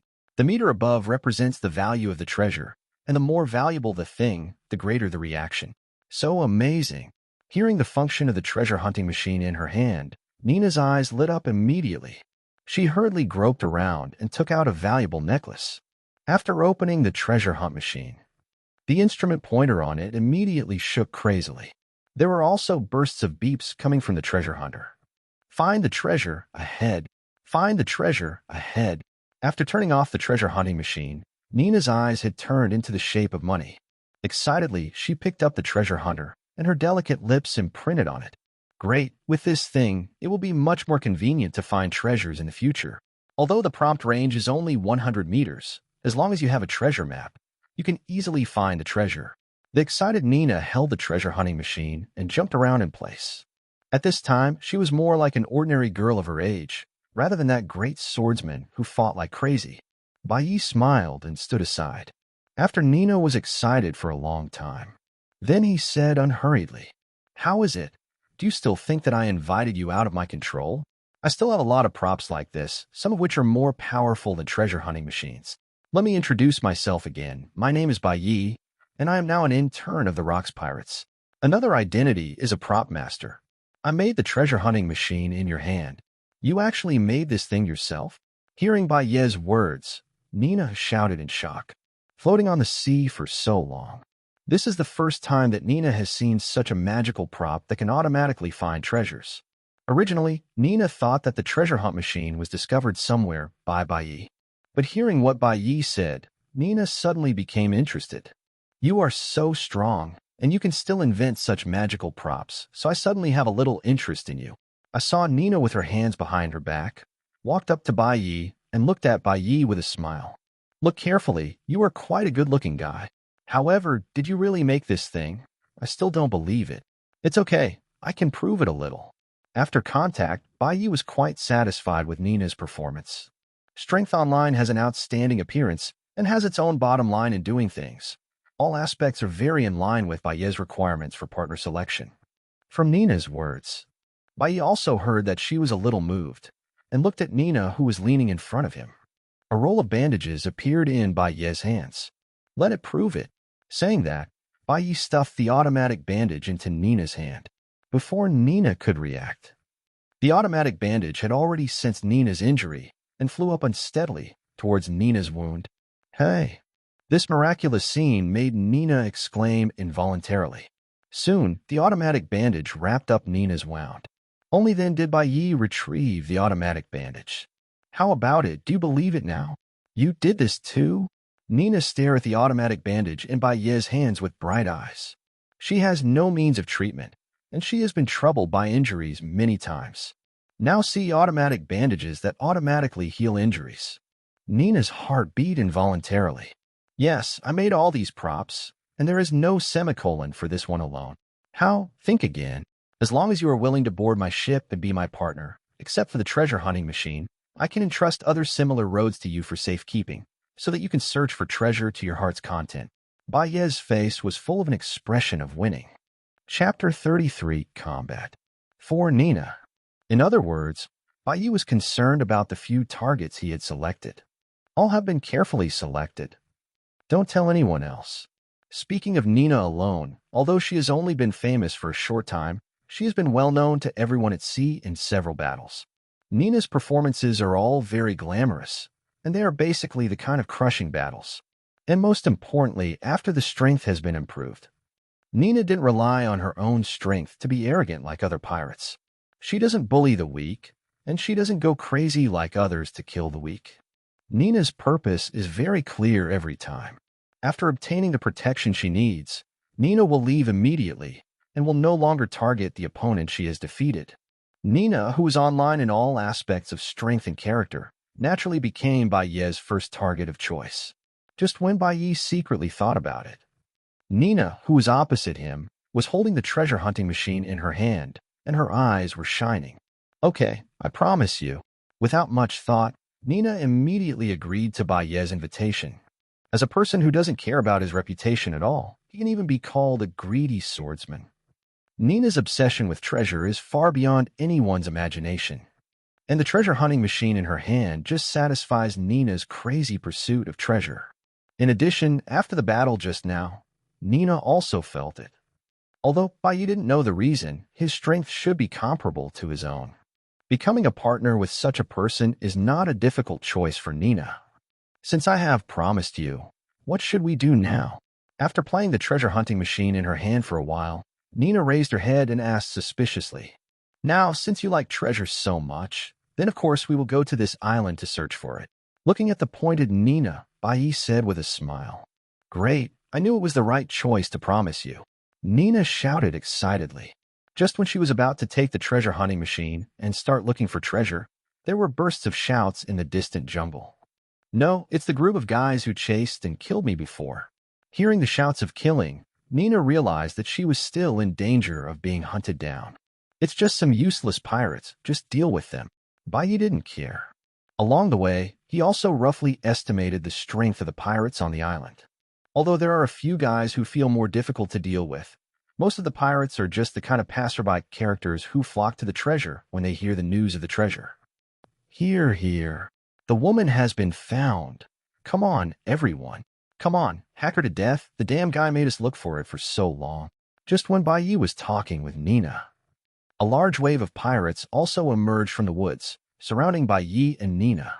The two leading pirate captains stared at Nina with malicious smiles on their faces. "Actually, I was a little surprised just now. How did you provoke these guys?" Seeing the messy formation of pirates, Bai turned to look at Nina suspiciously. "Who knows? Anyway, the two guys who took the lead are not good people. The two of them teamed up to attack me before, which made me hurt like this. Otherwise, these small characters, I can deal with them in minutes," Nina said dismissively. Hearing Nina's disdainful words, the two ferocious captains immediately became angry. "Give it to me," received an order from the leader. The other pirates yelled and drew out their weapons one by one and rushed towards Bai and Nina. "How about it? Do you want to compare and see who can handle more?" Seeing the pirates rushing up, Bai and Nina didn't feel nervous at all. "Yes, but you can't add any bets. I will never take out the money on my body. In addition, leave the two leaders to me." While speaking, Nina accepted Bai's bet. Then she drew her weapon and rushed straight to the pirates on the left. "No wonder the Navy gave you that nickname. I think they might be a lot more reserved." Hearing Nina's answer, Bai's head suddenly turned black. But seeing that Nina had already moved her hands, he no longer hesitated. The famous sword Yin Guangwan in his hand was unsheathed in an instant and rushed towards the pirate on the other side with Bai's huge strength. Like wolves entering a herd of sheep, the two stabbed fiercely into the middle of the group of pirates. With the automatic bandage to heal the wound, Nina finally no longer has to worry about the injury during the battle. Nina, who was fully fired, truly showed her fighting style like a berserker. Although there is only a broken knife in his hand. But in Nina's hands, this broken knife seems to have become a sickle for death to reap lives. A series of swift and windy slashes was thrown out between Nina's attacks. Although compared with when Bai was fighting, the power and speed of these slashes have dropped a lot. But now in the face of these attacks. But those ordinary pirates who are enough to be called mobs only know how to swarm. These seemingly innocuous slashes fell on the pirates. But it was as if a red-hot soldering iron had touched a sponge. The slashes went straight across the weapons they were about to block and the bodies behind them. It took a long time to fly far before the pirates realized that they lowered their heads and looked at their severed parts in disbelief. What followed was bursts of wailing and screaming. What's even more frightening is that those who can react to resist Nina's attack are already the stronger part of this group of pirates. More pirates didn't have time to react. They just stood there blankly, and their lives were already taken away by Nina's attack. For a while, where Nina fought, wails and screams filled the entire battlefield. Just when Nina was creating her own Shura field and harvesting those pirates to her heart's content. On the other side, where the White Knight is. But strangely, it can be called calm. Those pirates swarmed up, crazily tilting their attacks towards Bai. However, the famous sword Yingguangwan in Bai's hand can properly block their attacks every time, making it impossible for them to cause the slightest damage to Bai. Of course, Bai didn't just stand still and passively accept the attack. Whenever he finds the right opportunity, he swings the famous sword Yin Guangwan in his hand. There will always be a pirate who has no time to react and is slashed on his body by the famous sword Yin Guangwan.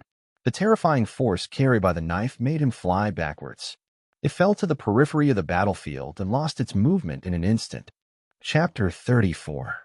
A moment later, All the pirates who dared to rush up to attack Bai Yi and Nina had all fallen in the woods.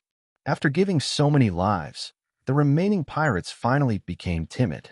They tightly held the weapons in their hands and stood in the distance, staring at Nina and Bai Yi's every move.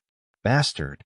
Seeing that his subordinates were eliminated so quickly, the rest of them were hesitant. The heads of the two pirate groups finally panicked. They really didn't expect that Nina, who was chased by them like a lost dog. Why did he suddenly have the power to resist? Damn guy, it's all because of you. One of the captains of the pirates turned his eyes to the white knight who was resting and shouted angrily. After his reminder, another pirate leader also responded. Originally, they had already pushed Nina to a desperate situation. In order to completely destroy Nina's hope of escaping, they deliberately released the news that Nina held the treasure. Let everyone on the island regard Nina as a target and hunt down her. Of course, what they say is not groundless. Nina, known as the money-greedy swordsman, indeed possesses a fortune and treasure. The reason why the two pirate groups are eyeing Nina is not only her outstanding appearance, but also has a lot to do with the treasure in her hands. But now their plan has clearly failed. The main reason for the failure of their plan was the smiling man in front of them. I saw two people looking at me. Bai Yi's expression didn't fluctuate at all. He just casually raised a hand and hooked his hands provocatively at the heads of the two pirate groups. Please hurry up, I still have things to deal with later. Hearing this plain but full of disdain and provocation, the leader of two pirate groups, I can no longer bear the anger that is almost gushing out of my heart. I saw that they each activated their own abilities and transformed into half-orcs, then roared and rushed towards Bai Yi, an ability user of the animal department. What a pity! Seeing that the two had activated their abilities, Bai Yi was preparing to fight back. Suddenly, a beautiful figure stood in front of him. As I said, leave both of these guys to me. I don't know when. Nina, who had already cleaned up all the pirates over there, rushed over, pointing the dagger in her hand at the two who came roaring. Although Nina often avoided fighting because of her strength in the early days, but being able to become a great swordsman is enough to show that Nina is a strong man with the heart of a true swordsman.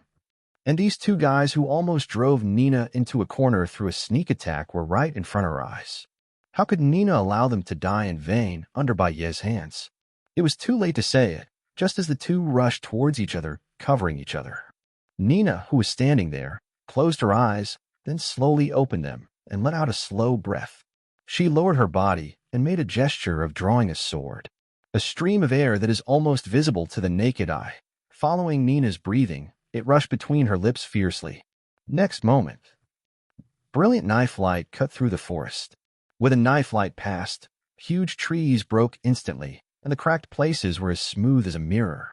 The two pirate captains who were sprinting suddenly stopped in place. It's like being fixed. The end of the attack. Nina straightened her body, retracted the broken knife to her waist, and looked back at Bai Yi. Gone. Kindness. Bai Yi nodded and walked towards the direction Nina left, just when he passed by the two pirate captains. At the same time, a scar split the body in two. Blood spurted out.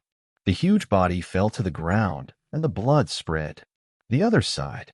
Looking at Bai Yi and Nina going away, the pirates who survived by chance didn't bother to check other things, and fled this horrible place in embarrassment. Left the woods. Nina held the treasure hunting machine in her hand. After walking for a while, she stopped suddenly. What's wrong? Have you found the treasure? Bai Yi asked curiously. No. Nina, who had always been generous, blushed in a rare way and asked while clutching her stomach. Have you brought food? Since I came to this island and was attacked by surprise, I haven't eaten for several days. Hearing this, Bai Yi couldn't help but laugh. While smiling, he took out an item from the system illustrated book. Props. Plant Transformation Liquid. Introduction.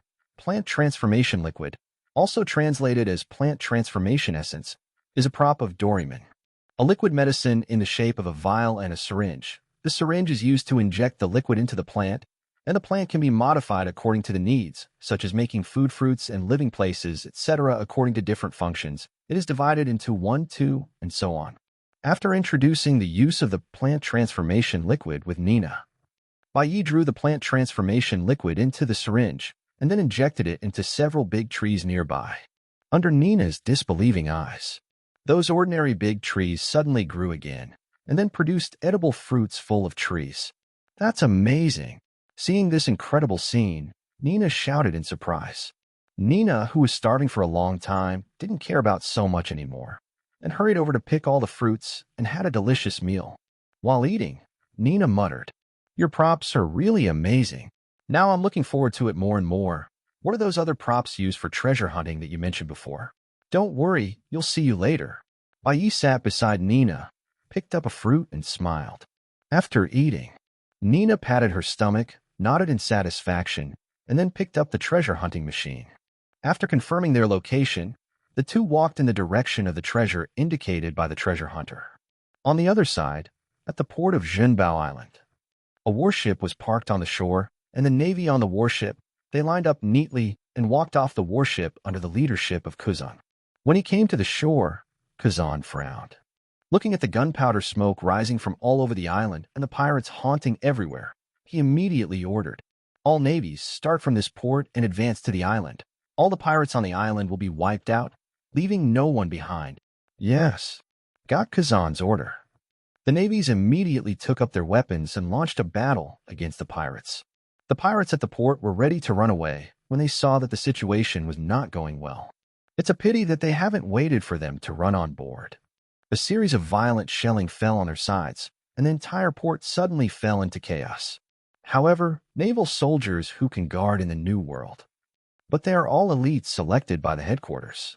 With the help of warship shelling, they quickly controlled the chaotic port. Chapter 35 Kazan arrives. After occupying the favorable terrain, the navies also began to attack the pirates. It was originally a group of mobs. How could it be that these elite navy opponents were beaten up one by one, crying for their father and mother, only hating that their parents gave him 2 missing legs? Some pirates also want to sneak into the sea secretly by crossing their defense line while the navy is not paying attention. As a result, immediately after being discovered, a shell bombarded him fiercely. Those pirates who were about to slip away turned into fish food in the sea on the spot. Seeing this tragic scene, the other pirates suddenly turned pale with fright. They wanted to follow the pace of their departure and hurried back to run to the middle of the island instead. If you run too far, don't chase them for now. Just catch the pirates in the port. Yes. Seeing that the pirates ran away immediately after seeing the bad situation, Kazan didn't bother to chase them anymore. After all, the purpose of his visit this time was not for these ordinary pirates. After receiving Kuzan's order, other navies no longer paid too much attention to those pirates who had run away. Instead, start searching for the pirates hidden in its port. Soon, the entire port was swept away, and the pirate ships docked around were also sunk by warships. Report to Major General Kuzan. All the remaining pirates in the port are already here. A navy came over, pointed at the pirates who were bundled up behind them, and said, "Very good." Kuzan nodded and walked in front of the group of captured pirates. "Had you seen the intern member of the Rocks Pirates, the prop master Bai Yi, come to this island?" Although before departure, Zifa has told Kuzan that Bai Yi's destination is this island. But Kuzan was not sure whether Bai Yi had come to Zhenbao Island.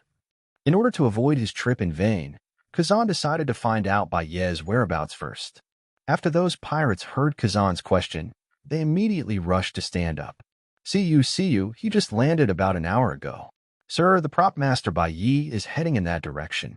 "That's it." Kuzan nodded. "Did he come here alone?" "That's right, he did land alone. The pirates who have been caught know that there is no hope for them to escape. He could only scramble to sell the information he knew about Bai Yi, trying to make a good impression on Kuzan, who seems to be a very senior general. In this way, if Kuzan is in a good mood, maybe he can let them go." Although Kuzan was young, he could see the plans of these pirates at a glance. He didn't pay much attention to these guys. After confirming that Bai Yi is now on Zhenbao Island and came here alone, Kuzan nodded in satisfaction, then turned around and ordered. These guys confirmed their identities and the amount of reward immediately. By the way, notify the base to send people to take them back and lock them up. Yes. The Navy following Kuzan immediately responded with a salute. For this operation, I can go alone. You guys wait here. If there are other pirates who are about to leave, they will be arrested on the spot. After speaking, Kuzan walked to the inside of Zhenbao Island alone. Originally, he also thought about whether he should bring the other navy in with him, even if it was to help him find the trace of Bai Yi. But after thinking about it, Kazan dismissed the idea. Not to mention anything else, just Bai Yi's ability to control the ice he created is enough to cause heavy losses to these Marines. As for Kazan alone, there is no drag, and it becomes much easier for him as a natural ability user to get out. Just when Kazan went alone to search for traces of Bai Yi, on the other side of the island, Bai Yi walked side by side with Nina. Little did they realize that there was a powerful opponent coming towards them. At this time, Nina was holding the treasure hunting machine in her hand. Her face was full of excitement. Along the way, although the island has been ransacked by the pirates who heard the news, there are still many undiscovered treasures hidden in the ruins. Whenever the treasure hunter sounds, Nina would happily rush over, regardless of her status as a great swordsman, and use her saber to dig out the ruins. Even if there is only a little gold or an ordinary piece of jewelry buried in the ruins, Nina will be excited for a long time. And the treasure hunter lived up to its name. Along the way, Nina found many precious gems, plus the scattered gold collected here and there. In fact, Nina already carried a big package on her back. However, it was obvious that Nina was not satisfied with this harvest, but continued to happily shake the treasure hunting machine around. Try to find more hidden treasures. I said collecting so many things should be enough, right? Seeing Nina's excited look, Bai Yi asked helplessly. Although he didn't know how to identify jewelry, he took a rough look at it. Relying on the eyesight trained in the Rocks Pirates, Bai Yi could also easily distinguish those treasures that Nina had put away in her backpack. If it is exchanged on the black market, at least tens of millions of pele can be exchanged. For Jinbao Island, which has already been searched by pirates, it can be said that it is not easy. How can I do that? How much is this? Hearing Bai Yi's words, Nina didn't take it seriously and stretched out her hand to pat the backpack on her back. The nature of the money fan in her words was undoubtedly evident. Now that I have this treasure hunting machine, if I still cry while watching these treasures buried under the ruins, then I am the real sinner. After speaking, Nina continued to put on her backpack and began to explore among the ruins. You bastard, how much do you like treasures? Hearing Nina's answer, Bai Yi shook his head helplessly. After continuing to search for a while, Nina finally couldn't bear the backpack on his back. Unwilling, Nina set her sights on Bai Yi. Don't even think about it. I didn't go to sea to find treasure. I'm not interested in money. I've never touched money. Bai Yi said, inspiring. Humph. Hearing Bai Yi rejecting her, Nina snorted lightly. But when she turned her head, Nina suddenly seemed to think of something and excitedly turned her head to look at Bai Yi. You said we just searched the island for a while, and there are so many things. Doesn't this mean that the rumors on Jinbao Island are all true? According to this, the legendary treasure hidden by the previous king is also true. Speaking of this, Nina's expression became extremely excited. Chapter 36. After becoming interested in the so-called hidden royal treasure, Nina immediately discussed with Bai Yi and then searched around the island. After some unremitting efforts, Nina finally found a strange treasure map on a pirate who was fleeing in a hurry. After confirming again and again, Nina said with certainty, this treasure map is definitely a treasure map about the so-called hidden royal treasure. Since there is a treasure map, it's good to go and have a look. Seeing that the so-called treasure of the Wang family really existed, Bai Yi also became a little interested and nodded in agreement with Nina's request. The two of them studied the treasure map and followed the route marked on the treasure map to go deeper into the island. After walking for a long time, the two passed through a jungle and came to the edge of a cliff. Nina looked at the cliff in front of her, and the treasure hunting machine in her hand had already displayed a prompt. The treasure is behind the cliff. Nina shouted excitedly. After finding the specific location of the guarantee to Nina, and Bai Yi no longer hesitated. The two easily climbed over the cliff, and when they got to the back of the cliff, looking at the mirror-clear cliff in front of them, Nina suddenly felt worried. Where is the entrance to this treasure? After all, it is a hidden treasure. If the entrance can be found so easily, then it is not our turn to look for him now. Bai Yi looked at the cliff in front of him and said, It makes sense. Then let's start looking. You can go there, and I'll go here. After finishing speaking, Nina looked Bai Yi up and down and added hesitantly, Okay, if you find out, you must call me loudly. Miser. Bai Yi shook his head helplessly. Don't worry, if I find the treasures, I will ask you to come and open them yourself and take them out. The treasure is all yours. Really? Bai Yi, you are such a good person, the super big one. Hearing Bai Ye's words, Nina said excitedly. Ha. Bai Yi rolled her eyes, turned and walked to the other side. However, after a rough search, Bai Yi did not find the location of the treasure. After searching carefully again with knowledge, Bai Yi shook his head and walked in Nina's direction just halfway there. I saw Nina walking over with a disappointed face. It shouldn't be. The treasure hunt machine shows that it is here. Nina shook the treasure hunting machine in her hand twice, looked at the empty cliff in front of her, and said doubtfully, "It seems that the treasure is hidden really well." Bai Yi felt, nothing can stop Nina from searching for the treasure. If there is no entrance, I will blast it away. As she said that, Nina drew out her saber directly, as if preparing to violently break through the cliff.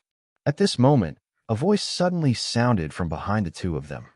"It's really easy for me to find. What are you two doing here? Could it be that they are secretly dating?" Hear the sound. Bai Yi turned around with a puzzled expression on his face. "Kazan, why are you here? Then why are you here?" Hearing Bai Yi's question, Kazan didn't answer, but asked rhetorically. "Navy." The other side. Seeing the clothes Kazan was wearing, Nina immediately frowned. She quietly put away the map in her hand and came to Bai Yi's side. "Isn't this guy also here to grab the treasure?" "Probably not." Bai Yi shook his head. "Last time I had a fight with this guy, and there was no winner or loser. This guy probably felt dissatisfied, so he came to me after holding his breath. Well, then he has a strong desire for revenge." Hearing Bai Yi's explanation, Nina nodded in understanding, then turned to look at Kuzan. "Hey, Navy, isn't it just a loss to Bai Yi? Why be so narrow-minded at worst? I'll let him beat you back next time." Greedy swordsman Peggy Nina, "I haven't heard anything about you recently, so I came here." Kuzan ignored Nina's ridicule, but said to himself, "An intern member of the Rocks Pirates. What is the purpose of staying with you, a famous swordsman? Is there some strange horror plan? Or Peggy Nina, you plan to join the Rocks Pirates, and Bai Yi is responsible for recruiting you? We can't let him keep asking. If the Navy knows there is a treasure here, it will definitely come to grab it." Listen to Kuzan's own analysis. Nina's complexion changed, the knife in her hand, and suddenly swung a ferocious flying slash, rushing towards the bitter battle. "Hey, are you thinking too much?" Seeing Nina's sudden move, Bai Yi was puzzled. He really didn't understand how Nina heard from Kuzan's words that the Navy was interested in the treasure. But things have turned into this way. Bai Yi can no longer remain indifferent. The famous sword Dian Guangwan was unsheathed, and Bai Yi followed Nina's flying slash. Bai Yi, who came late and came first, collided with Kazan first. Kuzan immediately elementalized and retreated, and as the frost emerged, ice spears condensed beside him. Ice Cube 2 spears. The ice spear bursting out with endless chill rushed towards Nina and Bai Yi separately. While attacking Kazan, he even took the time to ask another question. "It seems that I have poked your sore spot. So, do you really have some kind of plan when you come here? This is not okay. As a Navy, how can I just sit back and watch the pirates become stronger?" With that said, Kuzan waved again. One after another ice thorns condensed in the air and slammed into Bai Yi fiercely. The famous knife Dianguang pill turned into an airtight defense, resisted all of Kazan's attacks. However, Bai Yi stopped his forward momentum because of this. Bai Yi, who was standing there, shook the famous sword lightning pill. After shaking off all the ice slag on it, he raised his head and smiled at Kuzan, who retreated into the distance. "You really think too much, but this time is different from last time.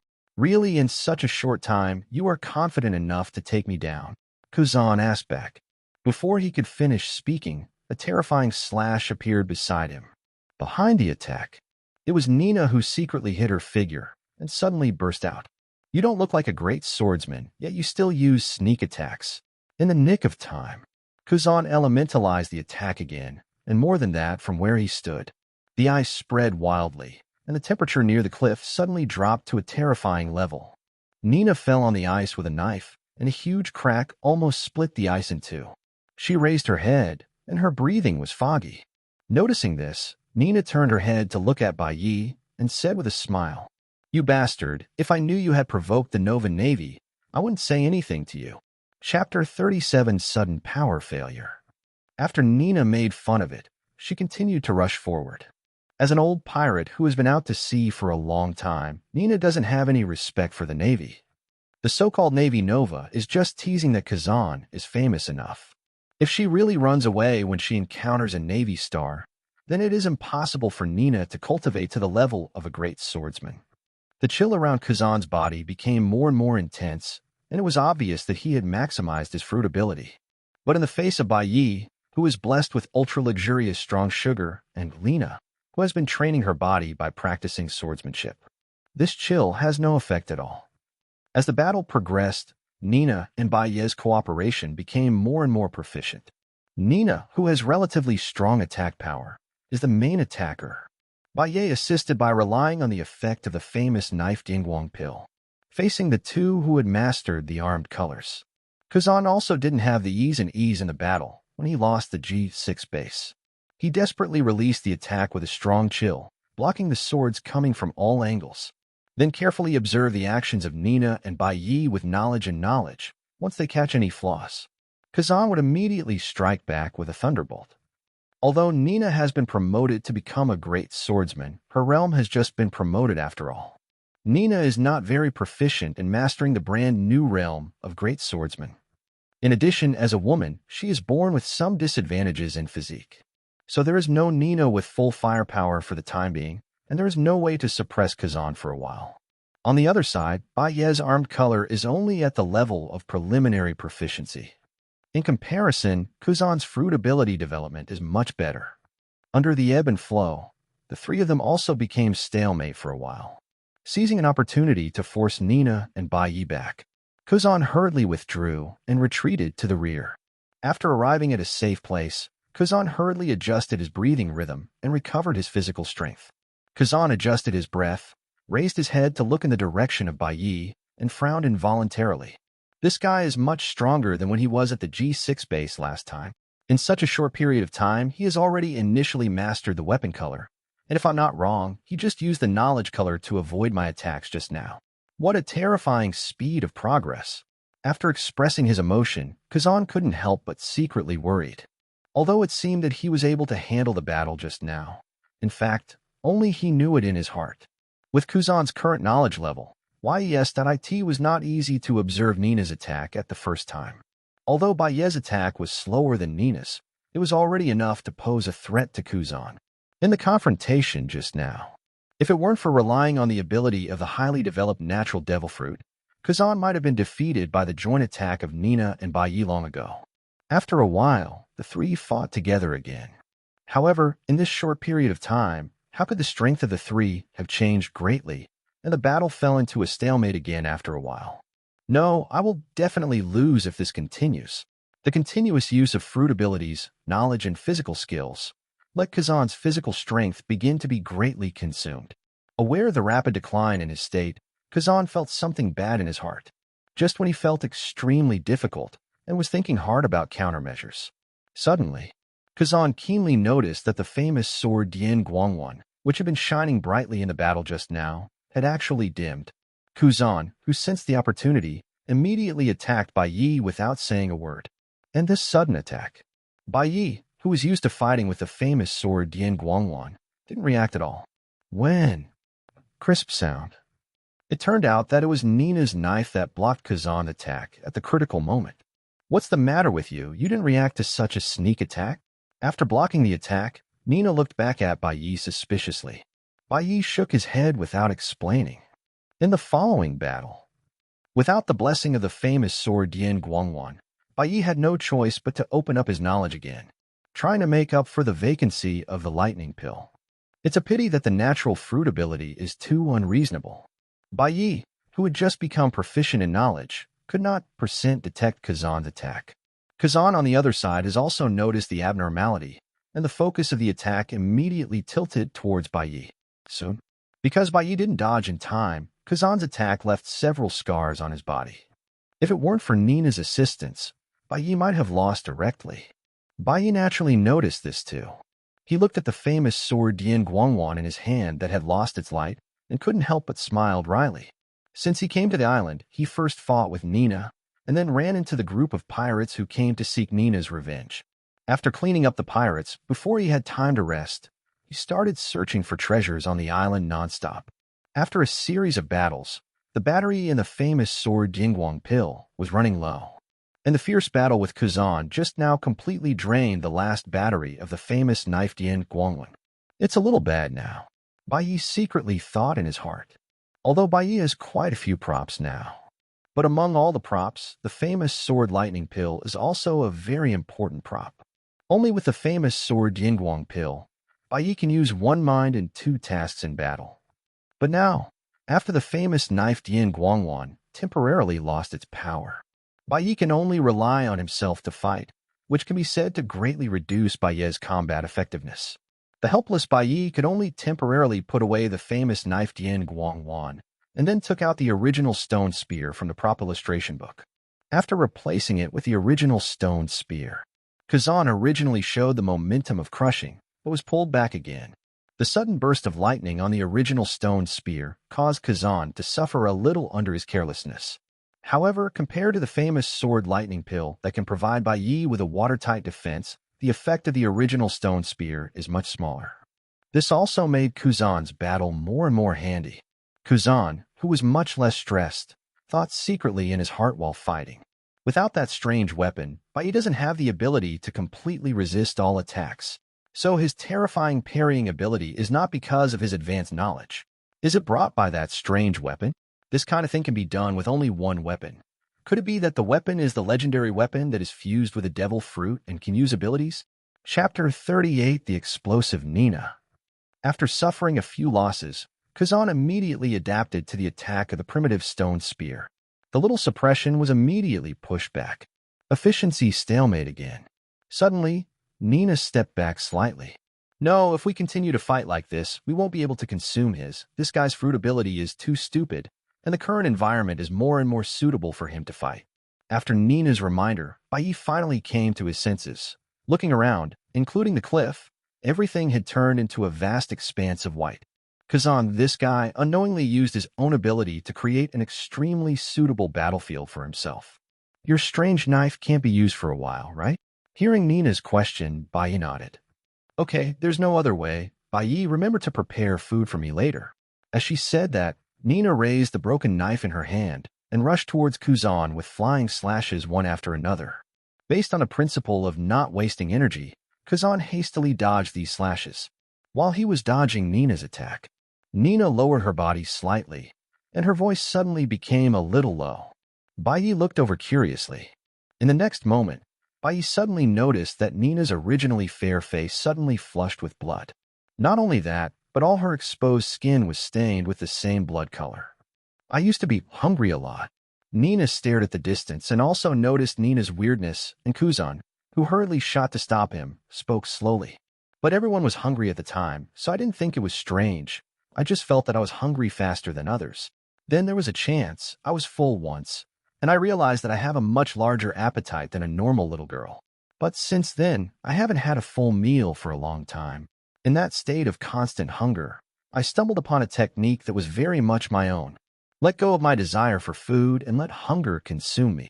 At this time, all the internal organs in my body will enter a state of high-speed operation. In this state, Nina didn't go on, because the next moment she had turned into a blood-red phantom, rushing towards Kazan. All I saw was a brilliant knife light passing by. Kazan, who was standing there, had been blown away, and the ice saber in his hand was neatly broken into two halves. Where he was standing, Nina was standing there with her head bowed, the veins on her arms were bulging, and the blood color all over her body became more conspicuous. There was a clear sound of breathing. Obviously, Nina is using the technique she mentioned at this time, erupting with a stronger fighting power than usual. Then, Nina, who was standing there, immediately made another move, slashing at Kazan frantically. Under Nina's crazy attack, Kazan could only retreat step by step. Even with elementalization turned on, Kazan couldn't completely resist Nina's armed attack. Taking advantage of this time, Bai Yi backhanded and took out another item from the system illustrated book. Props: air pistol paint. Introduction: air pistol liquid, also translated as air gun, spray type air gun, gunpowder, air gun potion, or element of air pistol, is a prop of Doraemon. The liquid medicine is in the form of liquid. After dripping on the finger, just use the finger to shout bang at the target, and one finger can fire a gun. The principle is like a shockwave caused by a supersonic jet, which uses the vibration of the air to knock down the target. It is powerful enough to make people faint, but it will definitely not hurt. After removing the air pistol coating fluid, Bai quickly poured it on his finger and then aimed at the two people who were fighting in the distance. Nina stepped back. Bang! Hearing the reminder from Bai, Nina, who has always been conscious, reacted even though she had already fallen into a frenzied fighting state. Quickly stabbed Kazan back. Then Bai no longer hesitated. Stretching out 3 fingers in a row, 3 shockwaves came out in response, rushing towards Kazan fiercely. Although I heard Bai's voice, I couldn't hear the shockwave from the air pistol paint. Extremely hidden. Even Kazan didn't discover the trajectories of the 3 shockwaves in the first place. Unprepared Kazan, who was standing there, was directly hit by 3 shockwaves. After the shockwave hit him, Kazan immediately felt a deep sleepiness sweeping out from the depths of his mind. It happened. For a moment, even on this extremely dangerous battlefield, Kazan actually felt the urge to fall headlong. Knowing that he was hit by Bai's strange trick again, Kazan could only cheer up, spit out a mouthful of cold air, and condense into ice skates. Kazan held the skate with his backhand and stabbed his thigh fiercely. The intense pain made him a little more awake. Taking advantage of the clear consciousness awakened by the severe pain, Kazan quickly condensed several attacks and hit Nina and Bai. Taking advantage of this opportunity, he himself retreated towards the port. Looking at Kazan, who fled in a hurry, Bai put away the airgun smear in her hand and did not choose to pursue it. In any case, Kazan is also a new star of the Navy this year and has attracted the attention of the Navy's top management. Even if he takes this opportunity to take Kazan down, what can he do? If Bai dares to kill Kazan here, then Bai can guarantee it. Even if he and Nina can leave Zhenbao Island alive, there will never be a day when they return to Hive Island. How's Nina? After weighing the pros and cons, Bai didn't pay any attention to it and left Kazan far away, but walked to Nina's side and asked softly. Hearing Bai's voice, Nina raised her head. It was only then that Bai realized that after using that terrifying technique, Nina's originally delicate face became a bit hideous and veins bulged on her forehead. In the next second, the strange flush suddenly faded away, and Nina's face became fair and delicate again. I finally beat that guy away. Taking a deep breath, Nina sat down on the ground abruptly. Hurry up, Bai, give me something to eat. Nina had no strength at all while speaking. Her whole body felt weak. She hugged Bai's thigh with her backhand with the last bit of strength. I said, it's not enough. Isn't it just a fight? Bai asked suspiciously. But Nina was completely silent. She lowered her head and said nothing. Hello, Nina. Bai patted Nina's head, and Nina raised her head slowly. Tears welled up in an instant. The move just now was very exhausting. Bai, now my stomach is so flat that it's going to stick together. I haven't been this hungry for a long time. Help me find something to eat. Otherwise, I won't have the strength to hold a knife later. And when that guy comes back, both of us will have to be arrested by him. Chapter 39 Discovery Channel. While talking, Nina lost her voice again. Bai also found that the strength in his legs loosened, and he hurriedly looked down. Only then did she realize that Nina had limply collapsed on the ground, staring at Bai with tears in her eyes. It's been so long, and you still haven't helped me find something to eat. Bai, you guys are really so cruel. You want to starve your companions to death. I doubt even if I'm a ghost, I won't let you go. But if you can serve me a lot of roast meat, grilled fish, curry rice every year. Talking and talking. From the corner of Nina's mouth, a trace of crystal liquid slowly flowed out. It seems to have noticed something. Nina hastily raised a hand to wipe away the drool from the corner of her mouth. Seeing Bai's strange eyes, Nina blushed, but said stubbornly, Bai, since I'm about to starve to death, can you grant me a little wish? Tell me, I'll do my best. I checked it with knowledge and found that Nina's vitality is still very abundant. Only then did Bai feel relieved and also smiled. My biggest wish when I was a child was to stay alive. Can you please find a lot of food for me? I want to hang myself to death before I die. Nina spoke with full of expectation. Her big eyes were fixed on Bai. Do not worry. Hearing Bai's answer, a trace of joy appeared on Nina's face. But the next moment, she heard a voice that seemed to come from hell. Bai squatted down and stretched out a hand to close Nina's eyes. with a somewhat sad expression on her face. Rest in peace, Nina. Life is always full of regrets. Hey, how can you be like this? I'm going to starve to death. Don't you have sympathy for your partners? Hear Baye's words. Nina suddenly became furious, sat up abruptly, and pointed at Baye angrily and said, but then she softened again. Ouch, ouch, I'm exhausted. I'm really dying, Baye. Help me find something to eat. Hold on. Seeing Nina, I really couldn't stand the erosion of hunger. Then Baye got up with a smile and went to the side, smashed the frost on a few trees, took out the plant transformation liquid, and dripped it on it. Food fruits hang down from the tree trunk one by one. Just when Baye was about to make a move, a figure passed beside him and rushed towards the food. Well, it's delicious. It's so delicious. This one is delicious, too. That figure was Nina. She swung her arms so fast that she was about to catch up with the hand speed when she was fighting Kuzan. One after another, Nina picked off the food fruits and stuffed them into her mouth desperately. Nina's cheeks were puffed up like a little squirrel. Seeing this scene, Baye was angry and funny and couldn't help shaking his head and sighing. No wonder you want to rob so many treasures. With your appetite, ordinary pirates really can't afford you. But at this moment, Nina couldn't care less about talking to Baye. He casually turned his head and muttered a few times before continuing to turn around and eat the food. After destroying all the food transformed by Baye with the plant transformation liquid. Only then did Nina jump down from the tree contentedly and patted her slightly swollen belly. I survived. Nina hiccuped without caring about her appearance, and Nina nodded in satisfaction. Promising to you is indeed the right choice. By the way, what are you doing? I'm looking for treasure, Baye said without looking back. During this period of time, Baye has been working hard to improve his armor and knowledge. So much so that he even forgot for a moment that he still has the inanimate baton, which is extremely beneficial to deal with Kuzan. While Nina is eating, Baye was idle and bored, wandering around near the cliff, trying to find the passage to the treasure. At this moment, he suddenly remembered the inanimate baton. After taking out the inanimate baton, Baye commanded the cliff in front of him to open a passage. Nina walked to Baye's side, and the expression on her face became cold again. Mouth not wiped clean. Looking at Nina, who had returned to normal, Baye said helplessly. Nina nodded expressionlessly, raised her hand to wipe off the food residue around her mouth, and then walked into the passage first. Looking at Nina, who didn't say a word, but her ears turned red, Baye shook his head and smiled helplessly, walked to Nina's side, and the two walked side by side into the passage. Baye, what do you think is inside? After going deep into the channel, the light inside is getting dimmer. Fortunately, the strength of both of them is not bad, and they can detect the surrounding terrain in the dark. Nina murmured to herself as she walked. If you want me to tell you, there must be a lot of gold and jewels. After all, isn't that how Jinbao Island got its name?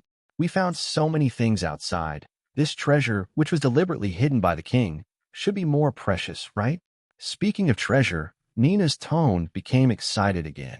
Indeed, I have also heard rumors about this island. According to the general situation, the king will indeed hold the most precious and the most treasures. Coupled with the fact that it's so deeply hidden here, the value of the treasure shouldn't be low. Hearing Nina's question, Baye nodded subconsciously, then suddenly remembered that the two of them couldn't see anything now, so she spoke. Nina is going to get rich. I can't even imagine how much wealth the king's hidden treasure must be. Nina shouted excitedly. The two advanced a certain distance in the passage again and came to an open cave. Looking at the empty cave, Nina was dumbfounded. Where's the treasure? Where's my treasure? Nina rubbed her eyes in disbelief, then rushed to the center of the cave to look around. But she searched the cave over and over again and even lifted the stones. Not even a speck of gold or jewelry was found. Bastard! Liar! They are all liars. Nina, who felt that she had been cheated, was furious.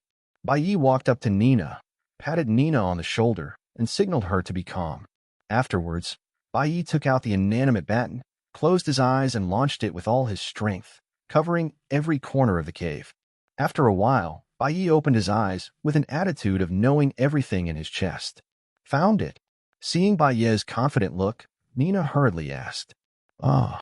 Baye nodded, and the inanimate baton in his hand pointed to a place in the cave. Immediately the rock wall parted there, revealing another passage. Bai Yi and Nina walked over. The small cave is clear at a glance. In the deepest part of the cave, several boxes are lying there quietly. Chapter 40 Superman, Golden Fruit. Is the rumored treasure just these few broken boxes? Impossible. Absolutely impossible. Seeing those boxes, Nina immediately said, "Maybe it's because the things in the box are so precious. Can it be compared to the countless gold and treasures outside?" Bai thought for a while and said, Yes, it is possible. Let's go over and have a look." Nina hurriedly took Bai Ye's hand. The soft feeling filled Bai Ye's palm. Bai Yi was stunned for a moment, but before he could speak, Nina hurriedly dragged him to the side of the box. "Then I opened it."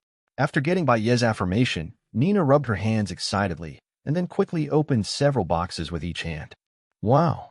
As soon as the boxes next to it were opened, the whole cave suddenly lit up. It was full of jewels and gold that was almost overflowing. All of a sudden, it hit Nina's heart. Looking at the boxes of jewels, her eyes almost turned into money shapes.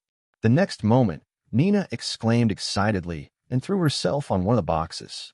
Nina, who was lying on top of her body, didn't care how horrible those treasures were. He held the box tightly with open arms, rubbing his cheeks against it. Jewelry, gold, so much. Just when Nina was indulging in the light of the treasure, Bai Yi just glanced at those treasures casually and then put his eyes on another box. The box looked empty, except for a strangely shaped fruit that rolled down in the corner of the box.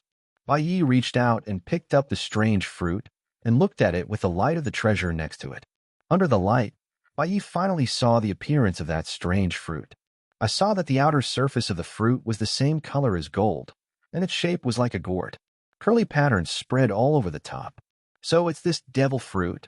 No wonder the king of Jinbao Island took great pains to hide it. Seeing the appearance of the devil fruit clearly, Bai Yi immediately recognized the fruit. Superman Golden Fruit. This is the real treasure of the royal family of Jinbao Island. Do you know this fruit? Is it a devil fruit? It should sell a lot of Baileys, right? At this time, Nina, who was busy packing up the treasures, heard Bai Ye's voice, turned her head to look at the golden fruit in Bai Ye's hand, and said curiously, "However, I remember that devil fruits usually sell for about 1,000,000 Baileys, which is not much compared to these treasures. Why do you say that it is the real treasure? Sell it. Do you know the power of this fruit?" Hearing Nina's words, Bai Yi couldn't help laughing. He weighed it casually a few times, and the golden fruit also jumped a few times in his palm. This is the Superman Golden Fruit. The person who eats it will turn his physique into gold. He can manipulate gold in any state. The upper limit of the amount he can control is unknown. IT can even turn gold into a huge living body to fight. Although the golden fruit can't let the ability user empty out to produce gold, it can temporarily assimilate the objects it touches into gold through gold powder or gold. Of course, the golden fruit does not create gold out of thin air, and those temporary golds will also return to their original form after encountering seawater. In addition, the golden fruit can allow gold to penetrate into the enemy's body, turning the enemy's body into gold. I haven't waited for Bai Yi to finish talking about the characteristics of the golden fruit. Nina, with bright eyes, rushed over impatiently, threw herself on Bai Ye's body, and snatched the golden fruit from Bai Ye's hand. Then Nina bit down on the golden fruit without saying a word. "Hey, you can't eat this stuff indiscriminately." Bai Yi quickly stretched out a hand and pinched Nina's cheek.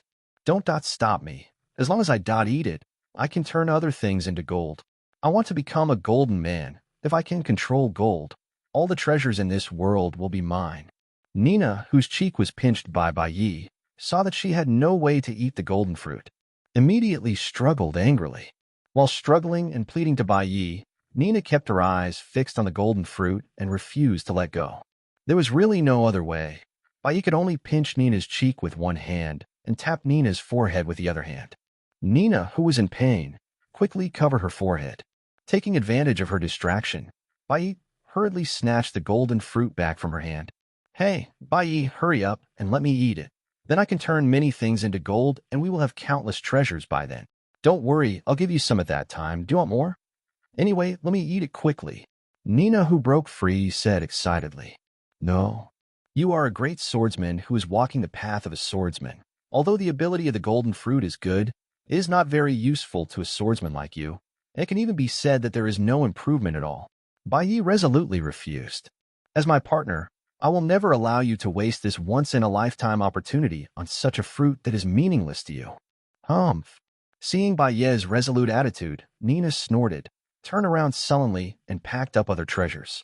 Don't worry, I still have to recruit other partners. There will always be someone who eats this fruit. It's the same when I ask him to make gold for you. Seeing Nina's angry look, Baye explained. Then it's done. You must help me turn a lot of gold into it, and you need a lot of it. Must. After receiving Baye's guarantee, Nina became happy and went to pack up other treasures with great interest. Now that the real treasure has been found, we are ready to go. Putting away the golden fruit, Baye turned around and said, although that guy Kazan was repelled by me with the air pistol paint, but that guy is a natural ability user after all. The recovery should be much faster. At the thought of not leaving quickly, maybe Kazan will still be entangled. Baye couldn't help but get a headache.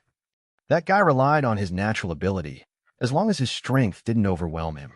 Kazan almost always keeps himself in a position where he can't fail. Under the condition that the strength is not crushed, it is still too difficult to deal with people with natural abilities. After sighing, Baye walked out of the passage. Let's go, Nina. We are going to leave here by sea. It is good. Nina hastily stacked the boxes full of treasures together and picked them up and followed Baye to the outside. Chapter 41, Leaving Jinbao Island. Left the channel. Nina packed up all the treasures and carried them all on her back. Seeing that she was almost overwhelmed by treasures, Baye shook his head helplessly and took 2 boxes from her arms. You bastard, the Navy is still here. So what? Let alone the Navy, even if people from the world government come, it is impossible to stop me from taking the treasure. Nina held her head proudly, as if anyone who dared to touch my treasure would do everything she could. The two chatted all the way and came to the shore on the other side of the cliff. After putting down the things, Nina looked around and asked suspiciously, "Where's your ship? If there is no boat, how can we leave?" "Don't worry." Saying that, Baye took out the motorboat from the system illustration book. "Wow, you can even carry such a big boat on your body. Where do you put them?" Seeing that Baye actually took out a sailboat from her body, Nina was completely shocked. "I told you all, I am the strongest prop master in this sea. Don't talk about a small sailboat. There are many more things that I haven't brought out yet." Baye laughed while putting down the motorboat. "Is that so?" Nina nodded, and she became more curious about the other treasure hunting props that Baye mentioned. The two put the collected treasures on the motorboat. After packing up, Nina and Baye boarded the boat and left Jinbao Island. Just as they boarded the boat and left the shore, a tall figure turned from the woods behind them.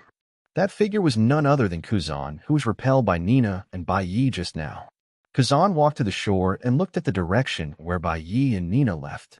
Obviously, he has controlled all the pirate ships in the port, but the guy Baye just now seemed to conjure a ship out of thin air.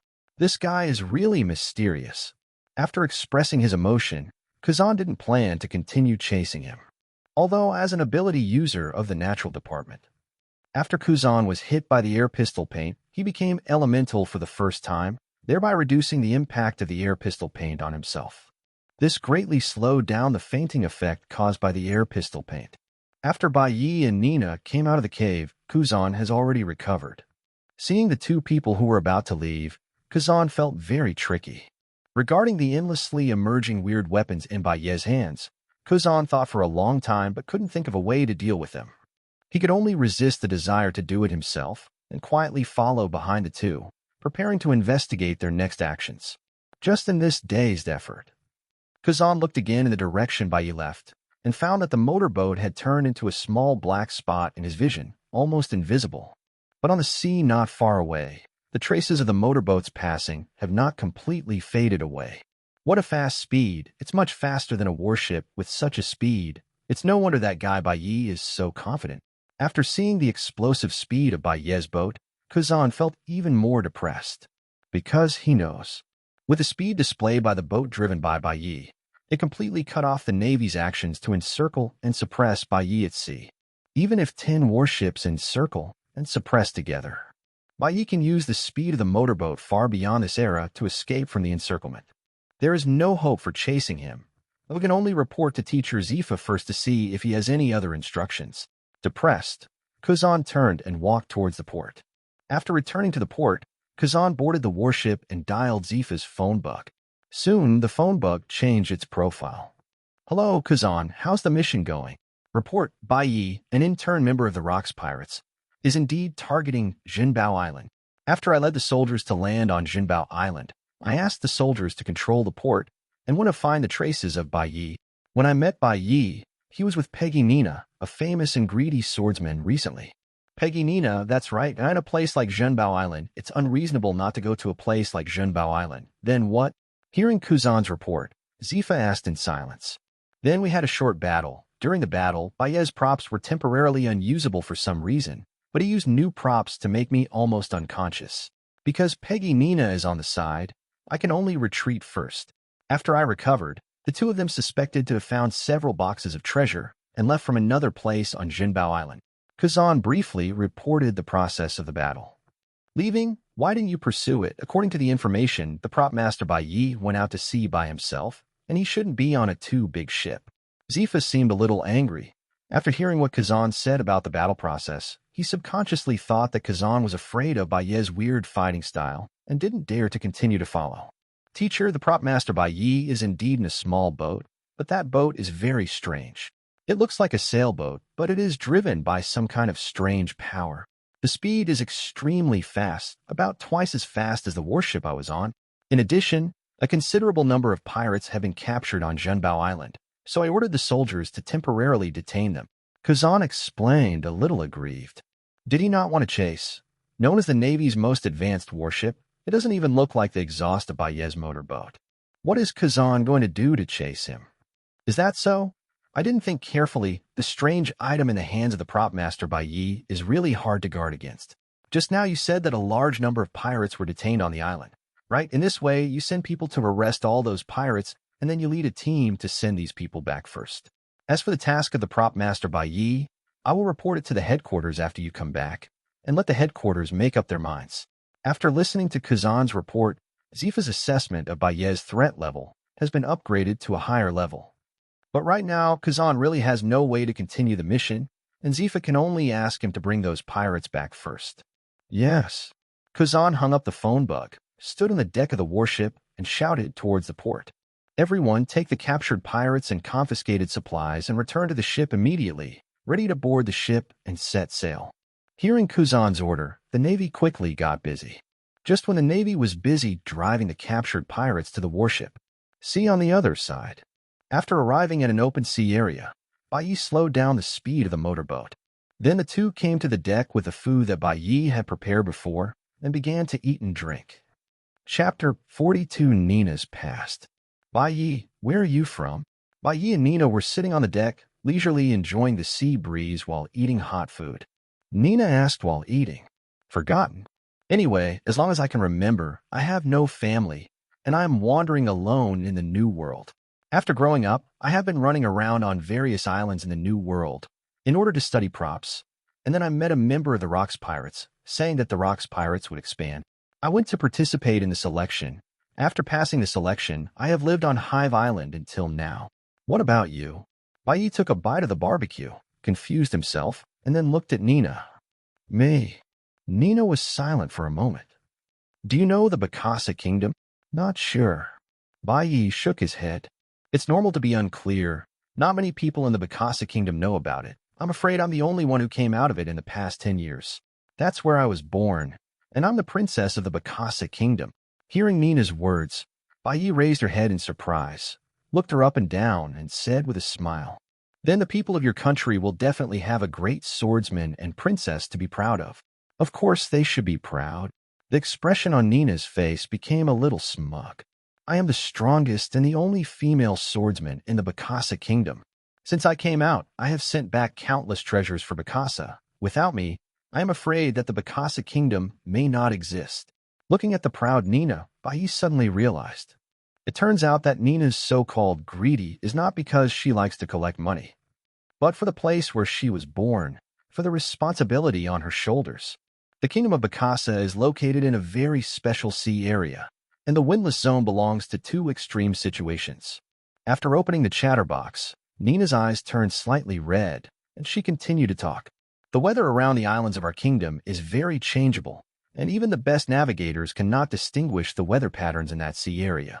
What's worse, in addition to the extremely bad weather, there are countless undercurrents and reefs in the sea around the kingdom's islands. Except for a group of people in the kingdom who have been risking their lives to explore the sea, there is almost no way for other people to pass through the sea area over there. Even those experienced navigators can't guarantee safety during the voyage. When I came out, if I was not lucky, I'm afraid I would have died in that sea. After hearing Nina's words, Bai couldn't help shaking her head. It turns out that the environment in Nina's hometown is so bad, it's no wonder that Nina needs to send the treasure back all the time. Actually, the harsh sea area is not without benefits. Thanks to such a harsh environment, even in the new world controlled by pirates, the Bacasa kingdom is rarely intruded by pirates. It's just that in addition to preventing being intruded by pirates, the sea area over there is more to block people who want to enter and leave the Bacasa kingdom. There is no way to trade, and the resources on the island are getting scarcer day by day. Kingdom just wants to pay more to open up shipping routes, but all of them fail without exception. It also makes my kingdom poorer and poorer. Speaking of this, Nina sighed deeply, raised her head and pointed 2 fingers at Bai. I like treasure so much for 2 reasons.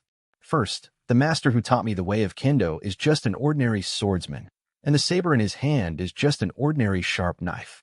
Bai looked aside, and the broken knife that Nina had been carrying was lying aside. That's the one as a swordsman. I also want to have an excellent weapon of my own. So I am desperately accumulating wealth, and I want to buy it when a famous knife appears, which can be regarded as making up for one of my master's regrets. The second, after talking about the reason for the saber, Nina put down a finger. It's me wanting to improve our country. If I can accumulate more wealth, the kingdom will be able to use this wealth to continue trying to open up shipping routes and make trade exchanges smoother. By that time, people in our kingdom will no longer have to go hungry. Has it gotten to this point? Bai frowned. He really didn't expect that the Bacasa kingdom, where Nina was born, would be so impoverished because of the high difficulty of sea access. As a princess, Nina would often go hungry, let alone other citizens. It's unbelievable, but it's the truth. My father is definitely a good king, but at the same time he is not a good father. Since as long as I can remember, we brothers and sisters have not had a full meal, even a day. As a king, as a father, he has tried his best. What a pity. After eating for a long time, Nina finally stopped and wiped the stains from the corners of her mouth. She lay on her back and looked at the blue sky. So, Bai, I need treasure. I need a lot of treasure. I can't just sit and watch the people of the kingdom and think about when I was young. I was worried about not having enough to eat every day. As for others saying I'm greedy for money or something, I don't care. Is that so? Bai also followed Nina's example and lay down, nodding with her arms behind her head.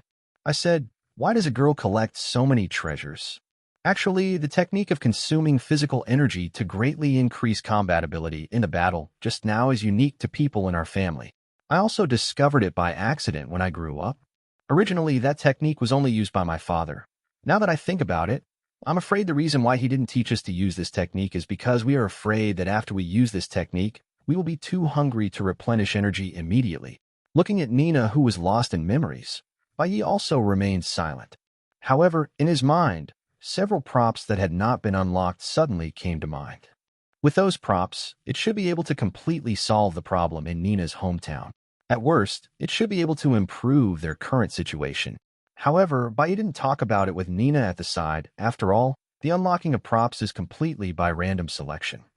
Among so many props, it might be difficult to unlock a specific prop. After unlocking it, talk to Nina about it. Chapter 43.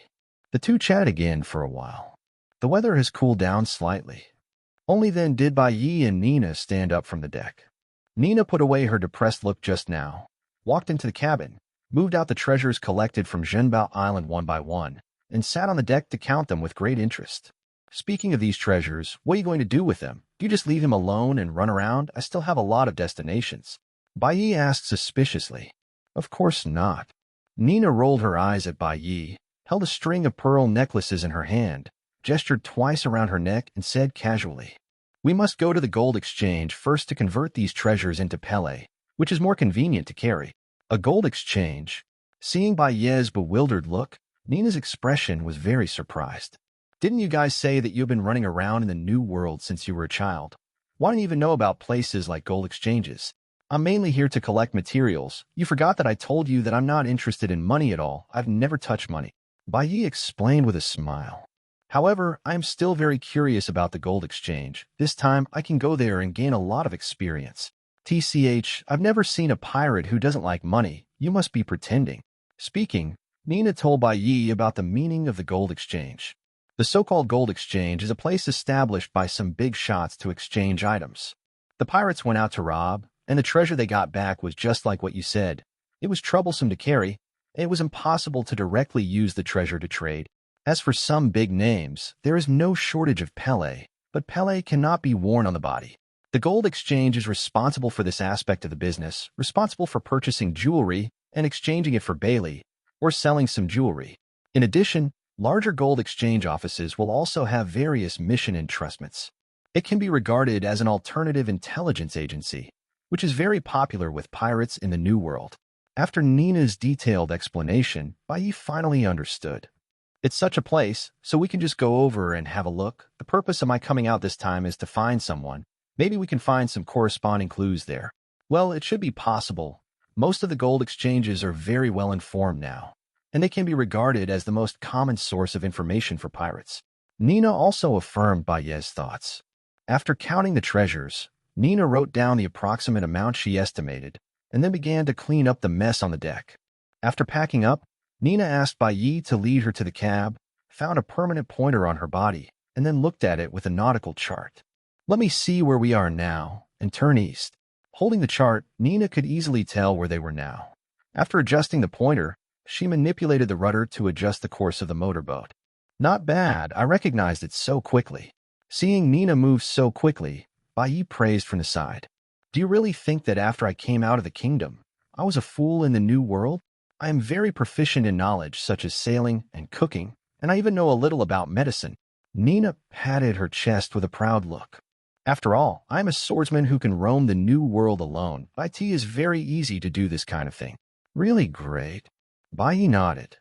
Compared with the indifference at first meeting and the madness during the battle, Bai Yi prefers Nina after she gets acquainted with her. To be precise, it was Nina after she was full. After filling her stomach, Nina's personality returned to normal, and she immediately showed the various skills she had learned from fighting alone for so many years. Just like Nina said, after years of cruel experience in the New World, Nina has been trained to be very proficient in skills necessary for survival such as swordsmanship, navigation, and cooking. This also made Bai Yi's life on the boat much easier. At least he didn't have to use his brain to identify those weird charts. You can also eat hot meals and learn swordsmanship with Nina, by the way. Compared with Bai Yi, who barely survived on the sea by relying on the props in the illustrated book, Nina can be regarded as very versatile. Apart from the daily chat, Nina's favorite thing is to ask Bai Yi to study the famous sword Dian Guangwen. She is very curious about the ability of the famous sword Dianguang pill to automatically block attacks. Although Nina doesn't like the famous sword Dianguang pill, she feels that the famous sword Dianguang pill is not conducive to the practice of swordsmen. But every time she experimented with the famous sword Dianguang, Nina would still put on a regretful expression. In her words, Bai Yi's swordsmanship is inferior to a magical weapon like the famous sword Dian Guangwen. Bai Yichuan pretended not to hear the words of the run. But with a great swordsman like Nina taking the initiative to ask for a training partner, Bai Yi is of course very happy. The next day, the two stopped the passing pirate group and snatched all the treasures and 2 knives. Just let them go. Bai Yi, who was holding an ordinary sword, finally fully felt the pressure brought by Nina, a real great swordsman. Unpredictable slashing routes and amazing attacking skills. And that power that was almost comparable to that of Bai Yi. You must know that as a woman, Nina's physique is inherently weaker. Even so, she overcame various difficulties. Successfully practiced to become a great swordsman. The time is quietly spent in cultivation and comfortable daily life. On the 5th day after changing the route, the gold exchange place that Nina mentioned was finally approaching. The two of them drove to the route close to the gold exchange and stood on the deck of the motorboat. Nina carried the packed treasure on her back. With a glance at Bai Yi, the port of the island where the gold exchange was located was already clearly visible. Pirate ships were heading towards the gold exchange. The pirates on the ship were chatting loudly, From time to time, some pirates would bring out boxes from the cabin and pack them up on the deck. Bai kept looking around, while Nina introduced from the side. There are many gold exchanges in the New World, and many of them are even inspired by the world government or established by some top alliance countries. Really? Who drove where we're going this time? Bai asked curiously. It was founded by a giant in the underground world. The gold exchange here has been established for a long time, with a good reputation and never had any problems. The tycoon behind him seems to care about rules and stability. The first rule of trading here is that there must be no fights on the island, so people nearby like to come here to trade. The treasures I got before were basically traded here, and there has never been a mistake. Chapter 44, Changed Attitudes. Something is wrong. Bai, be careful. While Bai was observing the surroundings, Nina suddenly came over and reminded Bai in a low voice. I just discovered that since we came here, many people have been observing us. I didn't pay attention to it at first, but now more and more people have noticed us. Bai nodded. You found it too? Nina had an expression of disbelief. I've been observing my surroundings. Don't really treat me as a newcomer. And is it possible that it's because you carry too much treasure? Hearing Nina's tone, Bai rolled her eyes and said, It's also possible that Jinbao Island's harvest this time is really rich, but there are still too many people who pay attention to us. In short, it's right to be careful. Nina patted her forehead, looked at the big package behind her and smiled. But this time we can change many Baileys, and the kingdom can last for a long time again. Looking at the full package, Nina couldn't see her smiling eyes. After a discussion, the two paid more attention to the surrounding area, and the motorboat continued to head for the port where the gold exchange was located. Just when it was about to arrive at the port of the gold exchange, Bai frowned involuntarily. No, there are too many people watching us along the way. The IT doesn't look like they're just greedy for treasure. Could it be that the information about Jinbao Island has been passed on before? That guy Kazan, who co-authored it, only stared at us when? There was some depression in Bai's tone. The closer to the island, Bai observed more and more people with strange eyes and expressions. There were even some people who deliberately sailed back after leaving. If it weren't for the fact that he was still carrying things on his back, it was difficult to deal with, and he hadn't figured out the distribution of forces here for the time being. Bai might not be able to bear it anymore and took the opponent down directly. At this moment, Bai's eyesight turned on, and he suddenly noticed a whispering voice nearby. Is that the two guys? Yes, that's right. Didn't some brothers set off to Jinbao Island before? We met other people who escaped on the way. IT has said that the Navy arrested many people, but the treasure was taken away. Hearing the conversation between the two, Bai suddenly realized what they did on Jinbao Island before has really spread. After all, Nina at that time had already been identified by others as possessing clues to the hidden treasure on Jinbao Island. Although it is said that Kazan led the Navy to capture a group of pirates, but Jinbao Island is so big that Kazan might not be able to catch them all even if he brought another boat. After the remaining pirates escaped, they would definitely spread the news that Bai and Nina had obtained the hidden treasure of Jinbao Island.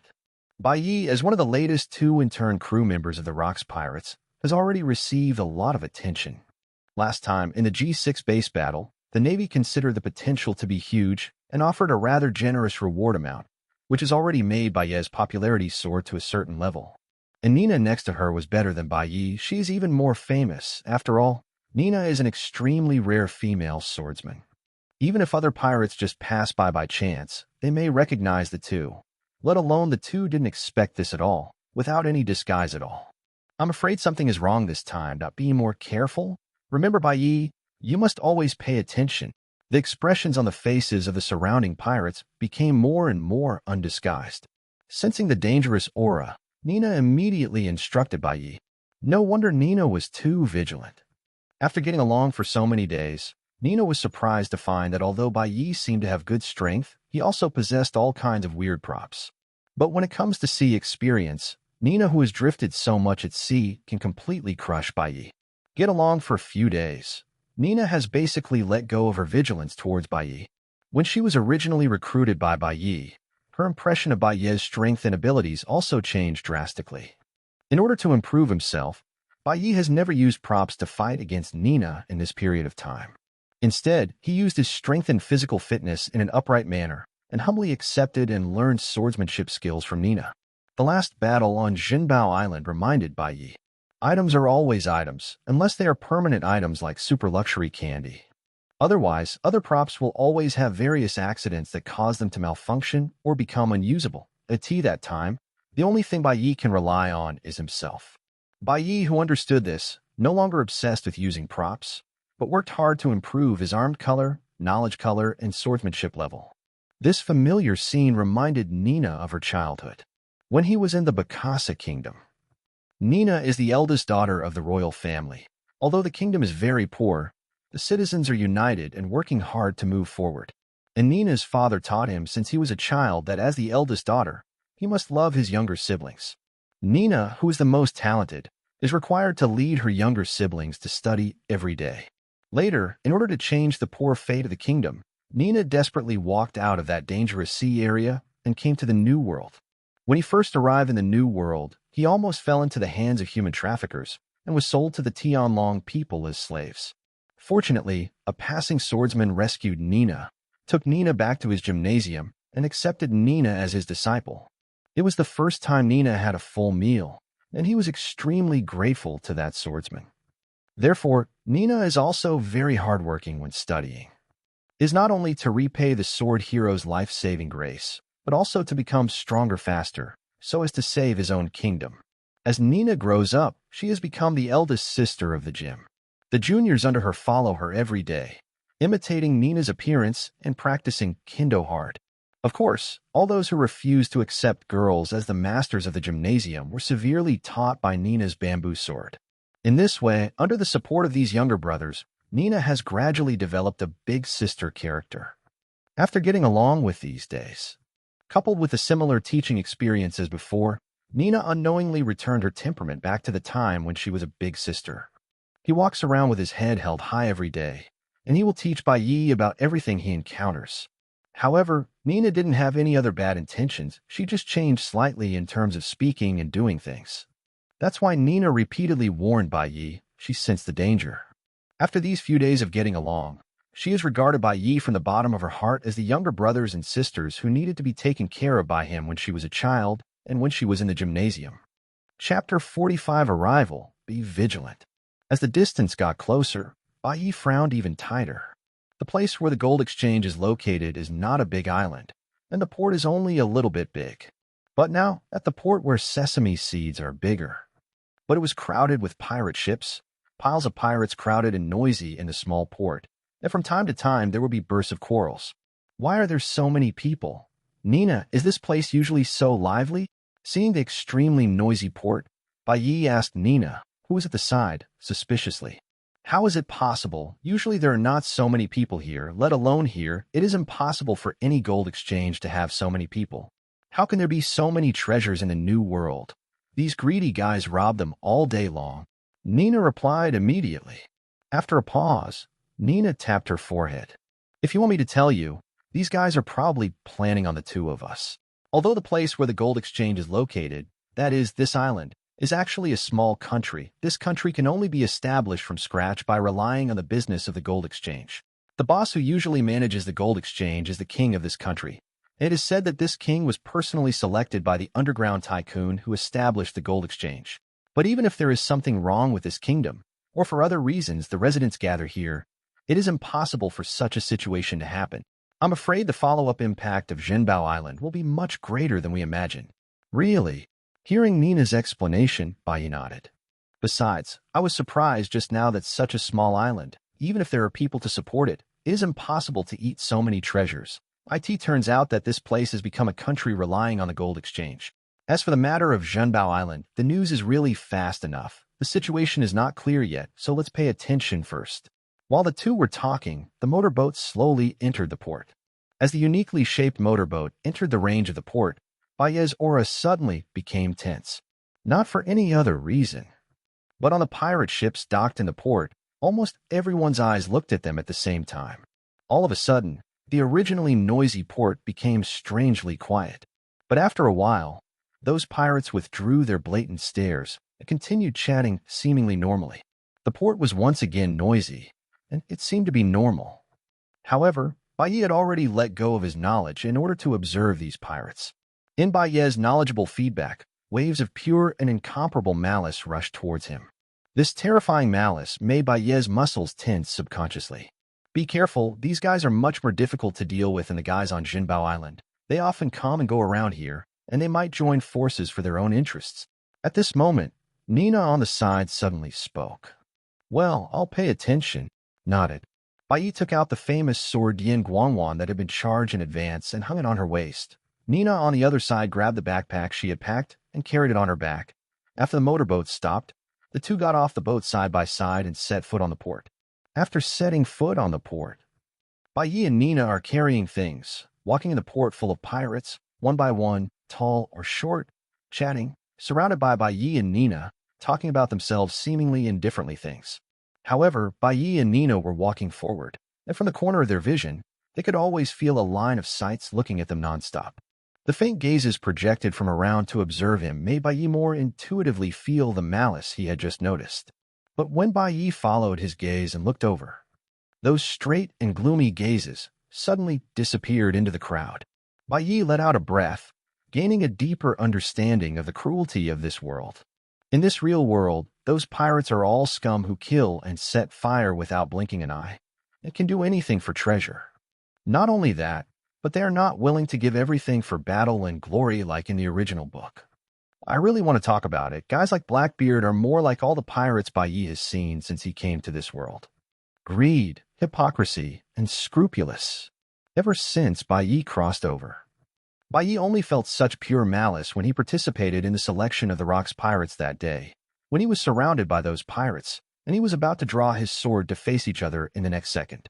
And most of the time, Bai is fighting with other people to the end. Even with Kaido, the main purpose is to learn from each other and become stronger. It's not a fight to the death. It has been so long since the selection, Bai has already forgotten that feeling. But now there are more and more pure malice than the original pirates, making Bai, who was walking among the pirates, suddenly feel a little uncomfortable. However, Nina's expression on the side was very calm, and she even pointed to those guys around and explained to Bai, don't look at what I told you before. Fights and riots are not allowed on the island of the Gold Exchange. But that's only limited to the top of the Gold Exchange. There are a lot of guys here, but they're just wandering around outside, staring at those guys who just came out of the Gold Exchange. It's so troublesome to go out to sea to grab it by yourself. Isn't it easier to come here and wait to grab the Bailey that others have prepared? Is there such a thing? Isn't the Gold Exchange a trading house in another sense? Those people in the Gold Exchange and its so-called behind-the-scenes boss just sit and watch those guys do this kind of thing here? If it has been like this, how can anyone come here to exchange Pele? Hearing Nina's words, Bai looked inside the island and saw the Gold Exchange, which was a little unbelievable. Ha, you guys really look like a rookie who just went to sea. Fortunately, you are still a member of the Rock's Pirates. Nina laughed outright when she heard this. Let me give you an analogy. If your regiment leader or other cadres, such as Whitebeard, come here, even if he goes to the Gold Exchange Island to do it directly, the people from the Gold Exchange probably won't come out to take a second look. A powerful pirate will not pay attention to those so-called rules. The rules of pirates have always been fists. Bai, how can a rookie like you survive in the Rock's Pirates and get such a big name? This world is amazing. Chapter 46 Sudden Battle. With Nina this gag, Bai's originally tense breath also relaxed. The two continued to walk forward as if nothing had happened. But at this moment, some voices came into Bai's ears. Is it these two guys? That's right, absolutely. The photos on the Navy's reward order are very clear. That's so interesting. These two guys are very famous now, although it is not indicated in the discourse. But Bai and Nina looked at each other, and they were finally sure that their identities were definitely exposed. At this time, a strong sense of crisis suddenly entered Bai's heart. Next moment, Bai involuntarily pulled out the famous sword Dian Guangwen. The automatic function of the famous sword lightning pill was activated immediately, and the tip of the knife pointed towards the ground. At the moment of Bai's prompt, Nina also reacted, and with one free hand, she drew out the saber at her waist and slashed towards the ground. At the same time, the ground under their feet instantly cracked, and a huge mole emerged from the ground. A vicious look flashed in Mole's humanized eyes. He grabbed a sharp steel fork with his paws and stabbed fiercely at the seemingly defenseless Bai. A person with animal abilities. Bai asked suspiciously. The famous knife Dian Guangwan in his hand was already blocking the front of the fork, while Nina's attack was on the other side. He was also blocked by a pirate who suddenly pulled out his weapon. Haha, is this the legendary money-grubbing swordsman who collected a lot of treasures? How can such a majestic swordsman not even have a good sword? The pirate who blocked Nina's attack laughed loudly, but before he finished laughing, a brilliant knife light suddenly cut across his neck. Scarlet blood sprayed out suddenly. I don't know if I have a knife, but your life is gone. For the guy who dared to insult the saber passed down to her by her teacher, Nina directly killed him. And these two pirates who directly attacked, and the blood splashed in the air, made the surrounding pirates who couldn't bear to kill Bai Yi and Nina completely let go of hands and feet. It was like the flood that had been blocked all this time was suddenly let go of the gate. Terrifying killing intent soared into the sky. Each pirate took out their hidden weapons and ruthlessly charged at Bai Yi and Nina. Little guy, I really thought you were a member of the Rocks Pirates, so no one would dare to kill you. That fellow Locks, you wouldn't come here just for an intern. You'll die in front of this gold exchange today. Money-greedy swordsman Peggy Nina. Why did you suddenly get involved with this little boy? Even your favorite Bailey has to bring this guy to change. Isn't it because of the tender skin and tender meat of this kid? Are you going to take it home and enjoy it slowly? Why tell them so much? Just go straight to it. They got the treasure that has been missing for many years on Jinbao Island. As long as we get those treasures, we can also build a second Jinbao Island. Those pirates shouted frantically, rushing towards the two of them like hungry wolves. Bai Yi lowered his body slightly, and the famous knife electric light pill turned into a flash of lightning, although the surrounding pirates attacked him frantically. But the famous sword Diangwing Wand turned into the most solid shield around Bai Yi's body, blocking all attacks outside. The sounds of weapons hitting were heard one after another. This continuous attack caused the power of the famous sword Dian Guangwan to drop. The other side. Although Nina didn't have the bonus of the famous sword lightning pill, her extremely solid foundation allowed Nina to easily block these attacks. But soon, this relaxed situation was broken. Among the pirates surrounding the port, there are not only those miscellaneous soldiers who can only swarm up. If they didn't have enough confidence, they wouldn't have the guts to do such a thing around the gold exchange, completely ignoring the underground tycoon who ran the gold exchange. After those pirates with certain strength join. Although Bai Yi's pressure didn't increase, the rate at which the power in the Mingdao Jingguang pill dropped suddenly increased.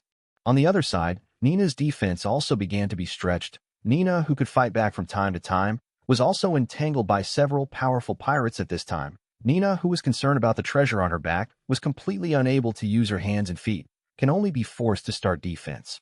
Bai Yi, find a way to break out. With the speed of your ship, they can't catch up. Seeing more and more people, Nina, who knew that the famous knife Yingguang Wan in Bai Yi's hand had time to use, also panicked and hurriedly shouted at Bai Yi. Hearing Nina's voice, Bai Yi swung a powerful blow to temporarily push back the pirates. A light appeared in his hand, and a medicine bottle appeared in Bai Yi's hand. Props. Strong pills. Also translated steel pills, strong medicines, steel pills, medicines that harden the body, don't care about pills, etc., are Doraemon's props. Introduction. It is in the shape of a pill. After taking it, it can make the body hard for a period of time, at least harder than iron. When hardened, the body will also become heavier. Taking out a health pill and eating it by himself, feeling the changes in his body, Bai Yi casually threw the bottle containing the health pill in Nina's direction. Nina! Nina immediately reacted when she heard the sound, and immediately swung several slashes to shake off the surrounding enemies, and took the pill in her hand. Following Bai Yi's example, he took out a pill and ate it. The so-called great swordsman would actually make such a mistake in this kind of place. Just when Nina took the pill, a pirate popped up suddenly, swung the axe in his hand and slashed at Nina fiercely. I will accept the head of the great swordsman. Amidst his arrogant laughter, the axe fell on Nina's body fiercely, and then, under the gaze of everyone, the sharp axe fell on Nina's body, but there was only a crisp golden and iron sound to sound. This is impossible. The pirate who attacked Nina shouted in horror. You guys are not human. Of course I'm human, but you won't soon be. Putting away the pills, Nina replied disdainfully. Then she raised her head and nodded towards Bai Yi. Things are good. As for now, let's clean up these annoying guys first. The two looked at each other and rushed towards the group of pirates in two directions. The two of them who had taken the health pills could completely ignore the attacks of most of the pirates present, after giving up part of their defense. The attacks of the two became even more terrifying. One after another silhouettes wailed miserably, then fell to the ground, blood staining the port red. Chapter 47 Fierce Battle. After taking the health pill, the fighting power of Bai Yi and Nina was obviously raised to a higher level, and the pirates who were not a big threat around them were quickly killed by them. After leaving a place of corpses, the group of pirates that had surrounded the two retreated a little, and Bai Yi and Nina took this opportunity to rest for a while. At the same time, although Bai Yi and Nina had already dealt with some pirates, other pirates rushed over from other directions, surrounding Bai Yi and Nina even tighter. In the dense crowd, Bai Yi suddenly heard several voices shouting loudly, "Hey, babe brat, you're quite capable, but you'd better see how many people we have here. That's right, the brat wants me to tell the woman next to you to put down the treasure on her body, so that we can let you live. Hey, Peggy Nina, do you really think you can leave with these treasures today? That's right, it means that we didn't go to Jinbao Island so that you can take advantage of it. Otherwise, do you think you can successfully take away the treasure of Jinbao Island by chasing a woman? It's better to put down the treasure obediently, but the surrounding sea area has been blocked by the people we arranged. Do you two really think you can escape? These bastards." Although in the process of communicating in a low voice just now, Bai Yi and Nina had basically concluded that this group of pirates came for the treasure on Jinbao Island, but after hearing those guys clamoring for him to hand over the treasure behind him, how could Nina hold back the anger in her heart? After all, to him, his treasures were not just ordinary treasures, but related to the lives of the subjects of the Bacasa kingdom. With a soft shout, Nina waved the broken knife in her hand, slammed a flying slash, and rushed towards the direction of one of the talking pirates. A few ordinary pirates couldn't dodge in time, and their bodies were split in two by sharp slashes. However, the others were obviously much smarter, and when they saw Nina making a move, they hurriedly hid aside. Nina glanced at the pirates in front of her with disdain and shouted loudly again, "If you want my treasure, you guys are worthy? I found the treasures on Jinbao Island with my own ability, so I will take them if I have the ability." "Huh? Peggy Nina, who do you think you are? You're just a woman. Even if you can become a great swordsman, you are still the most useless swordsman. Do you still want to bring this little boy to die together? I don't think I will call you a money-grubbing swordsman in the future, but a waste swordsman." The pirates in the Tibetan crowd changed their positions and continued to provoke Nina. Bai Yi and Nina stood back to back among these pirates and heard the sound of more and more heavy breathing coming from behind. The next moment, Nina's aura instantly became violent. In order to protect the treasure and preserve her strength, Nina didn't release all her firepower just now. But now, under the repeated provocations of those pirates, the anger in Nina's heart could no longer be restrained. Holding the broken knife tightly, she rushed towards the pirates. Bai Yi, who was behind her, just wanted to grab her, but found that she was caught in vain. Nina, who was burning with anger, had already exploded with her maximum speed. Seeing the angry expression on Nina's face, Bai Yi had no choice but to rush towards the pirates who wanted to attack Nina from behind with the famous sword Dian Guangwen. When the two figures crossed each other, Bai Yi hurriedly said something. "Hey, Nina, keep calm. Don't be easily irritated by these guys' words. They just want you to lose your calm judgment so that they can easily attack you." Nina nodded to show that she understood. Afterwards, the two figures crossed each other and fell into the siege of the pirates again. Seeing Nina and Bai Yi attack again, those pirates frantically surrounded them. They obviously went through strict arrangements. Most of the pirates tried to use up messy attacks to consume Bai Yi and Nina's physical strength so that those guys hiding in the crowd could carry out sneak attacks more conveniently. In addition, although a group of people have been lost just now, the quantity and quality of the pirates who have been replenished are significantly higher. However, with the blessing of the strong pill, Bai Yi and Nina's defense has reached a terrifying level. Even if the quality of the pirates is stronger, they still can't break through Nina's defense. Not to mention Bai Ye's side, the defense of the famous sword Jingguang pill plus the health pill. These pirates swarmed up, but didn't even hurt a single hair of Bai Yi. Bai Yi retreated and severed a pirate's thigh. The thick leg bones snapped, and the pirate couldn't help but limp on the ground. The other pirates didn't even look at it and still rushed towards Bai Yi crazily. They stepped on him with big feet, and the pirate stepped on him until he screamed and soon lost his breath. At this moment, Bai Ye's knowledgeable domineering feedback sent back a warning. Underground. After judging the direction of the attack, Bai Yi immediately slashed towards the ground with the famous knife Dianguang. At the same time, the ground suddenly cracked open, and the devil fruit animal ability user who was the first to attack just now had hidden in the ground at some point and attacked Bai Yi again. The moment the steel fork was blocked, a shock flashed in the eyes of the fruit ability. He really didn't understand why he hid so well, and Bai Yi could still prevent his attack in advance. Bai Yi didn't care what he thought, grabbed the weapon from the pirate in front of him with his backhand, and slashed at the mole whose weapon was held by him. The mole turned pale with fright, and just about to get away, he found that the steel fork in his hand had been firmly stuck by Bai Yi's famous knife Dian Guangwen. With a scream, Mole's chest was severely cut open by Bai Yi. Over there was a roar of an animal. An ability user turned into a giant bear and slapped Nina, who was attacking madly. Not only that, but other hidden ability users also activated their abilities and attacked Nina and Bai Yi. These guys are indeed much more difficult than the enemies on Jinbao Island at that time. After repelling the mole, Bai Yi couldn't help sighing when he saw several capable users appearing around him. Compared with the ordinary pirates on Jinbao Island, there are several more capable pirates among the pirates who attacked this time. Although most of them are animal-type ability users, they are not comparable to ordinary pirates, but Bai Yi's strength is not comparable to that on Jinbao Island at that time. During this period of time, under Nina's training, the level of White Knight's swordsmanship has also improved by leaps and bounds. Chapter 48: The Broken Pirate.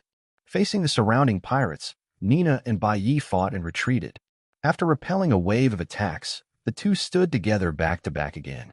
Nina's breathing became a little heavier, and she turned around and asked, "Bai Yi, how is it? Can you hold on?" "It's just these guys. I can knock them down easily. But you, as a great swordsman, don't fall in front of me." Bai Yi smiled easily.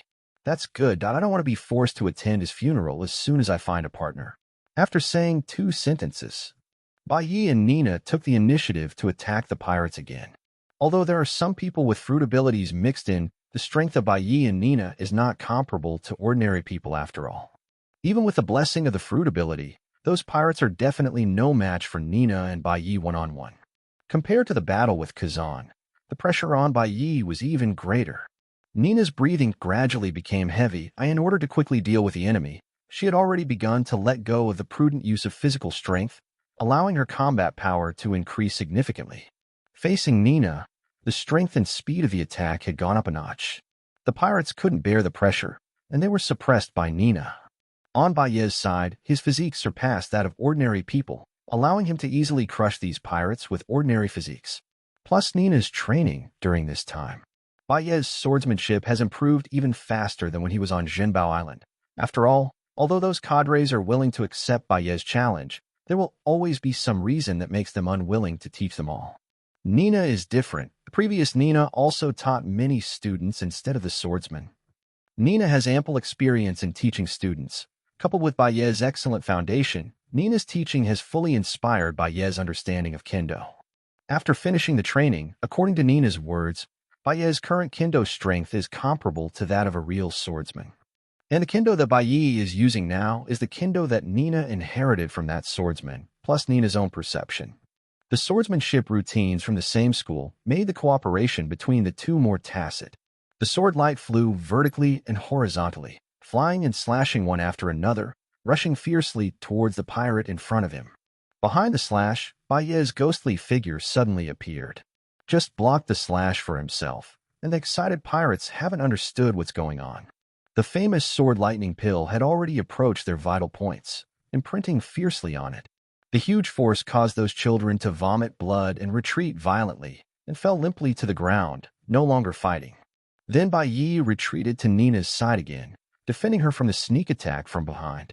Without any worries about defense, Nina completely let go of her hands and feet, unleashing her terrifying attacks frantically.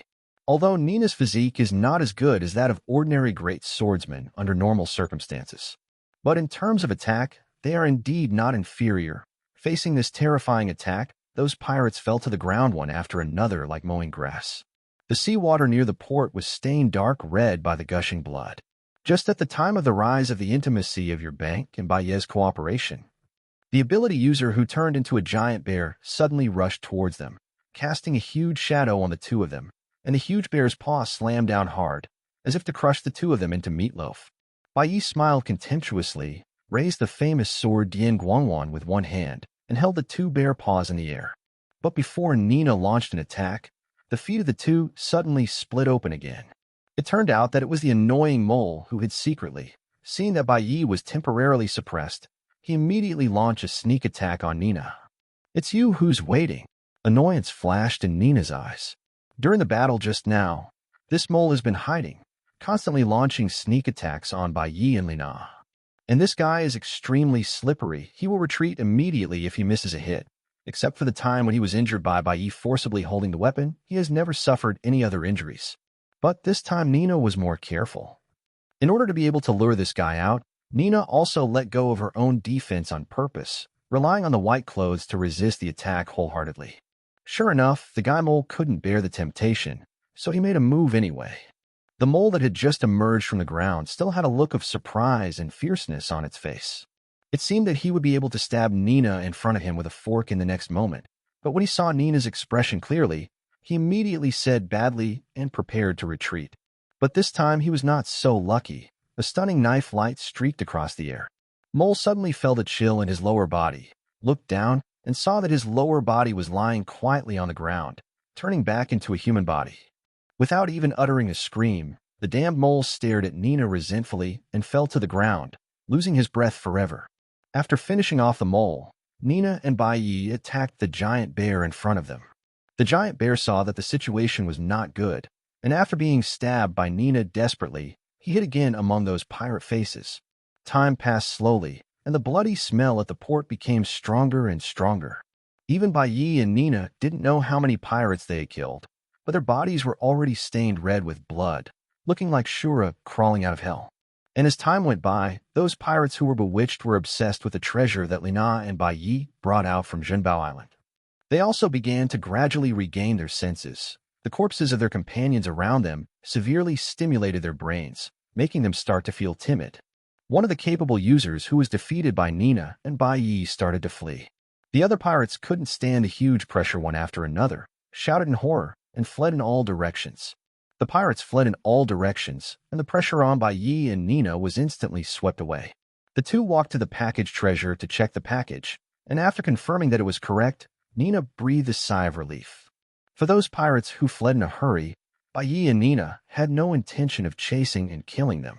After all, the purpose of their visit this time was to exchange treasures. Not caring about the marks left by the battle on her body, Nina picked up the package containing the treasure and brought Bai Yi to the gold exchange. The boss of the gold exchange ran out personally and received Nina and Bai Yi.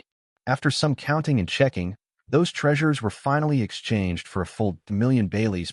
2 large boxes were filled, and the excited Nina held them in her hands. Chapter 49 Navy Concerns. Navy Headquarters.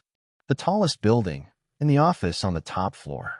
Steel Gu Kong sat in front of his desk with a pile of information on hand and the current senior naval officer.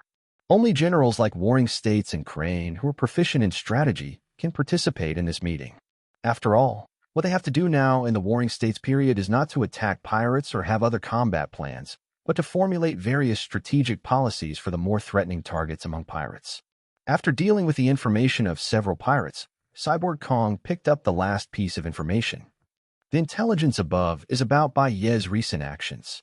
First, I went to Zhenbao Island, and then I acted with that money-grubbing swordsman Peggy Nina. I killed a lot of pirates in the gold exchange. This guy thought he would not come out after staying in Beehive Island for so long. Yes, I didn't expect that. Steel Gukong let out a sigh of emotion, took out all the information about Bai Yi, Kaido, and Nina, and placed it in front of him. In fact, among all the pirates in the New World now.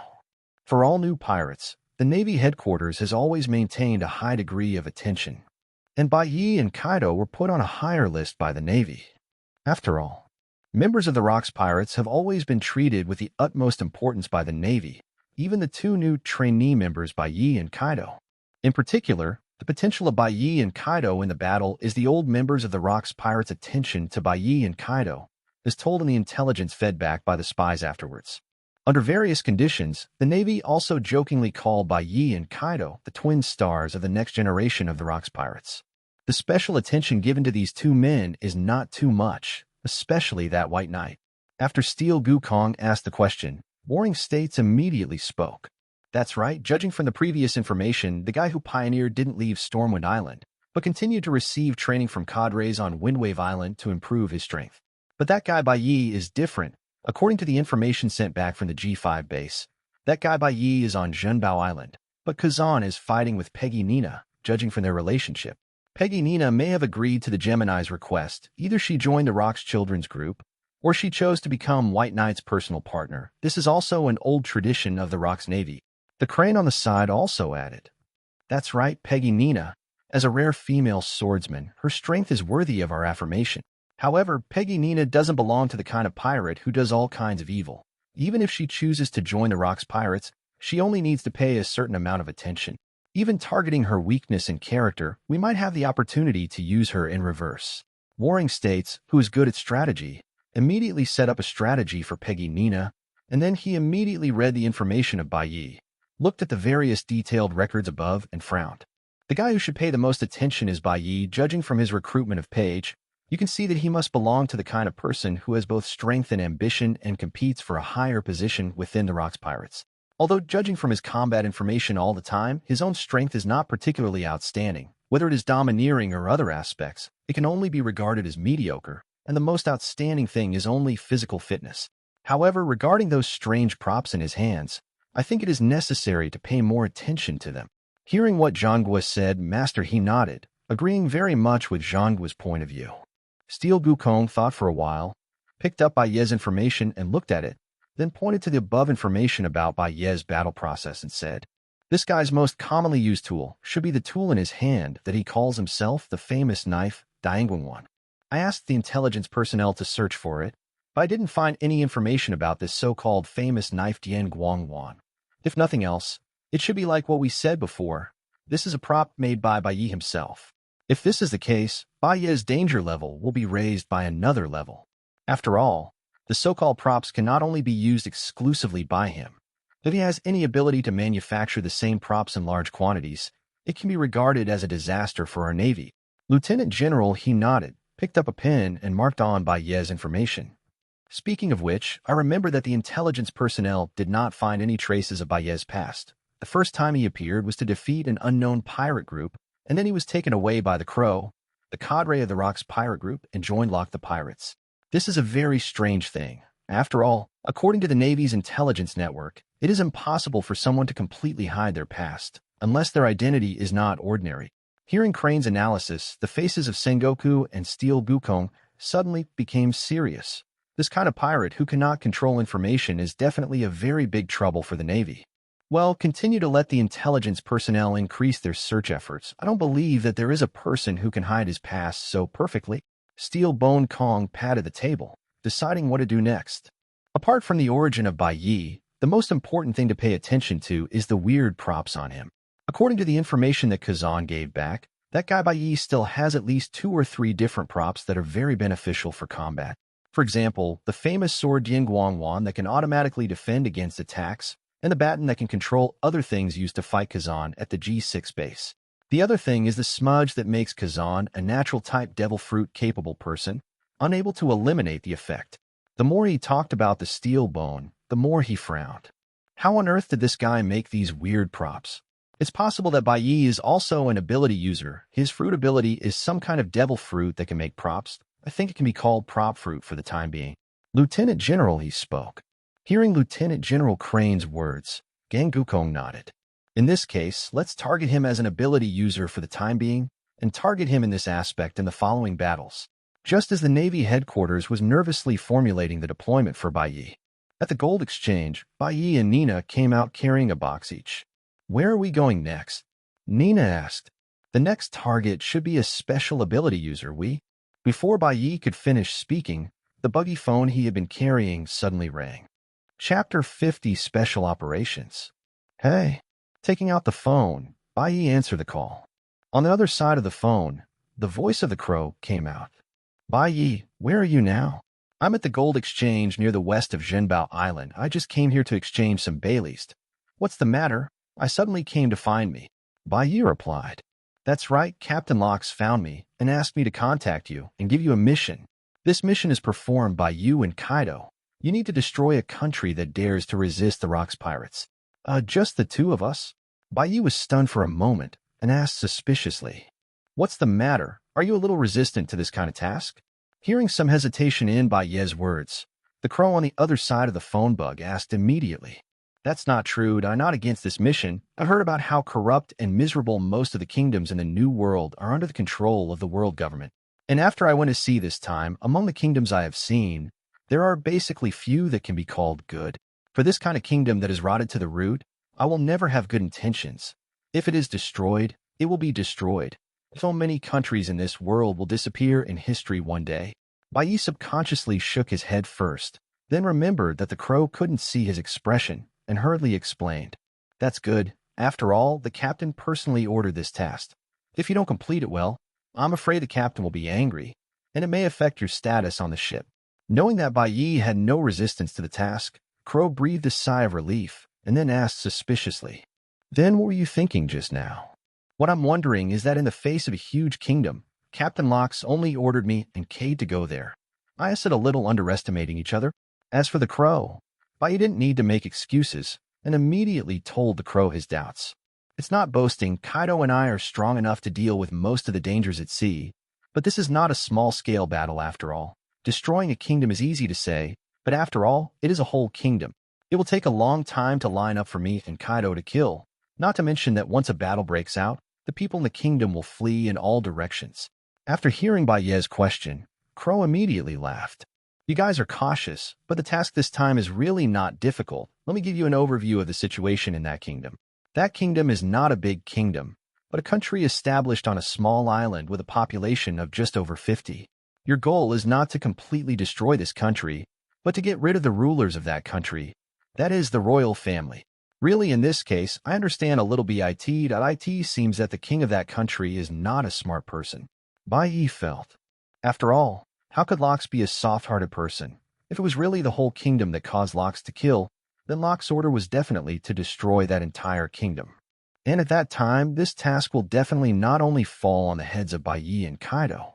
After all, no matter how small the kingdom is, it is still a complete kingdom with a population of 50. Just relying on Bai and Kaido, even if the two of them kill from dark to dawn, and then from dawn to dark, it will take a long time to kill the 50 people. Actually, it's kind of funny. Just when I was thinking in the White Night, the voice of the crow from the phone bug came again. Do you know how the king of that country provoked the captain? The king of that country was so stupid that he killed the pirate we sent to collect protection fees. The people of that country are really unfortunate. With such a stupid king, there are actually people who dare to provoke the Rock's pirates in this sea. Hearing the property's words, Bai shook his head helplessly, feeling deeply. That's right, those who dare to challenge the majesty of our Rock's pirates must be completely wiped out. So Bai, after you and Kaido go this time, you must not let anyone from the royal family of that country escape. If necessary, the method can be cruel, so that you can also warn other blind guys and let them escape. You can think more about the consequences before doing things in the future.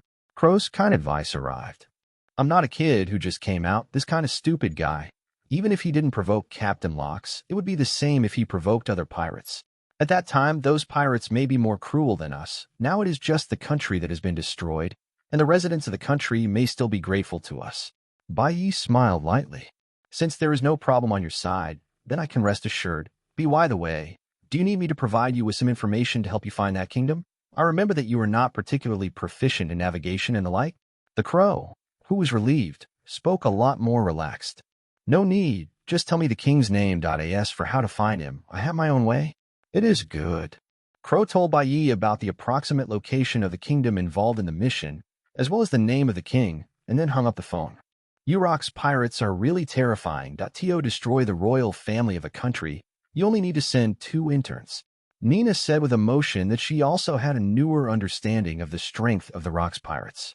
However, I don't know the kingdom mentioned by the person who called you just now. I only know the name of the king. How can we find it? Don't worry, I said I have a way. Bai followed Nina and walked towards the port, taking out the person-finding umbrella from the system illustration book while walking. After silently reading the king's name in his mind, the person seeking umbrella immediately responded, and the arrow on the top of the umbrella pointed in one direction. Okay, we have found the direction of that guy. We can just sail over there. After arriving at the port to confirm the direction, Bai took out the motorboat and threw it on the sea. There are so many magical props in your hands, even such props that you can find people just by knowing their names. Nina was already familiar with the miraculous effects of the props that Bai took out. Just a word of emotion, she drove the motorboat in that direction according to the direction given by the person finding umbrella. Chapter 51. Compared with the backward sailing ships in this world that run on the wind, the speed of the motorboat is of course much faster. After Bai Yi and Nina came to that country according to the instructions of the person seeking umbrella, they found that there was no trace of the Rock's pirates on the port of the small island. It seems that Kaido hasn't arrived yet, so let's go to the island to find information first. After learning that Kaido has not arrived yet, after discussing with Nina, Bai Yi decided to explore the island first to see the situation in this country. The two disguised themselves a bit and made themselves more ordinary, then put away the motorboat and pretended to be wandering travelers at sea, boarded the port and entered the country. Countries in the New World are generally in a very extreme state of polarization, and the powerful are especially rich. Those kingdoms at the top possess incomparable wealth, and even ordinary big pirates dare not provoke them easily. And those weak countries will often be plundered by passing pirates. Chaos and poverty are the true portrayal of that kind of country. Along the way, I looked at the residents in ragged clothes and bitter faces on the side of the road. Bai Yi couldn't help frowning, and Nina's expression became more serious. She thought of the Bakasa kingdom where she was born, which was also so poor and backward. Not only is it poor, the country is also very chaotic. Even though it was still broad daylight and night, I'd already seen several people blatantly snatching other people's things by relying on their strong bodies. After such a bad thing happened, none of the surrounding residents dared to raise their heads and look over there. All of them lowered their heads tightly, their faces full of fear and helplessness, as if they were afraid that those people would hit their targets on themselves. Bai Yi didn't see a glimmer of hope for future life in their faces. Only numbness and inhumanity remained. This kind of place is really... Nina sighed with emotion, but didn't continue. Looking at Nina, who clenched her fists involuntarily, Bai Yi smiled and said, "Do you remember your country?" "Yes, I haven't been back for a long time, and I'm afraid that the residents of my country will become like this." Nina showed a helpless expression for the first time. Bai Yi at the side patted her on the shoulder to comfort her. "Don't worry, with your support, the people in your country are living a lot better than these people, and there are such natural defenses around your country. There is no way for pirates to plunder. Safety is sure much better. As for the supplies and life, we can figure out a way later. Don't worry." "Ah." Nina nodded and did not continue speaking. The two started wandering in the street like this, but even though they were wandering, Bai Yi and Lina were not completely settled down. Although the two of them made some disguises, because they came here too hastily, there was no way to prepare two ordinary clothes. Compared to the tattered attires of these residents, Bai Yi and Nina could be regarded as neatly dressed and full of energy, which made those people with ulterior motives immediately focus on Bai Yi and Nina. Just as Bai Yi and Nina passed by, the group of street gangsters who were snatching other people's things also noticed Bai Yi and Nina. They looked at each other and immediately walked in front of Bai Yi and Nina with wretched smiles, ready to stop them. But before they could speak, Bai Yi kicked them out impatiently. "These guys are just bullying ordinary people. Facing Bai Yi's powerful attack, they have no way to resist it." The wretched fellow at the head was kicked by Bai Yi and flew to the side of the street, spitting out blood. His followers rushed over to help him up and left the seriously injured gangster with a look of fear, not daring to look at Bai Yi anymore. These guys only dare to bully these ordinary people who don't have enough to eat, so they won't draw their swords. After seeing them leave, Bai Yi let go of Nina's arm. He noticed just now that when those people ran over, Nina's hand was immediately put on the handle of the knife.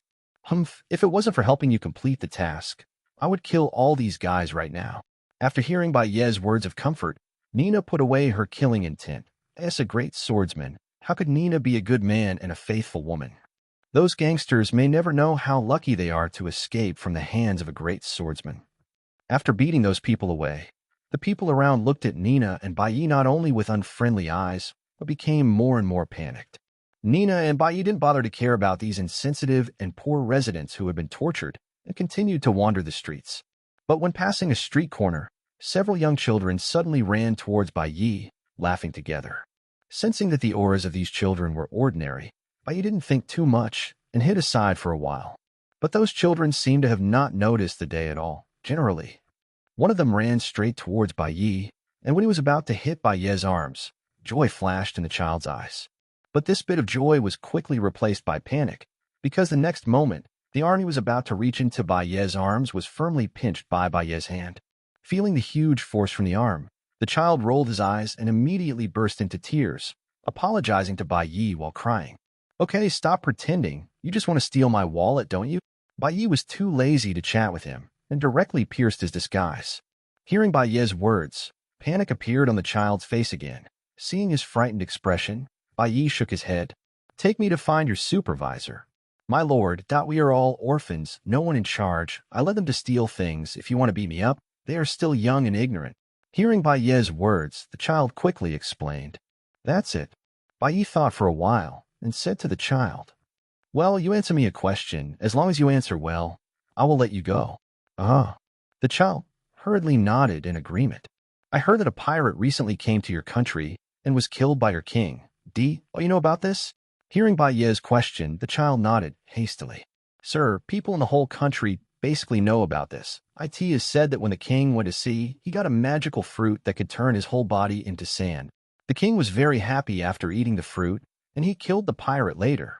Hearing the child's words, Baye couldn't hold back and laughed out loud on the spot. Chapter 52 Fire Disaster Ember. In a small restaurant, Baye and Nina searched for a long time before finding a fairly complete table, ordered a few ordinary meals, and sat down. Recalling what the child said just now, Baye still couldn't help laughing and said to Nina on the opposite side, what do you think about that guy's brain? Just relying on a natural fruit, do you think you can fight against the Rocks Pirates? No wonder this country is so poor, with such a king who has no vision and no brains. It would be hell if this country could be rich. Haha, who knows, after all, this sea is huge, and it's normal for there to be ignorant people, right? It's a pity a natural type ability user is still very rare. If he didn't provoke the Rocks Pirates, but other ordinary pirates, I'm afraid he really has a chance to survive. Nina also laughed, and the two chatted for a while, and the meals were served one after another. Just when the two were eating happily, the phone bug in Baye's arms suddenly rang again. Baye took out the phone bug, and the rough voice of Kaido on the phone bug rang again. Baye, have you arrived? Why didn't I see your boat? I'm already in this country, and I'm investigating the situation. Baye laughed while eating. Hearing that Baye had arrived in this country, Kaido immediately hung up the phone. Is that Kaido who is as famous as you? You can tell from this voice that that guy must not be good looking. Nina laughed. You're right about that. That guy's appearance is standard and hard to describe. I feel that he belongs to the ugliest kind in the entire Rocks Pirates.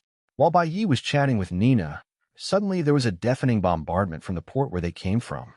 Come on, Kaido really doesn't know how to do things with his brain. He just fired without even making a sound. Ah. Hearing that Kaido was so careless, he immediately started attacking.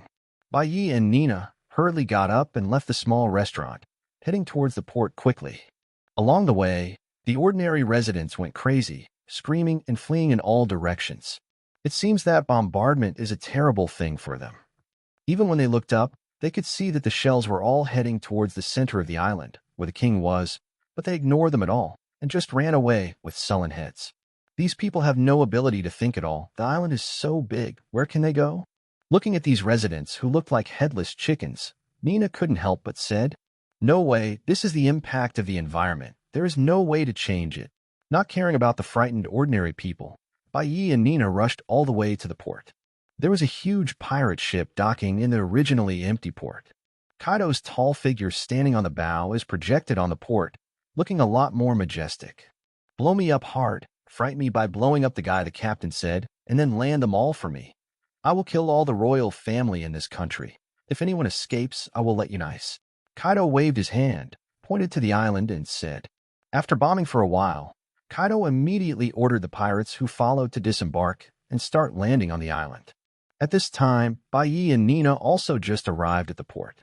Although many of these people who followed Kaido were newly recruited, some of them were members of the original Rocks Pirates. Naturally, they had seen Baye before. After seeing Baye approaching, they quickly stopped to say hello to Baye and then continued to attack. Didn't you see that? You have quite a status in the Rocks Pirates. Seeing this scene, Nina laughed. After all, although I'm just an intern, I'm already a member of the Rocks ship. They are just affiliated members of the Rocks Pirates, and they are much lower than me in terms of status. And their strength is not as good as mine, so of course they will respect me, Baye explained with a smile. On the other side, Seeing Bai Yi and Nina coming to the port, Kaido on the bow laughed a few times and jumped off the ship. Bai Yi, you guys came here really fast. I heard that you went out to sea this time to find a partner. I didn't expect you to come so soon. How is it? Did you hear any news just now? I learned from others that the reason why the king of this country dared to resist the captain was because he found a natural fruit. Kaido, are you afraid? Bai Yi said with a smile. Hearing Bai Ye's words, Kaido was stunned for a moment, and then couldn't help laughing out loud, holding his belly. Just because of this, just a natural fruit, how dare he kill the person sent by the captain? Bai Yi, this is the funniest joke I've ever heard. This guy, his smile is even uglier. While Kaido was laughing nonstop, Nina leaned close to Bai Yi and whispered, "Hey, you bastard, I have very good ears." Hearing Nina's words, Kaido stopped smiling and raised his head to look at Nina with a black face. "Are you that greedy swordsman, Peggy Nina? I heard that you are a great swordsman." Seeing Kaido's questioning gaze, Nina was about to draw a knife to teach him a lesson. "Nina, Kaido can't speak. Complete the task first, and there will be more opportunities in the future." Bai Yi quickly grabbed Bai Yi and then looked at Kaido. "You guy must be itchy. Nina is my partner. If you want to question her again, believe it or not, I will give you a long-lost electrotherapy." "Cut, you guy, you're just relying on those weird props." Hearing Bai Ye's words, although Kaido was not convinced, but when he thought of the weird props on Bai Ye's body, he couldn't help but become cowardly. He could only respond aggrievedly. "Boss." Just then, a voice came from the port. A tall guy came over and stood beside Kaido. The little guy was wearing a black leather jacket with a pair of huge wings on his back, also wrapped in black clothing. Not only that, but he also wore a black mask on his face, only showing a pair of eyes. Is this attire one of the 3 disasters of the Beast's pirates in the future, the Flame Calamity? Seeing Bai Yi notice Jin, Kaido had a smug expression on his face, patted Jin's shoulder, and said with a smile, "Bai Yi, you really think that you are the only one who can find partners? I will also be a cadre in the future, so how could I not have any subordinates? This little guy is called Jin. I found it when I went out for a walk last time. It's very powerful in combat." Chapter 53, Kaido's Experience. Patting Jin on the shoulder, Kaido laughed, as if he was very satisfied with being able to harvest a subordinate like Jin. The other side. Seeing Kaido's proud expression, Bai Yi shook his head helplessly. This guy is still as insolent as ever. Secretly sighing in his heart, Bai Yi raised his head and looked at Kaido. "Just ask me, Kaido, you guys won't stay on the Hive Island all this time, right?" "Of course not." Hearing this, Kaido restrained his smile and replied after thinking for a while. "After you left Beehive Island, I was bored to death staying there. After you left, there are really not many interesting people on the island. Those cadres have their noses in the sky, and I don't bother to talk to them. But apart from the cadres, those other guys are not happy to be beaten.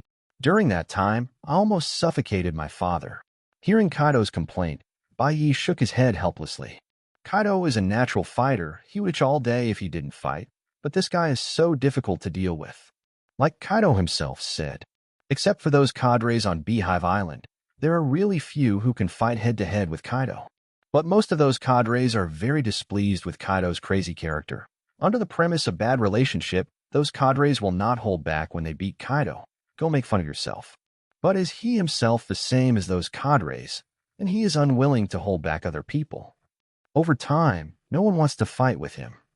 After being idle for a long time, I also talked to the captain and asked for a boat to go out to sea by myself. After I went to sea, all the pirates I encountered along the way were subdued by me, and I took them into my boat. And my current manpower is no less than some cadres. Kaido changed the subject, pointed at the pirates who were landing, and said proudly, "Really? This little guy is also a pirate. You defeated him and accepted it?" Bai Yi pointed to Jin next to Kaido and asked suspiciously, "Of course not." Hearing this, Kaido scratched the back of his head with a puzzled expression on his face. "It's strange to say that I took people to a small island to prepare supplies, but suddenly found that there were people living on that island. After catching those guys, I realized that there is a laboratory on that island, and I rescued this little guy from that laboratory. That's it." Bai Yi thought of Yin Huanjin's description of his race and background in the comics of his previous life and nodded clearly. Jin seems to be a mysterious race. Otherwise, he wouldn't have been imprisoned for experiments. While Bai Yi was thinking about Jin's origin, Kaido spoke again, pointing to Nina beside Bai Yi. "It's just that I recruited the little guy Jin, Didn't you also recruit the famous great swordsman? Although this woman's reputation is not very good, I've also heard about her record. Speaking of it, it's even more inconceivable to me that you can successfully recruit a great swordsman. Although Kaido immediately provoked Nina when he saw her just now, he also disdained Nina's identity as a female swordsman inwards. But Kaido is not as brainless as he appears on the outside. Nina's reputation and record are all achieved by herself, so how could Kaido really despise Nina? But what Kaido envied the most was Nina's attitude towards Bai Yi. You know, among the men recruited by Kaido, Jin, who was rescued by Kaido from the edge of life and death, can be regarded as loyal to Kaido, but Jin's current strength is not outstanding. The other pirates were forced to join Kaido's camp because of Kaido's strength. If they really encountered a strong enemy, these guys would definitely scatter. But Nina is different. As a real great swordsman, even if Nina wants to join the Rocks pirates, Rocks will welcome her very much. But it was Nina who possessed such strength, but showed an attitude of obedience to Bai Yi. Even with Kaido's provocation just now, with Bai Yi's words, Nina could put down her hands and stand back behind Bai Yi. Kaido, who observed this, was not to mention how envious he was.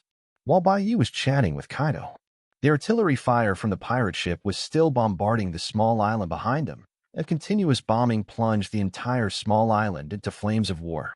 That is, at this time, a burst of not particularly neat shouts of killing suddenly sounded from behind Bai Yi.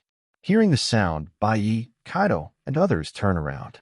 A group of people wearing worn-out armor and holding weapons ran out of the bombed kingdom, shouting untidy slogans to cheer themselves up, and rushed towards the pirates at the port. This is the guard of this kingdom. This is too. Seeing this group of guys who were walking crookedly, Nina frowned and said, "Although my kingdom is poor, the guards will also receive strict training every day. If even the guards don't have strength, is it really possible to rely on ordinary people to resist possible enemies? After all, it is only a small country. Didn't we see it when we entered just now? The people are so poor that even if the king squeezes it, it is impossible to squeeze more wealth. If the royal family has no wealth, what will they use to support the excellent guards? I'm afraid that most of these guys are just ordinary residents, so they might be temporarily pulled over to replace them." Bai Yi stood beside Nina and explained. It was at this time that the guards finally rushed to the port not far away. The closer they got, the more horrible the image of those guards became. Even if the pace and slogans are not in order, even this seems to have been made with great difficulty. Many people's bodies look emaciated at a glance. They kept bumping into each other. I thought how powerful this country is for daring to resist the captain. Now it seems that not only their king, but even these guards are all lunatics. Bai Yi, look at their appearance, not to mention the pirates I recruited. I am afraid ordinary people who have been trained a little can overthrow them to the ground." Seeing those miserable guards, Kaido couldn't help laughing. Then he waved his hand. "Little ones, give it to me." After hearing Kaido's order, the pirates who couldn't bear it for a long time immediately cheered and drew their weapons, rushing towards the guards. Chapter 54, Rushing Fruit. These pirates accepted by Kaido are not good men and women. Some of them were the ones who bumped into Kaido at sea and wanted to step on Kaido, a guy who had just become famous recently. The rest were trying to plunder the treasure without opening their eyes, but they robbed Kaido. Kaido, who was already brutal, couldn't be soft-hearted in the face of these guys. All the pirates who ran into Kaido's hands were all punished by Kaido and forced to join Kaido's command. Kaido also knows that such restrained subordinates may be at risk of collapsing when encountering a strong enemy, but Kaido doesn't care. So far, he has sincerely admitted that the one he wants to bring on board is only Jin. The other guys were just collected by Kaido, casually, and used to do some chores and show off. Although these pirates looked weak in the face of guys like Kaido, they were picked up by Kaido, casually. But it has to be said that the pirates who dare to sail in the New World basically have certain strengths.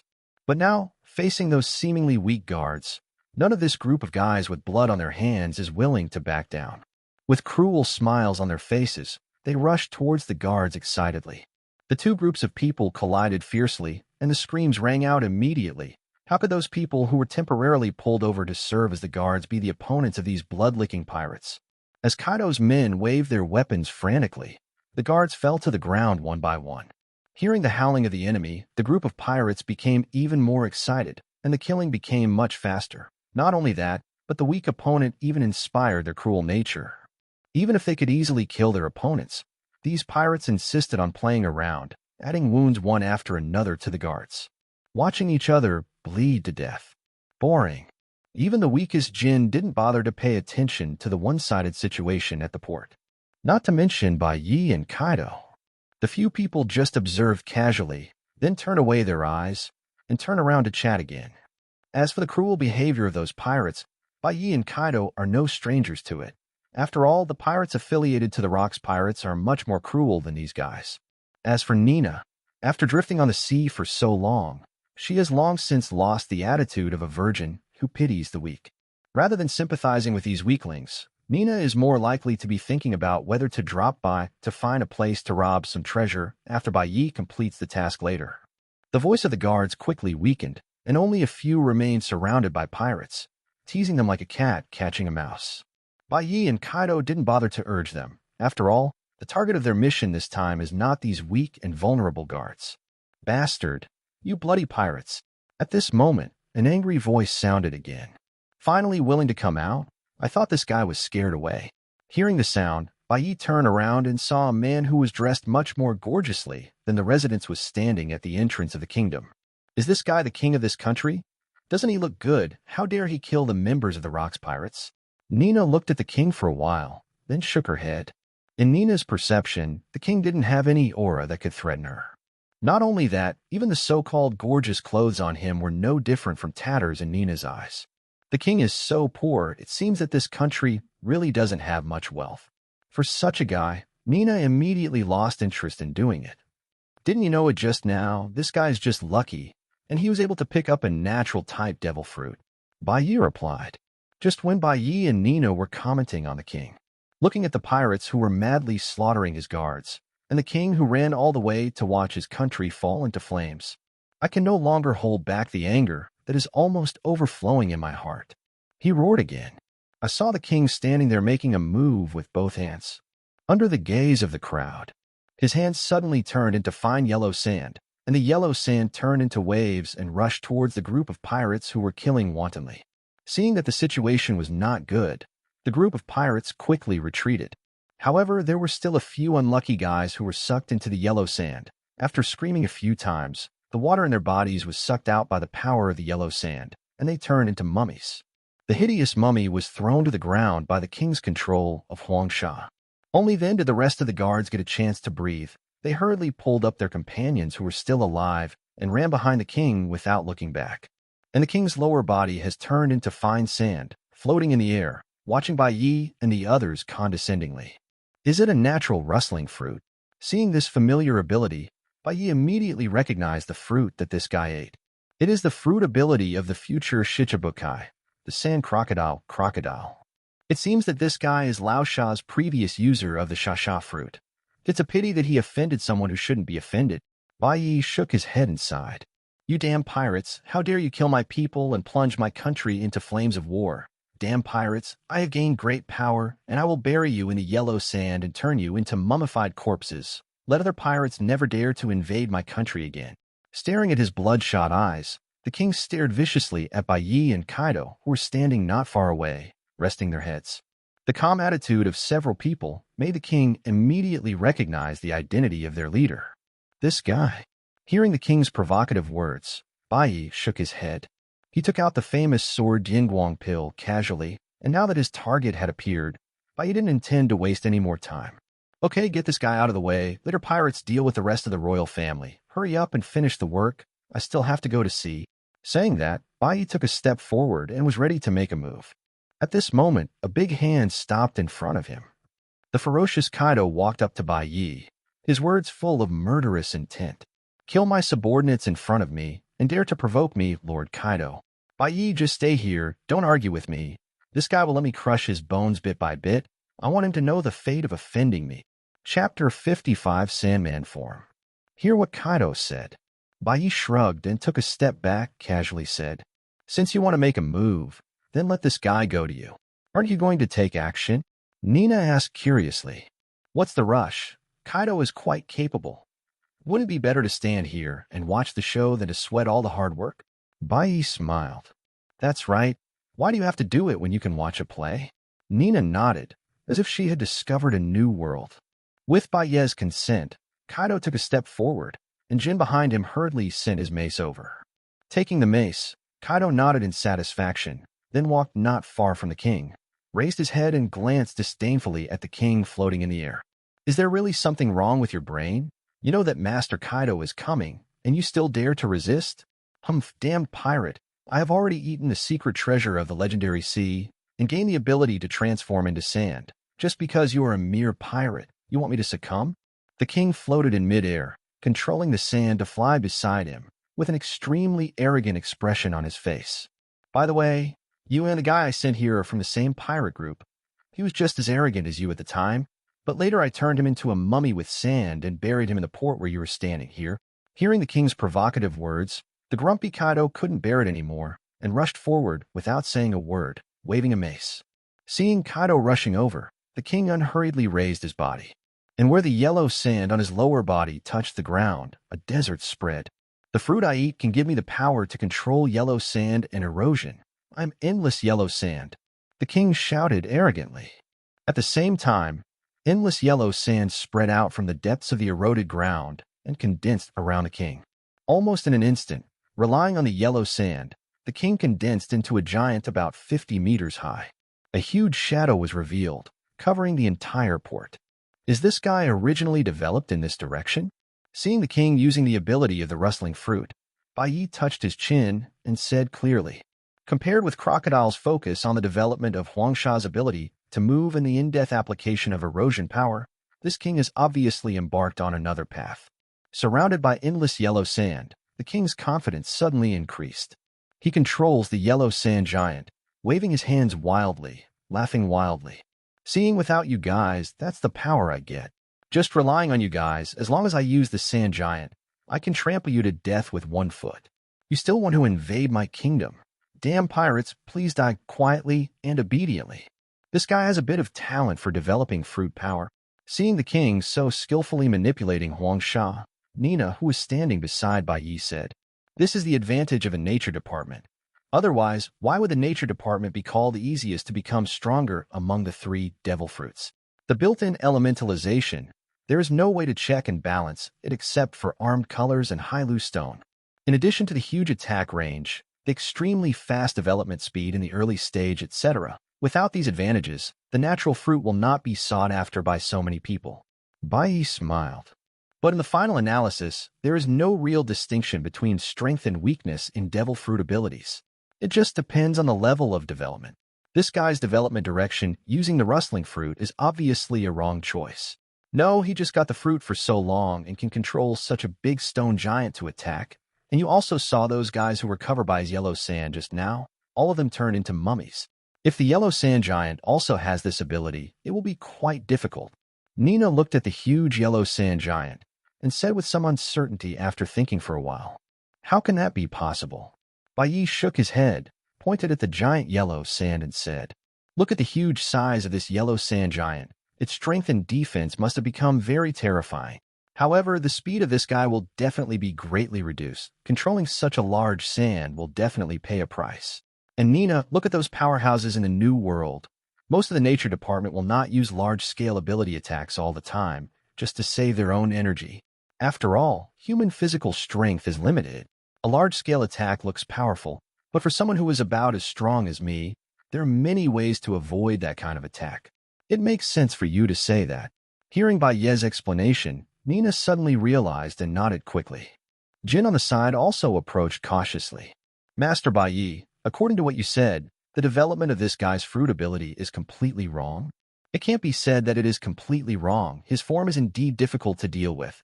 But if you are fast enough, you can directly attack his body with the covering weapon color, or use seawater to make his attack ineffective. It's easy to deal with." Baiyi replied with a smile. Jin looked back at the endless sea behind him and suddenly realized, "Then if Baiyi were you, how would you develop the rustling fruit?" "Okay, that's the end of the question. I don't know everything, but if it's me..." Looking at the 2 curious babies beside him, Baiyi shook his head angrily and said with a smile, "If it were me, I would focus on developing the erosion ability of the rustling fruit. At the same time as exercising physical skills, let your attacks have the ability to erode. As long as the enemy is rubbed by my attacks, they will lose water. Had you forgotten? Where is the most sandy place? The desert. What is the scariest thing in the desert? It's not the endless yellow sand, but thirst and sandstorm. If I set off a huge sandstorm, will it not be less powerful than the sand giant, and the attack will be much more terrifying? After receiving Baye's reminder, Jin and Nina suddenly realized. At this moment, Kaido finally couldn't bear the killing intent in his heart, and brandished a mace and rushed towards the sand giant fiercely. The sand giant slowly raised its arm under the king's control and slammed it hard at Kaido. Boom! After the huge collision sound, the yellow sand scattered all over the sky, and the menacing Kaido was directly defeated by the huge fist of the sand giant and buried in the yellow sand. Chapter 56: The Continued Battle. With Kaido being hit, he collapsed and was buried in the yellow sand. The king among the sand giants also showed his figure and laughed wildly. Ah, pirate, is this your real power? It's really vulnerable. Give me a painful death in the yellow sand that fills the sky. As he said that, the king activated the erosive ability of the rustling fruit, trying to drain all the water in Kaido's body.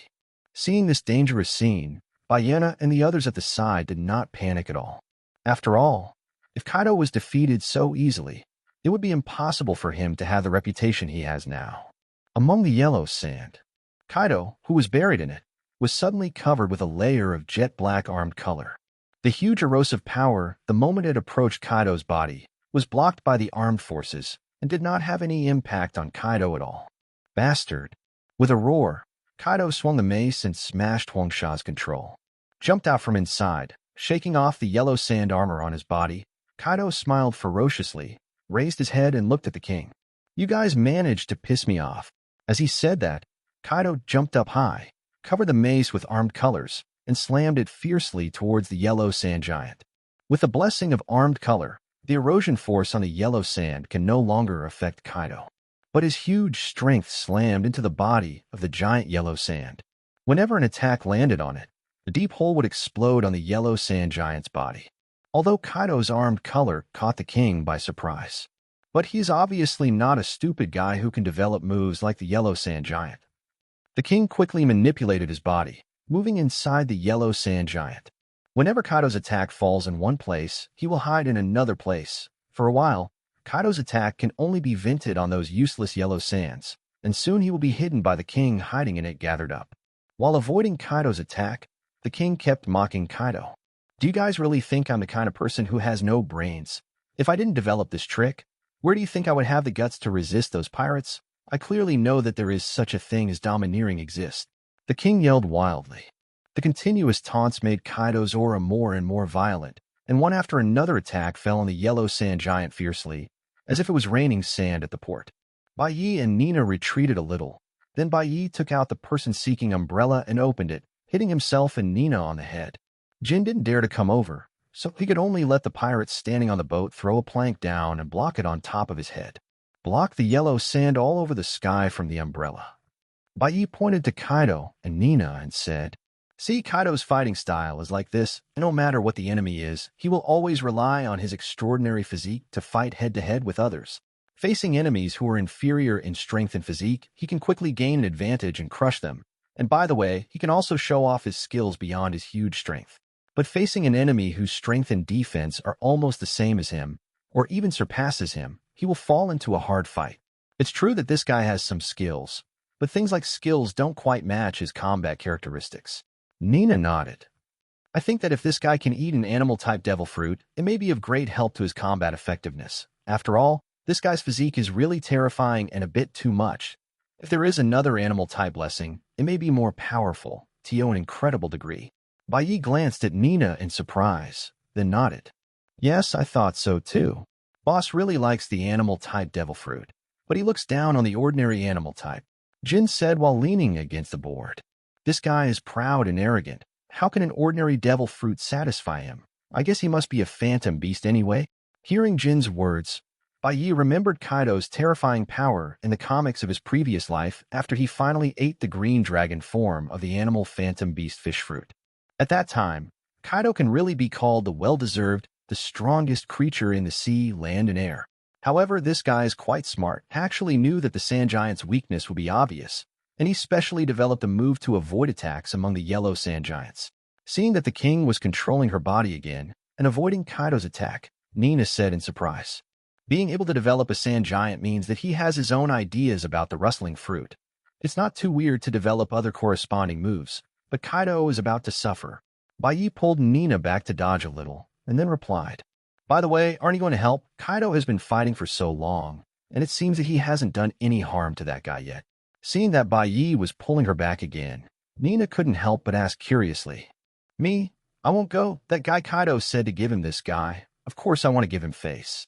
Also, don't look at that guy dodging around. He looks so flexible that he seems to be dragging Kaido to exhaustion, but this kind of battle is actually just right for Kaido. After all, others don't know, but I know very well Kaido's physical strength. If this kind of battle continues, it will only benefit Kaido more and more." He actually heard Bai Yi's explanation, so he was relieved, and followed Bai Yi and Lina to watch the battle with peace of mind. On the other side, the battle between Kaido and the king was still going on.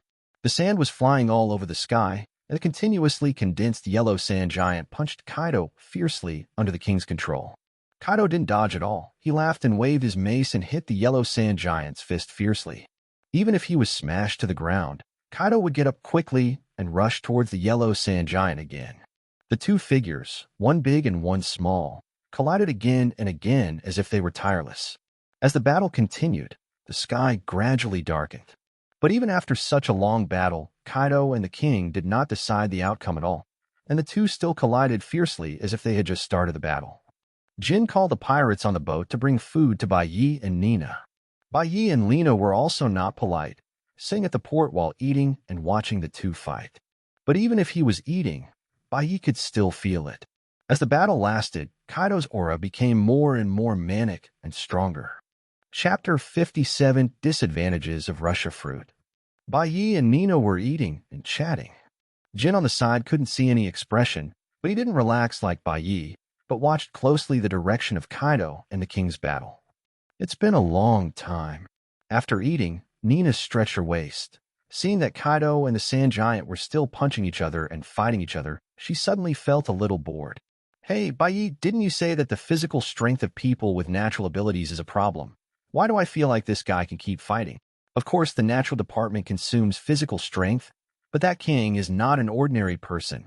And no matter how poor he is still the king of a country. He must have been trained since childhood." Bai Yi saw Nina's impatience and explained with a smile. "Also, haven't you noticed that this guy's development of the fruit ability is a little different from other ability users?" "What's the difference?" After observing the king's battle again, Nina was still a little puzzled, so she could only look at Bai Yi again, waiting for his explanation. It's normal if you can't see it. Under the expectant eyes of Nina and Jin, Bai Yi ate the last piece of food and didn't make too much of a fuss. The nature department is too rare. You know this, right? No. Nina and Jin nodded. In fact, even in the New World, compared to the huge number of pirates, the number of devil fruit-capable users is already considered scarce. As a secret treasure in the sea, any devil fruit, even the most common animal type, can be sold for a sky-high price of 1,000,000 Baileys. How can a pirate without a certain strength have such financial resources to buy devil fruits? Even if there are some lucky people who are very lucky, like the king in front of them, they picked up wild devil fruits.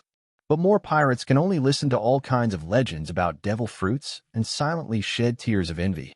Under this premise, even among devil fruits, it can be considered a rare natural type, even more uncommon. Not to mention others, just say that Nina has been out at sea for so long, and the first arm color she saw was Kazan she met on Jinbao Island last time. And even though Bai Yi had read such a long manga plot in his previous life, there were only about 11 natural ability users who appeared in it. That's why Nina, who knows more about the sea than Bai Yi, knows almost as much about nature as Jin, who sits next to them. On the other side, after receiving the answers from the two, Bai Yi nodded and continued. "Although the nature department is rare, I also know a few, and even fought with one of them. According to my understanding, the development direction of the natural system can be roughly divided into two types. One is the assimilation ability of the natural system, and the other is the deepening use of the attributes represented by the natural system. Ordinary natural ability users, in order to increase the power of their attacks, will focus on improving the use of attributes. For example, that guy Kazan, his attack is accompanied by an attack of extremely low temperature. Developing the ability to deepen the use of this attribute requires a certain degree of fruit development, and at the same time consumes a lot of physical strength in battle. However, such ability users have higher combat effectiveness in battle and study the application of attributes, and at the same time can strengthen the use of assimilation ability. That's it. He remembered that when he fought Kazan before, although the range of Kazan's attack was not large, the chill wrapped in it was astonishing. And as the battle continues, unknowingly, the surrounding battlefield has gradually transformed into a low-temperature place suitable for Kazan's battle. With a living example of Kazan, Nina immediately understood what Bai Yi said.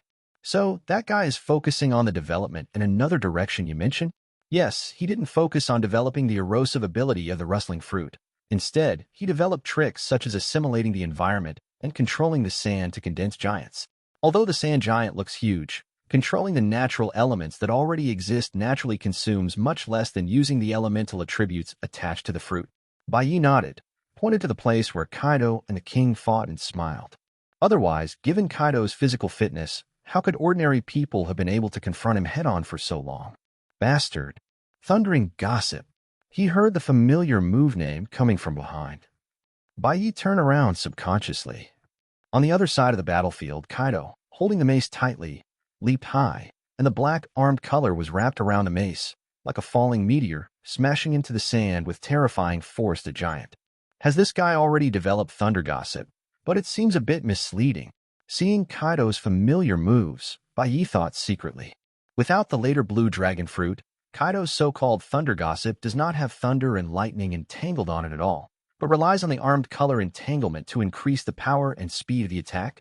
Then this guy is really talented in choosing a name, and it just fits well with his future abilities. While thinking in the White Knight, the terrifying thunder and gossip also hit the sand giant hard. The terrifying speed and strength caused the mace in Kaido's hand to make a sharp whistling sound when it cut through the air. Not only that, the ultra-high temperature generated by friction with the air also adhered to the top of the mace, and at the moment of the attack, part of the sand giant controlled by the king directly turned into glass. After being melted into glass by high temperature, the king lost control of that piece of glass. See, this is the shortcoming of Shasha fruit, high temperature in water. Even ordinary water will limit his elementalization. Among the many natural fruits, the rustling fruit is probably the best one to target. After all, water is too common. After using thunder and gossip, Kaido and the sand giant fought each other again, and from time to time he would use thunder and gossip, tearing off a large piece of the sand giant's body. Master Bei, I want to help Lord Kaido. At this moment, Jin beside Bai Yi suddenly spoke. Although the current Jin is not very old and his strength is average, he is one of the 3 disasters in the future after all, and his talent is still outstanding. When observing the battle between Kaido and the king, he was also very keenly aware of the king's weakness of fear of high temperature. After hearing Jin's request, Bai Yi did not respond, but watched the battle between Kaido and the king on his own. Jin on the side didn't get the reply he wanted, and there was some anxiety in his eyes. Chapter 58 Water. Catching gloves. Without Bai Ye's response, Jin could only stand there anxiously. After all, as Kaido's subordinate, he had heard Bai Ye's name from Kaido more than once. Jin feels reverence from the bottom of his heart for Kaido, who has saved his life, which also makes him dare not and does not want to go against Bai Yi, who has a good relationship with Kaido, coupled with a gap in status and strength. Even though he is under Kaido's command, he has not received Bai Ye's order now. Jin did not dare to act privately. Go back first, call this guy for a while before talking. Don't worry, little guy, Kaido has thick skin and thick flesh, nothing will happen to him. After watching the battle for a while, I confirm that Kaido will have nothing to do. Bai Yi called Nina back to rest on the pirate ship behind her. Only Jin was left standing there. But with Bai Ye's guarantee, his mentality relaxed a little. Bai Yi didn't wake up until dawn, called Nina to leave the cabin and came to the deck, and the pirates on the side hurriedly brought over the prepared food. Kaido's subordinates are quite discerning. Nina took the food and said with satisfaction, "These 2 guys are still fighting, don't they bother you? I'm tired of watching it." Seeing Kaido and the king who were still fighting each other in the distance, Bai Yi shook his head helplessly. "Master Bei, Lord Kaido has been fighting for too long. I should go and help him." After eating, Bai Yi and Nina got off the boat and came to Jin's side. After waiting for a while again, Seeing that Kaido was still in a stalemate with the sand giant, Jin finally couldn't help it. He talked to Bai Yi, stepped forward, and was ready to join the battle to help Kaido. At this time, Jin suddenly felt a hand pressing on his shoulder. Patting Jin on the shoulder, Bai Yi passed him and shouted in the direction of Kaido. Kaido, have you played enough? It's time for shift. Hear the voice of the White Knight. Kaido over there didn't react, but waved the mace again, blasting out a thunderous gossip. A large piece of sand turned into glass and fell to the ground. But then more sand floated up from the ground and merged into the sand giant's body. Gazing at the intact sand giant, Kaido's expression became even uglier. Damn guy. Glancing at the disgusting guy who had been entangled with him for a day and a night in front of him, Kaido spat on the ground, spit out a mouth full of sand and bloodstains. Afterwards, Kaido slammed open the fist that the sand giant waved, and took advantage of this gap to jump back to Bai Yi's side. Humph. Seeing Bai Yi's teasing and playful eyes, Kaido couldn't help but snort coldly. You guys, did you enjoy watching the show? It's okay, the front is a bit interesting, and the back is watching the two of you bumping into each other. It's so boring. Didn't I just wake up? Bai Yi smiled. You bastard. Hearing Bai Yi's ridicule, Kaido suddenly lost his temper. He beat himself to death in the front, but Bai Yi ate and drank in the back as if he was watching a circus performance. You really thought that guy was so easy to deal with. Did you notice the previous battle? This guy relied on the sand under his feet to keep replenishing the condensed giant. He's scurrying around inside again. I can't catch him at all. Yes. Bai Yi nodded in agreement. Seeing Bai Yi's perfunctory attitude, Kaido's face flushed red with anger. Bai Yi, your guy's armed color is not as high as mine. It's not easy for me to fight this disgusting guy to this extent. As long as I persist, his physical strength will definitely not be able to consume me. That's right, but the delay was too long. Who knows how long this guy can last? Are you going to stay here with him for 5 or 6 days? Seeing Kaido's exasperated look, the smile on Bai Yi's face became even stronger. Then you come. I want to see today how to deal with this guy with that broken knife in your hand or that thing that can discharge electricity. The angry Kaido went straight to the side and sat down on the ground. Where are people? Are they all dead? Bring me some food and wine. Jin hurried to the boat to get food and drinks for Kaido. Kaido took the food and ate it in big mouthfuls. While eating, he shouted to Bai Yi vaguely. You bastard. Hurry up and clean him up. Is this a pirate in the sea? It's nothing more than that. On the other side, the king who thought he had successfully repelled Kaido appeared in the middle of the sand giant, laughing wildly. With my endless sand, I can kill as many pirates as there are. That brat with a woman over there, don't you want to make a move? You should come here. Taste Lao Tzu's fist. Hearing the king's clamor, Bai Yi's face remained unchanged, and he turned to look at Kaido. Be optimistic about Kaido. This is the correct way to deal with the nature department. Talking. There was light on Bai Yi's hand, and a pair of gloves appeared on his hand. Props, water-catching gloves. Introduction, water-catching gloves, also translated as waterwork gloves, water gloves, etc., are a prop of derailment. It looks like a pair of ordinary gloves. After wearing them, it can turn water into solid, clay shape. Pick it up. What is this? Seeing the water-catching gloves that appeared in Bai Yi's hands, Kaido asked suspiciously, feeling a bad feeling in his heart. You'll find out later. With a mysterious smile on his face, Bai Yi walked to the beach under the gaze of everyone. Hey, brat, you don't mean to fight me just because you want to get some water? Even if the weak point of the sand is water, the little water you get on won't even break the skin of my giant. Seeing Bai Yi put on fishing gloves and walking to the shore, the king was taken aback for a moment, and then laughed at Bai Yi's behavior. Isn't it useful to get some water? Hearing this, the smile on Bai Yi's face became even more intense. Indeed, a little bit of water won't do much for a giant sand giant like you then. Now what? Saying that, Bai Yi stretched his hands into the sea water, and following Bai Yi's movements, a large piece of turbulent seawater suddenly stopped surging and solidified. Bai Yi used his hands hard. Under the disbelieving eyes of everyone, he stood up straight holding a large solidified water polo. Under the reflection of the sun, the shadow cast by the water polo enveloped the entire port and the sand giant. No, it's impossible. Seeing this scene, the king's expression changed drastically. Of course, he knew what his weakness was. The panic-stricken king hurriedly prepared to control the sand giant to escape from the port. However, he hadn't waited for him to make a move. Bai Yi had already turned around, and the huge water polo hit the sand giant fiercely. Chapter 59 Beheading. After the huge water polo left the water-catching glove, it returned to the original flowing sea water, but under the action of inertia, it still maintained the shape of the water polo. It was as if a wave covering the sky and the sun appeared out of thin air above the port, and it slapped the huge sand giant fiercely. "Do not!" The desperate king yelled in horror, trying to avoid the attack of the sea water polo.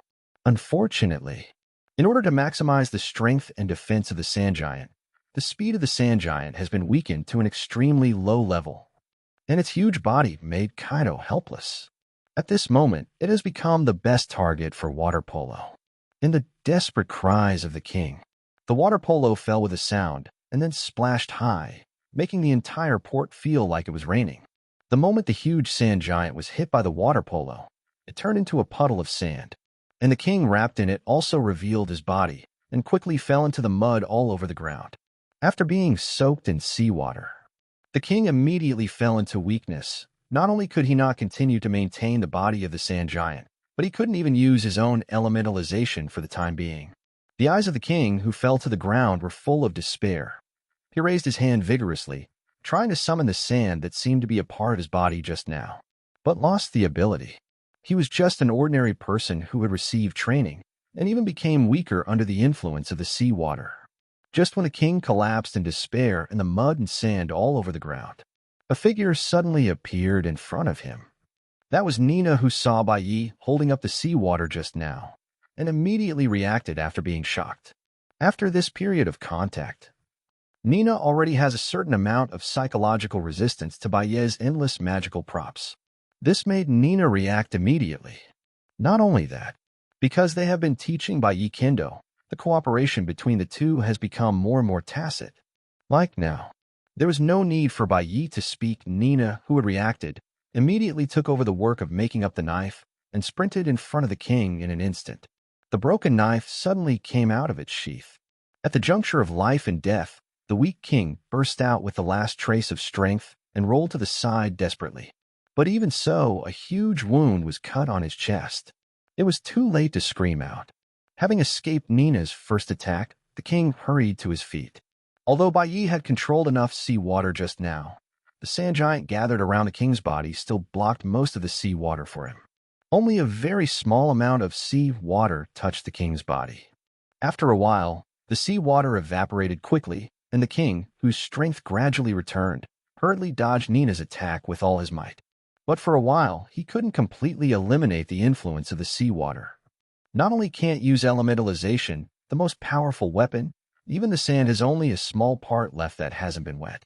The king, who fled to the side, desperately manipulated the sand to block Nina's attack. Afterwards, the ground under his feet also began to gradually turn into desert, trying to transform into more sand to attack Nina. But even in his prime, Nina, who is a great swordsman, also has the confidence to take down this guy easily. The fierce flying slash of the great swordsman is not comparable to the thunder and gossip that Kaido had just created. While swinging the broken knife, the sand that the king had finally condensed shattered in one blow and scattered on the ground. Nina's expression was calm, and as her figure turned around, she charged at the king again. The king, who was trying to erode the ground, saw Nina killing her. A smug expression suddenly appeared on his frightened face. The moment Nina rushed over, he suddenly manipulated all the surrounding sand and rushed towards Nina, seeing that the sand was about to fall on Nina's body. Before the king could show his excited expression, Nina's sprinting momentum remained unchanged, and the broken knife in her hand drew a perfect arc around her body. A series of small flying slashes rushed out from the blade, colliding with the rushing sand. In the sandy rain all over the sky, Nina poured out pure killing intent like Shura, and the broken knife turned into her sharpest claws and slashed at the stunned king. "Devil, you are all a group of devils."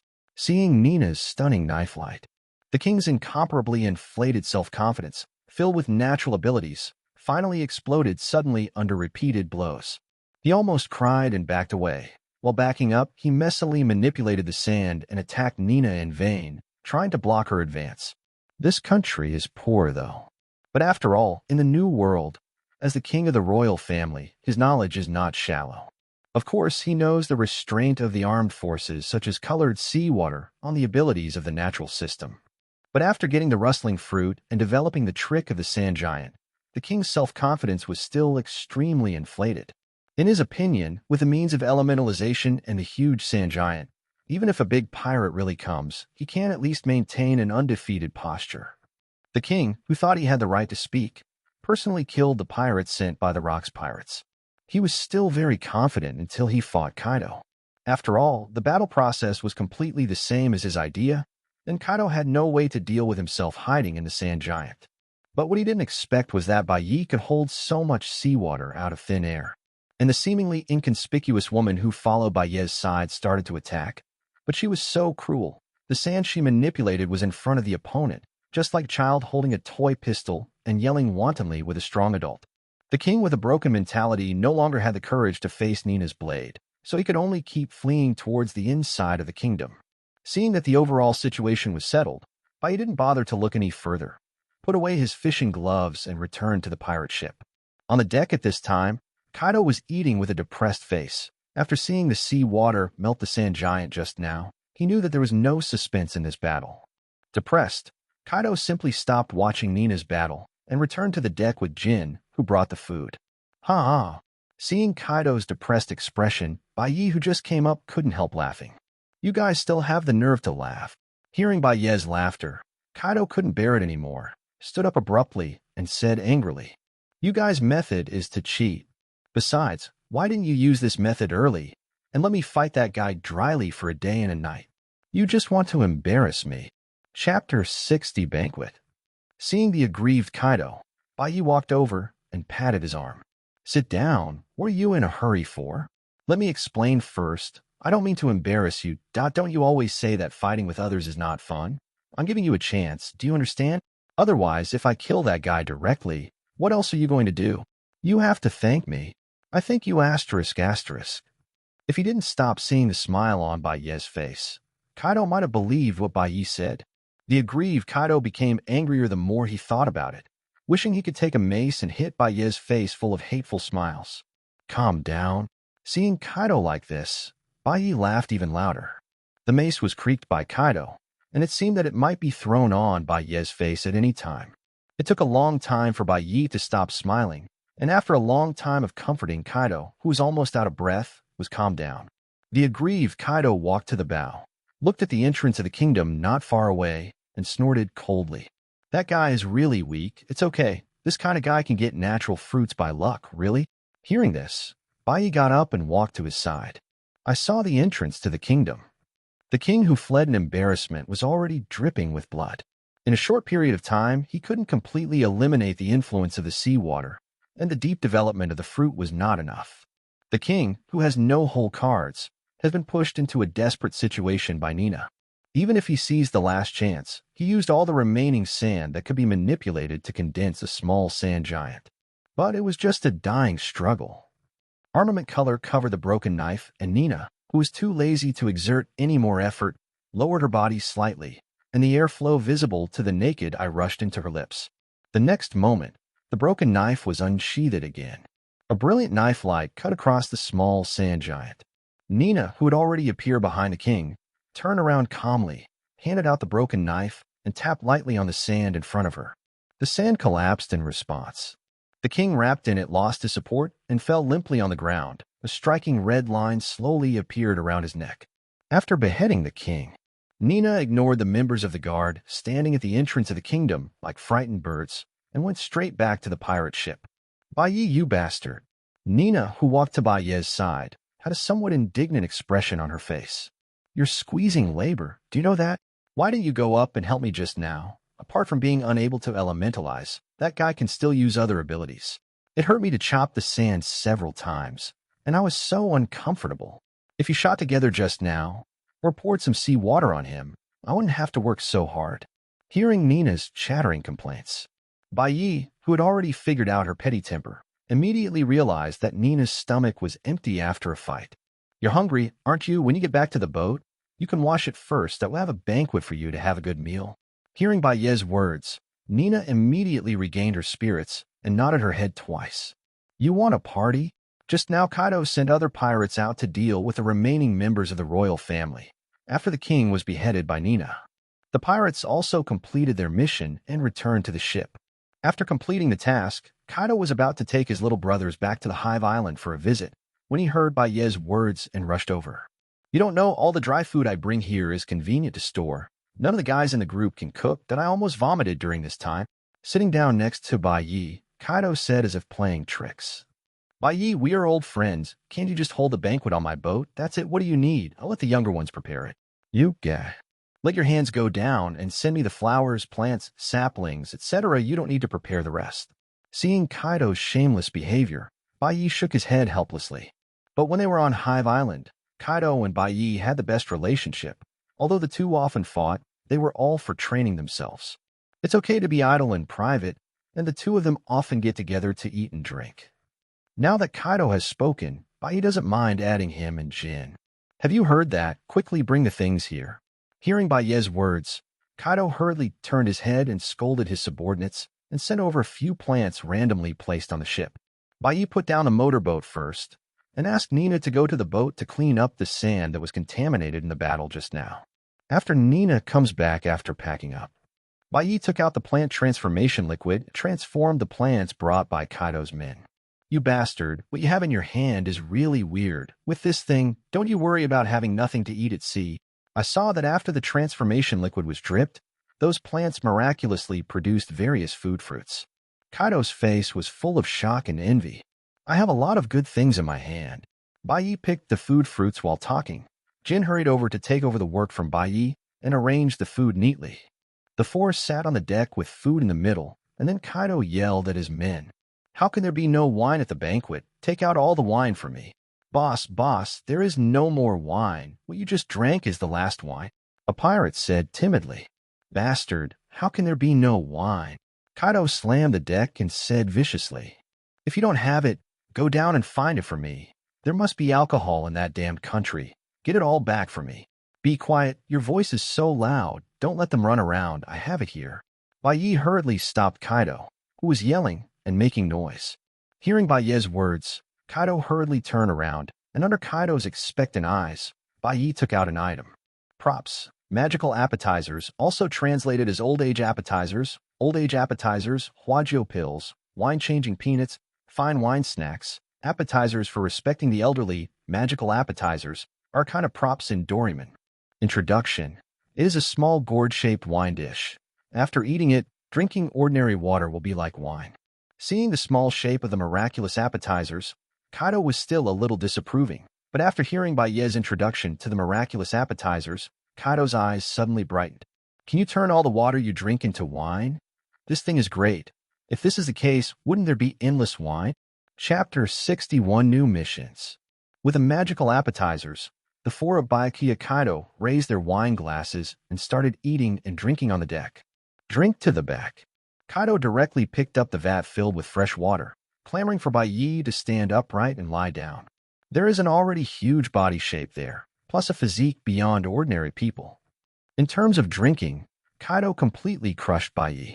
Baiye, who was dizzy from drinking, was finally brought back to the motorboat by Nina. When he woke up, it was already the morning of the next day. Hissed Kaido, this guy. Pressing his uncomfortable head, Baiye got up and walked out of the cabin. Looking aside, Baiye found that the big boat that docked next to the motorboat last night had disappeared, and Nina was sitting alone on the deck eating breakfast. Seeing Baiye coming out of the cabin, she raised the food in her hand. Come on. Kaido was back.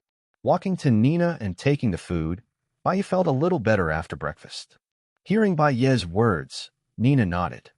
I left after waking up in the morning, but after you got drunk, that big guy drank with his little brother for a long time, and he probably didn't wake up in the morning.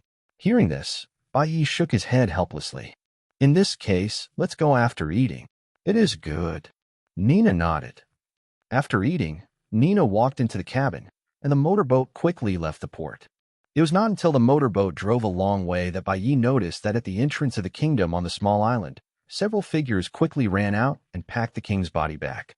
But Baiye didn't care. What will happen to this country in the future is not a question that Baiye and Kaido should think about. With such a stupid king, even if he didn't provoke the Rock's pirates, he provoked other pirates. Sooner or later, it will end up like this. Among the star-studded countries in the New World, Almost every day a country faces the crisis of overthrow. This country is just a very inconspicuous one among those unlucky ones. Just as Nina looked at the chart and adjusted her direction, she was about to go to the island at the next wealth point to resupply first. Bai also came to the cabin. He also held a phone bug in his hand, and the voice of a crow came from it. Bai, the captain ordered everyone to be recalled. You should go back now. Bring everyone back. Is there a big move? Let's talk about it when you come back. That IT must be done as soon as possible. The other cadres and members who are outside have already received orders and are rushing back one after another. It is good. Although the crow didn't say what it was, from his serious tone, Bai still noticed that this so-called action was unusual. Are you going to Beehive Island? After Bai hung up the phone, Nina turned her head and asked, Well, let's go back. The order issued by Captain Locks himself is probably not a trivial matter. Bai nodded, took out the permanent pointer pointing to the Hive Island and handed it to Nina. Nina took over the permanent pointer and adjusted the sailing direction of the motorboat. Wait until the orientation is adjusted correctly. The motorboat fired at full power, split the turbulent sea, and began to move at full speed towards the Hive Island. On the road, Nina found an island and stopped to replenish the supplies on the motorboat. After replenishing the supplies, the motorboat didn't stop and headed towards the Hive Island day and night. With extremely fast speed, Bai and Nina soon returned to the vicinity of Hive Island. And this time, in the waters near the Hive Island, pirate ships wandered around, many of whom were familiar to Bai. When Bai was still on Hive Island, apart from Crow and Kaido, the rest were the members of these affiliated pirates. Seeing Bai's motorboat, the pirates who recognized Bai rushed to the deck and greeted Bai. Master Bai, you're back, Master Bai. I heard that you found a secret treasure on Jinbao Island. Master Bai, if you get rich, do you want to hold a banquet to celebrate? Hearing their shouts, Bai also smiled and nodded in response. Nina walked to his side and looked at the smiling pirates around him in surprise. You guys are quite popular in the Rocks Pirates. These are pirates attached to official members and cadres of the Rocks Pirates, and they are attached to receive shelter under the name of the Rocks Pirates.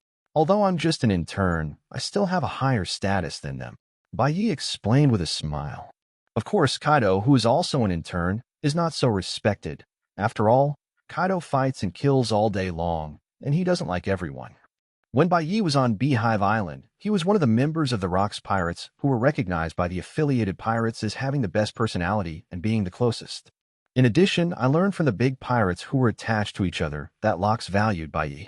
Those affiliated pirates will of course try their best to curry favor with Bai. After greeting the pirates, Nina steered the motor boat back to the port of Hive Island. The pirates at the port saw that Bai's ship had come back, and hurriedly cleared a spacious place for Bai to park the ship. Bai didn't bother to put away the motorboat. After all, although Nina was recruited by herself, she was not yet a member of the Rocks Pirates. Coupled with the faintly revealed importance of this mission, Bai did not choose to take Nina to the Hive Island. This is the plant transformation fluid. You received it. The pirates guarding the surrounding sea area will not stop my ship when they see it. I will go up and see the situation first. It is good. Nina didn't ask too much, took the plant transformation liquid and returned to the cabin. After making arrangements for Nina, Bai landed on the Hive Island. The crow who got the news ran to the port to pick up Bai and returned to the original residence, and along the way, Bai also noticed. All the pirates of some status on the Hive Island have a much more serious expression on their faces. This made the atmosphere of the entire Hive Island a little tense. Aware of this, Bai finally confirmed the guess in his heart. This operation will definitely not be smaller than the attack on the naval base last time.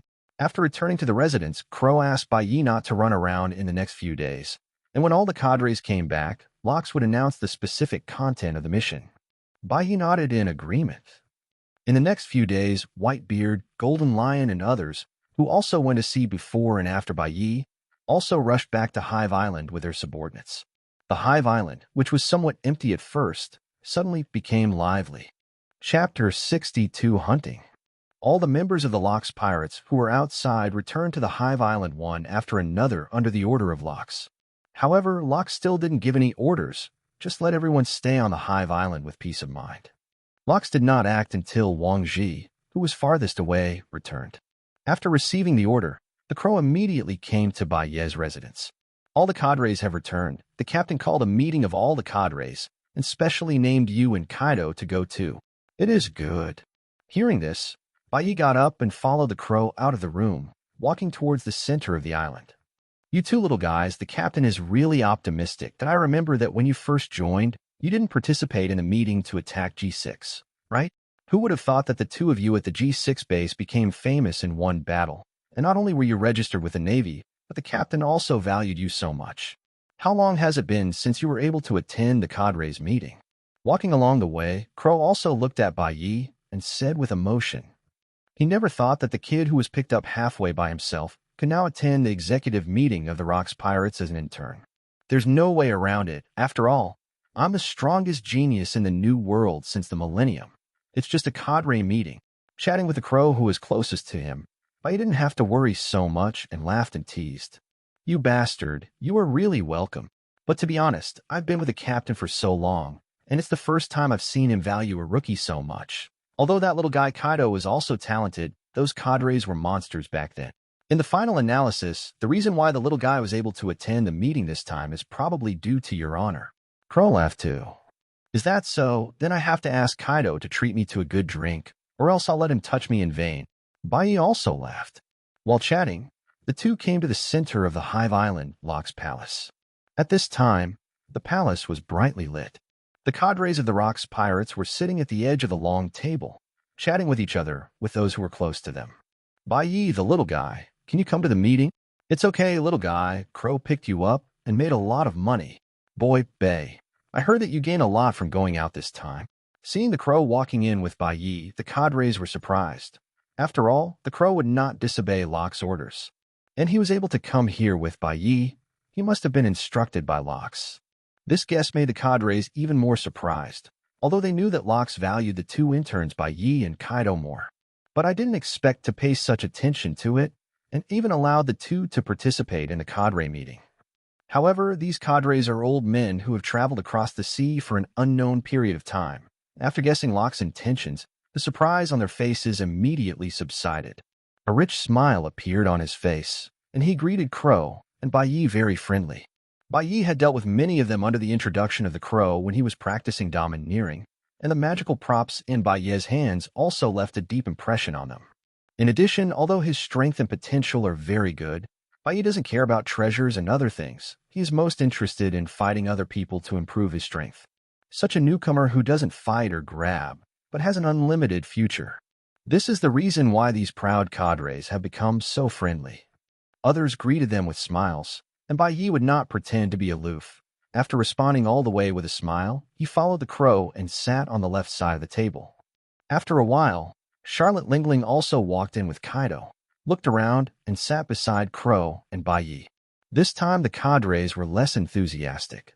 After all, compared to Bai's endless magical props and approachable personality, Kaido is not only arrogant, but also ambitious. In addition, his main combat power is his monster-like physique, and such things as physique have never been taken seriously by those cadres. Kaido obviously noticed this too. But he obviously didn't care about these things. After scanning around a palace with wide eyes, he walked over to Bai with a smile and sat down. I knew that I would wait for you and come back with you. After sitting down, Kaido carelessly patted Bai on the shoulder and said, My boat is so much faster than yours, you can't even see the waves behind me. Bai smiled. You really are. When Kaido heard the words, he suddenly said angrily. However, before he finished speaking, Charlotte Lingling on the side hurriedly patted him to signal him to shut up, and then stood up with Kaido. Bai and Crow also stood up. Not only Bai and Kaido, but all the cadres at the table stood up and said in unison, Captain. Following the eyes of everyone, Locke stood at the gate of the palace, watching everyone with a smile on his face. After gesturing for everyone to sit down, Rox calmly walked to the first place and sat down. Since everyone is here, I won't keep it up. There is only one goal for calling you back this time, to hunt down the Admiral. After hearing Locke's words, everyone was surprised. They never thought that Locke's target this time was not a naval base or kingdom, but the highest combat power of the Navy, the Admiral. Bai's eyes were also full of surprise. After all, for the Rocks Pirates, the Navy is not a small role, but a behemoth that can almost stand against each other.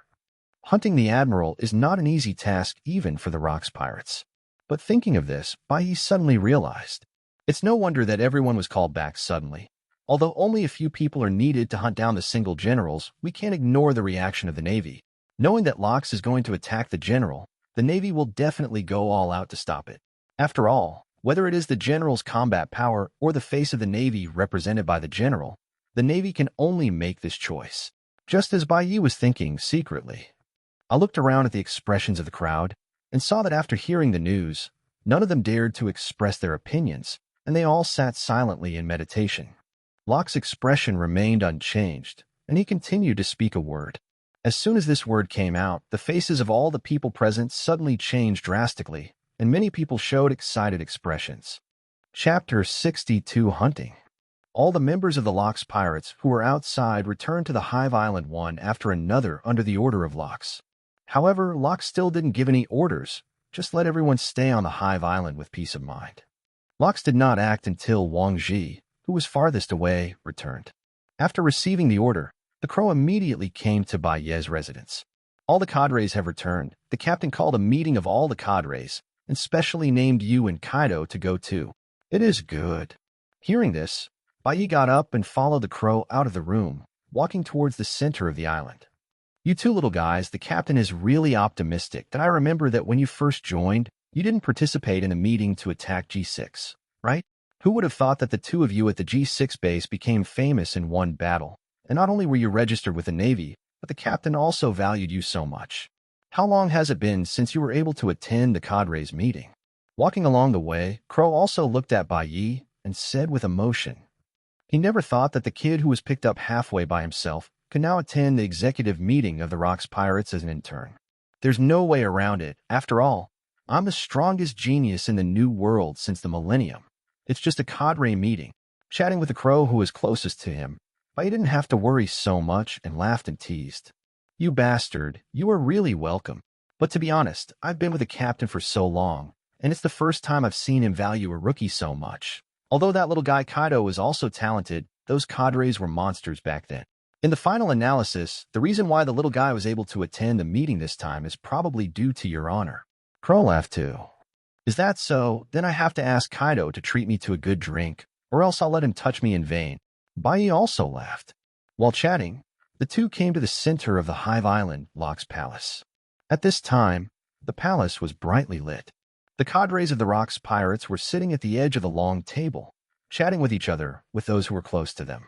Bai Yi, the little guy, can you come to the meeting? It's okay, little guy. Crow picked you up and made a lot of money. Boy, Bay, I heard that you gained a lot from going out this time. Seeing the crow walking in with Bai Yi, the cadres were surprised. After all, the crow would not disobey Locke's orders. And he was able to come here with Bai Yi. He must have been instructed by Locke.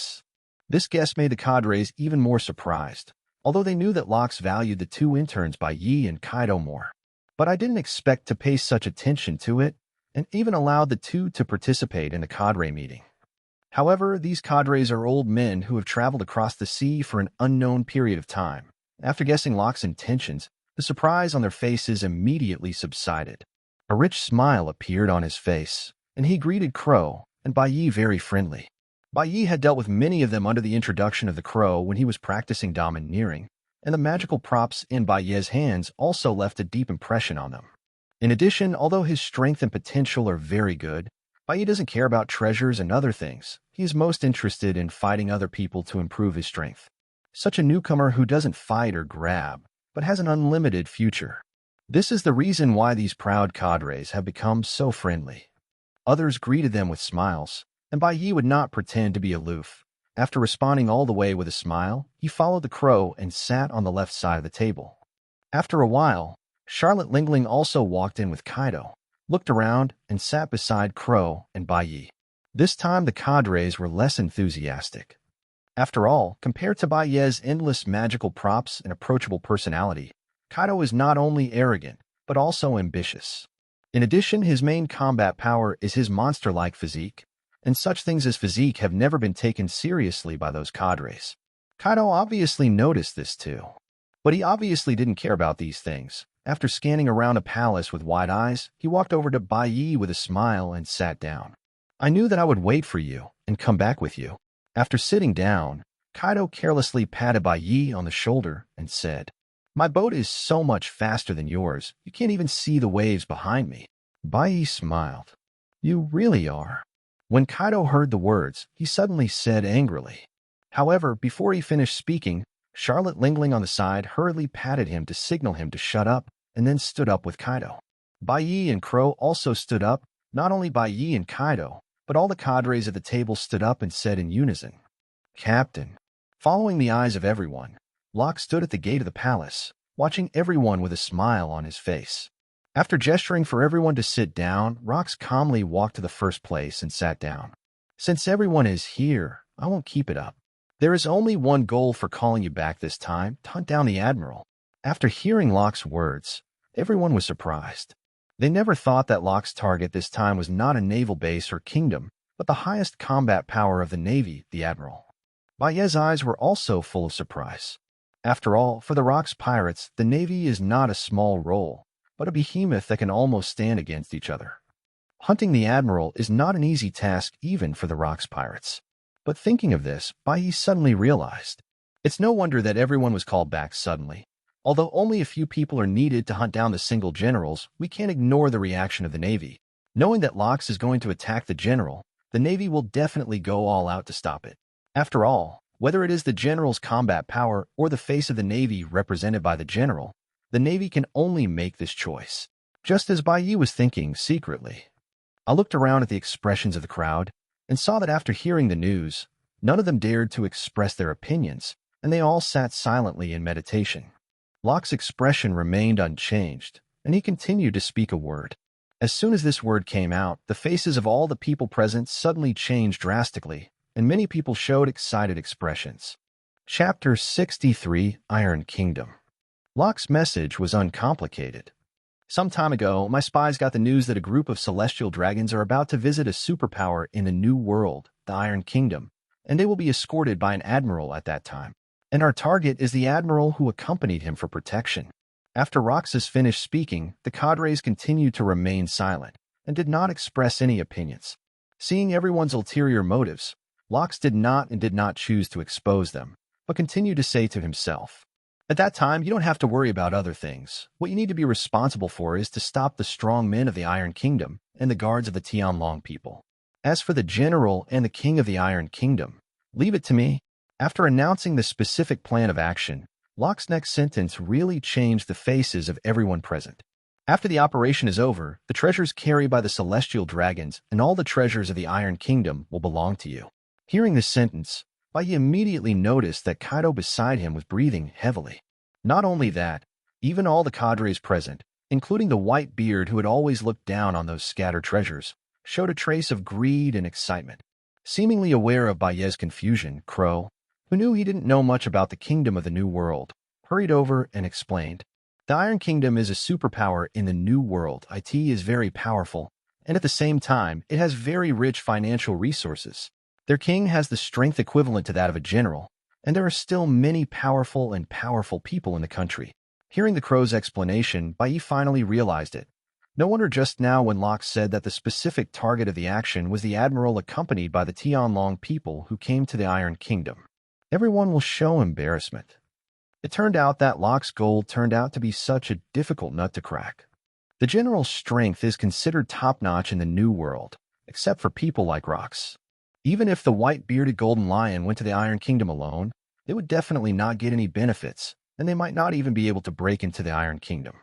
Although the greedy pirates are coveting the Iron Kingdom, but due to the strong strength of the Iron Kingdom, no pirate has dared to attack these superpowers for so long. Although the goal this time made many cadres of the Rox pirates unite, and even the Rox dogs personally dispatched. Ordinarily speaking, the combined combat power of the many cadres of the Rox pirates far exceeds that of the Iron Kingdom. But with the addition of Tien Longren and the accompanying generals, the strength of the Iron Kingdom has far exceeded his usual heyday. After all, Bai knew very well that if the Tianlong people traveled, besides the ordinary guards, there would definitely be CP0 sent by the world government as personal protection. Moreover, the world government regards the safety of the Tianlong people as very important. If they learn about the Rox pirates, they want to attack the general. Regardless of whether it is Rox or not, their target is Tien Longren. The world government will definitely feel that the Rock's pirates threaten the safety of the Tianlong people, and thus send extremely strong forces to protect the Tianlong people. At that time, everyone present will not only have to face a behemoth like the Iron Kingdom, but also pay attention to the heavy blows of the world government, the Navy, and the Iron Kingdom. In the face of such an enemy, how could those cadres who were full of small calculations in their hearts easily come forward to take over the task that Locke said? However, after hesitating for a while, Bai Yi immediately keenly noticed that many people present showed expressions of emotion. Pirates are greedy by nature. In order to plunder many pirates, many will do whatever it takes, even if it costs their life. Although Locke's actions this time seemed crazy, even a little unbelievable, but after everyone thought about it, wouldn't this be a good opportunity? After everyone thought carefully about Locke's actions this time, come back to your senses immediately. Although some cadres have different thoughts, and even have bad thoughts in their hearts, but due to the suppression of Locke's powerful strength, they dare not show it at all. This is also the case. These pirates who don't like each other will definitely unite with all their strength after Locke's order. And the Rock's pirates, who are fully dispatched, can definitely suppress the Iron Kingdom, a single force, with ease. Even on the basis of the Iron Kingdom, add the guards of the Celestial Dragons and an admiral. But Rox has already shown that he will handle all the enemies with the strength of the two generals, and the rest of them only need to deal with those other strong men. This made them immediately aware of the opportunity to break through the Iron Kingdom.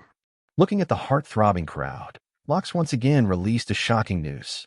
Do you really think that the Tianlong people will only bring a little treasure with them? Let me tell you. According to the information I got, every time the Tianlong people come to a kingdom, that kingdom must collect a lot of treasures and have dedicated them to the Tianlong people. The treasures that the Tianlong people carry every time they travel are enough for you to go to the New World to plunder for a long time, not to mention the treasures collected by those kingdoms after the Tianlong people travel this time. Hearing Locke's words, everyone seemed to see the luxurious scene of the Tianlong people traveling in front of their eyes. The people present are not pirates who have never seen the world, and they have heard about the scale of travel of the Tianlong people. These pirates and those Tianlong talents are truly greedy, and the treasures collected by those subjugated nations in order to please the Tianlong people must be unimaginably luxurious. Thinking of the unimaginable amount of treasure that everyone could obtain if this operation was successful, everyone's breathing suddenly became heavier. I also know that you have concerns. You feel that if you attack the Admiral and the Tianlong people rashly, you may provoke the full attack of the world government and the Navy. Seeing that most of the cadres have been persuaded by him, showing abnormal gazes, Lox nodded in satisfaction and continued. But this time, it's not for some of you to go alone, but for our Lox pirates to dispatch as a whole. As long as we can quickly defeat all enemies, the Navy and the world government will have no time to react. When the time comes when I and you share all the treasures, the Navy and the world government will have to clean up the mess for us. Chapter 64. After a deep analysis of the pros and cons for everyone, Lox leaned back in his chair with a posture of a big horse with a golden knife and put on a posture waiting for everyone to decide.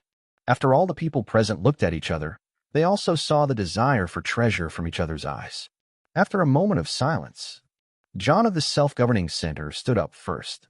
I really believe in your analysis. IT is indeed, as you said, your plan is perfect. As long as we are fast enough to quickly eliminate those enemies, the Navy and the world government will have absolutely no chance to stop us. That's right, I did IT as long as I do this. I can live happily ever after if I don't leave the Hive Island for the next 10 years. Count me too. At the beginning, the Tianlong people really thought they were the gods of this world. Let them know today that the one who can dominate this world is our great Captain Lox. That's right, weak guys like the Navy and the world government are also worthy of ruling the sea. Captain, when are we going to set off? With the first one taking the lead, the others no longer hesitated, standing up one after another to express their desire for this action to Lox. It seemed that they were not the ones who hesitated just now. Seeing everyone agreeing one after another, Lox nodded in satisfaction. Of course, he knew the virtues of his group of people. If they didn't have a perfect reason, they would never take the risk to do such a dangerous thing. Fortunately, what happened this time was indeed as Lox said. The benefits far outweighed the risks they had to accept. Seeing many cadres expressing their opinions one after another, Bai Yi and Kaido sat aside silently. The two of them just knew that Lox saw their potential, so they let them come to this meeting. But even so, Their identities are still only in turn crew members of the Rock's pirates, and expressing their opinions at such a meeting will only cause dissatisfaction with others. But even so, Kaido was extremely excited and kept muttering, "The treasure of the Tianlong people. It should be a huge fortune, and there are generals. If I can kill the generals, then I will really become famous in the sea." Kaido was very excited, and Bai Yi, who was sitting on the side, was also a little excited, although he was not very interested in the so-called treasure of the celestial dragons that Locke said. But don't forget that the target this time is not the treasures of the Tianlong people. Those treasures are just bait used by Locke to lure the cadres to take action. Locke's real goal is to hunt down an admiral, the highest combat power at sea. The thought of being able to participate in such a top-notch battle made Bai Ye's heart skip a beat. But at this moment, Bai Yi suddenly frowned, remembering the plot in the original book. In the original work, there is not much description of the Battle of the Valley of Gods. But the reason for the investigation is nothing more than that Rocks wanted to attack the Tianlong people, which triggered a full-scale decisive battle between the Navy and the Rocks pirates. Of course, the figure of the world government is naturally indispensable. In the end, the ending of the Battle of the Valley of the Gods also ended with the disintegration of the Rocks Sea War. It turns out that from this time on, Rocks has already started to think about the Tianlong people. Although Locke has been emphasizing his purpose on the surface, it is only the accompanying general. According to Bai Ye's analysis, Locke's purpose is definitely not just as simple as hunting down the general as he said just now. Locke's more wanted to weaken the power of the Navy, so as to pave the way for the subsequent Battle of the Valley of the Gods. After all, every time the strength of the Navy is weakened, he will be able to lose one enemy when he attacks the Tianlong people. And why there is a single general this time, isn't it because of the existence of Tianlong people? It seems that from this time on, Rocks has already raised his thoughts about the Tianlong people. Bai Yi secretly thought in his heart, "Since you all agreed, let's go back and prepare. Wait for my news on the specific departure time. I will launch the attack as soon as I confirm the information. In addition, this operation must be completely kept secret. Don't let me find out who leaked it. I got the news otherwise." Just as Bai Yi secretly analyzed it, a gleam of coldness flashed in Locke's eyes, and a huge force oppressed everyone, causing the palace, which was originally heated up, to suddenly fall into silence. After secretly warning the crowd, Locke suddenly laughed, and the pressure on the crowd suddenly disappeared. All the people present breathed a sigh of relief, and all laughed hypocritically. As Locke announced the end of the meeting, the cadres also left the venue one after another, and Crow and Bai Yi also left after saying hello. Looking at the people going away, Bai Yi did not return to his hut, but walked towards the port of Hive Island. After arriving at the port, Bai Yi found that the motorboat was parked not far from the port. Nina on the deck saw Bai Yi approaching and hurriedly drove the motorboat over. Afterwards, Bai Yi jumped onto the motorboat. Nina looked at Bai Yi's serious expression and asked suspiciously, "What's wrong? Is the task assigned by Locke very difficult?" Locust called all the cadres back this time, not for anything else. He wants to hunt and kill an admiral. "What?" Nina exclaimed. During these years of wandering at sea, since the bounty was offered, he has been in constant contact with the Navy many times. Nina has a very clear understanding of the high-level combat power in the Navy, coupled with the various rumors about the admiral heard at sea for so many years. Although you haven't seen much about the true power of the admiral, you have a rough estimate in your heart. But now she actually learned from Bai Yi that Locke was going to hunt and kill an admiral. Hey, did I say that Guy Locke is crazy? The admiral is the highest combat power of the Navy. And if you dare to touch the general, the Navy and the world government will definitely retaliate wildly. For Locke's madness, Nina has a new understanding. There was a little panic in her tone. "It's okay. This time hunting General Locke is going to dispatch all the members to make a quick decision and try to solve the matter before the Navy and the world government react. And the real high-level combat power will be dealt with by others. When the time comes, we can just deal with some small people. There won't be any great danger." Compared to Nina's panic, Bai Yi was somewhat disapproving. In his view, in such a vast battlefield, how could he and Nina be in too much danger? "I'm really on a thief ship." Hearing what Bai Yi didn't care about, Nina couldn't help sighing.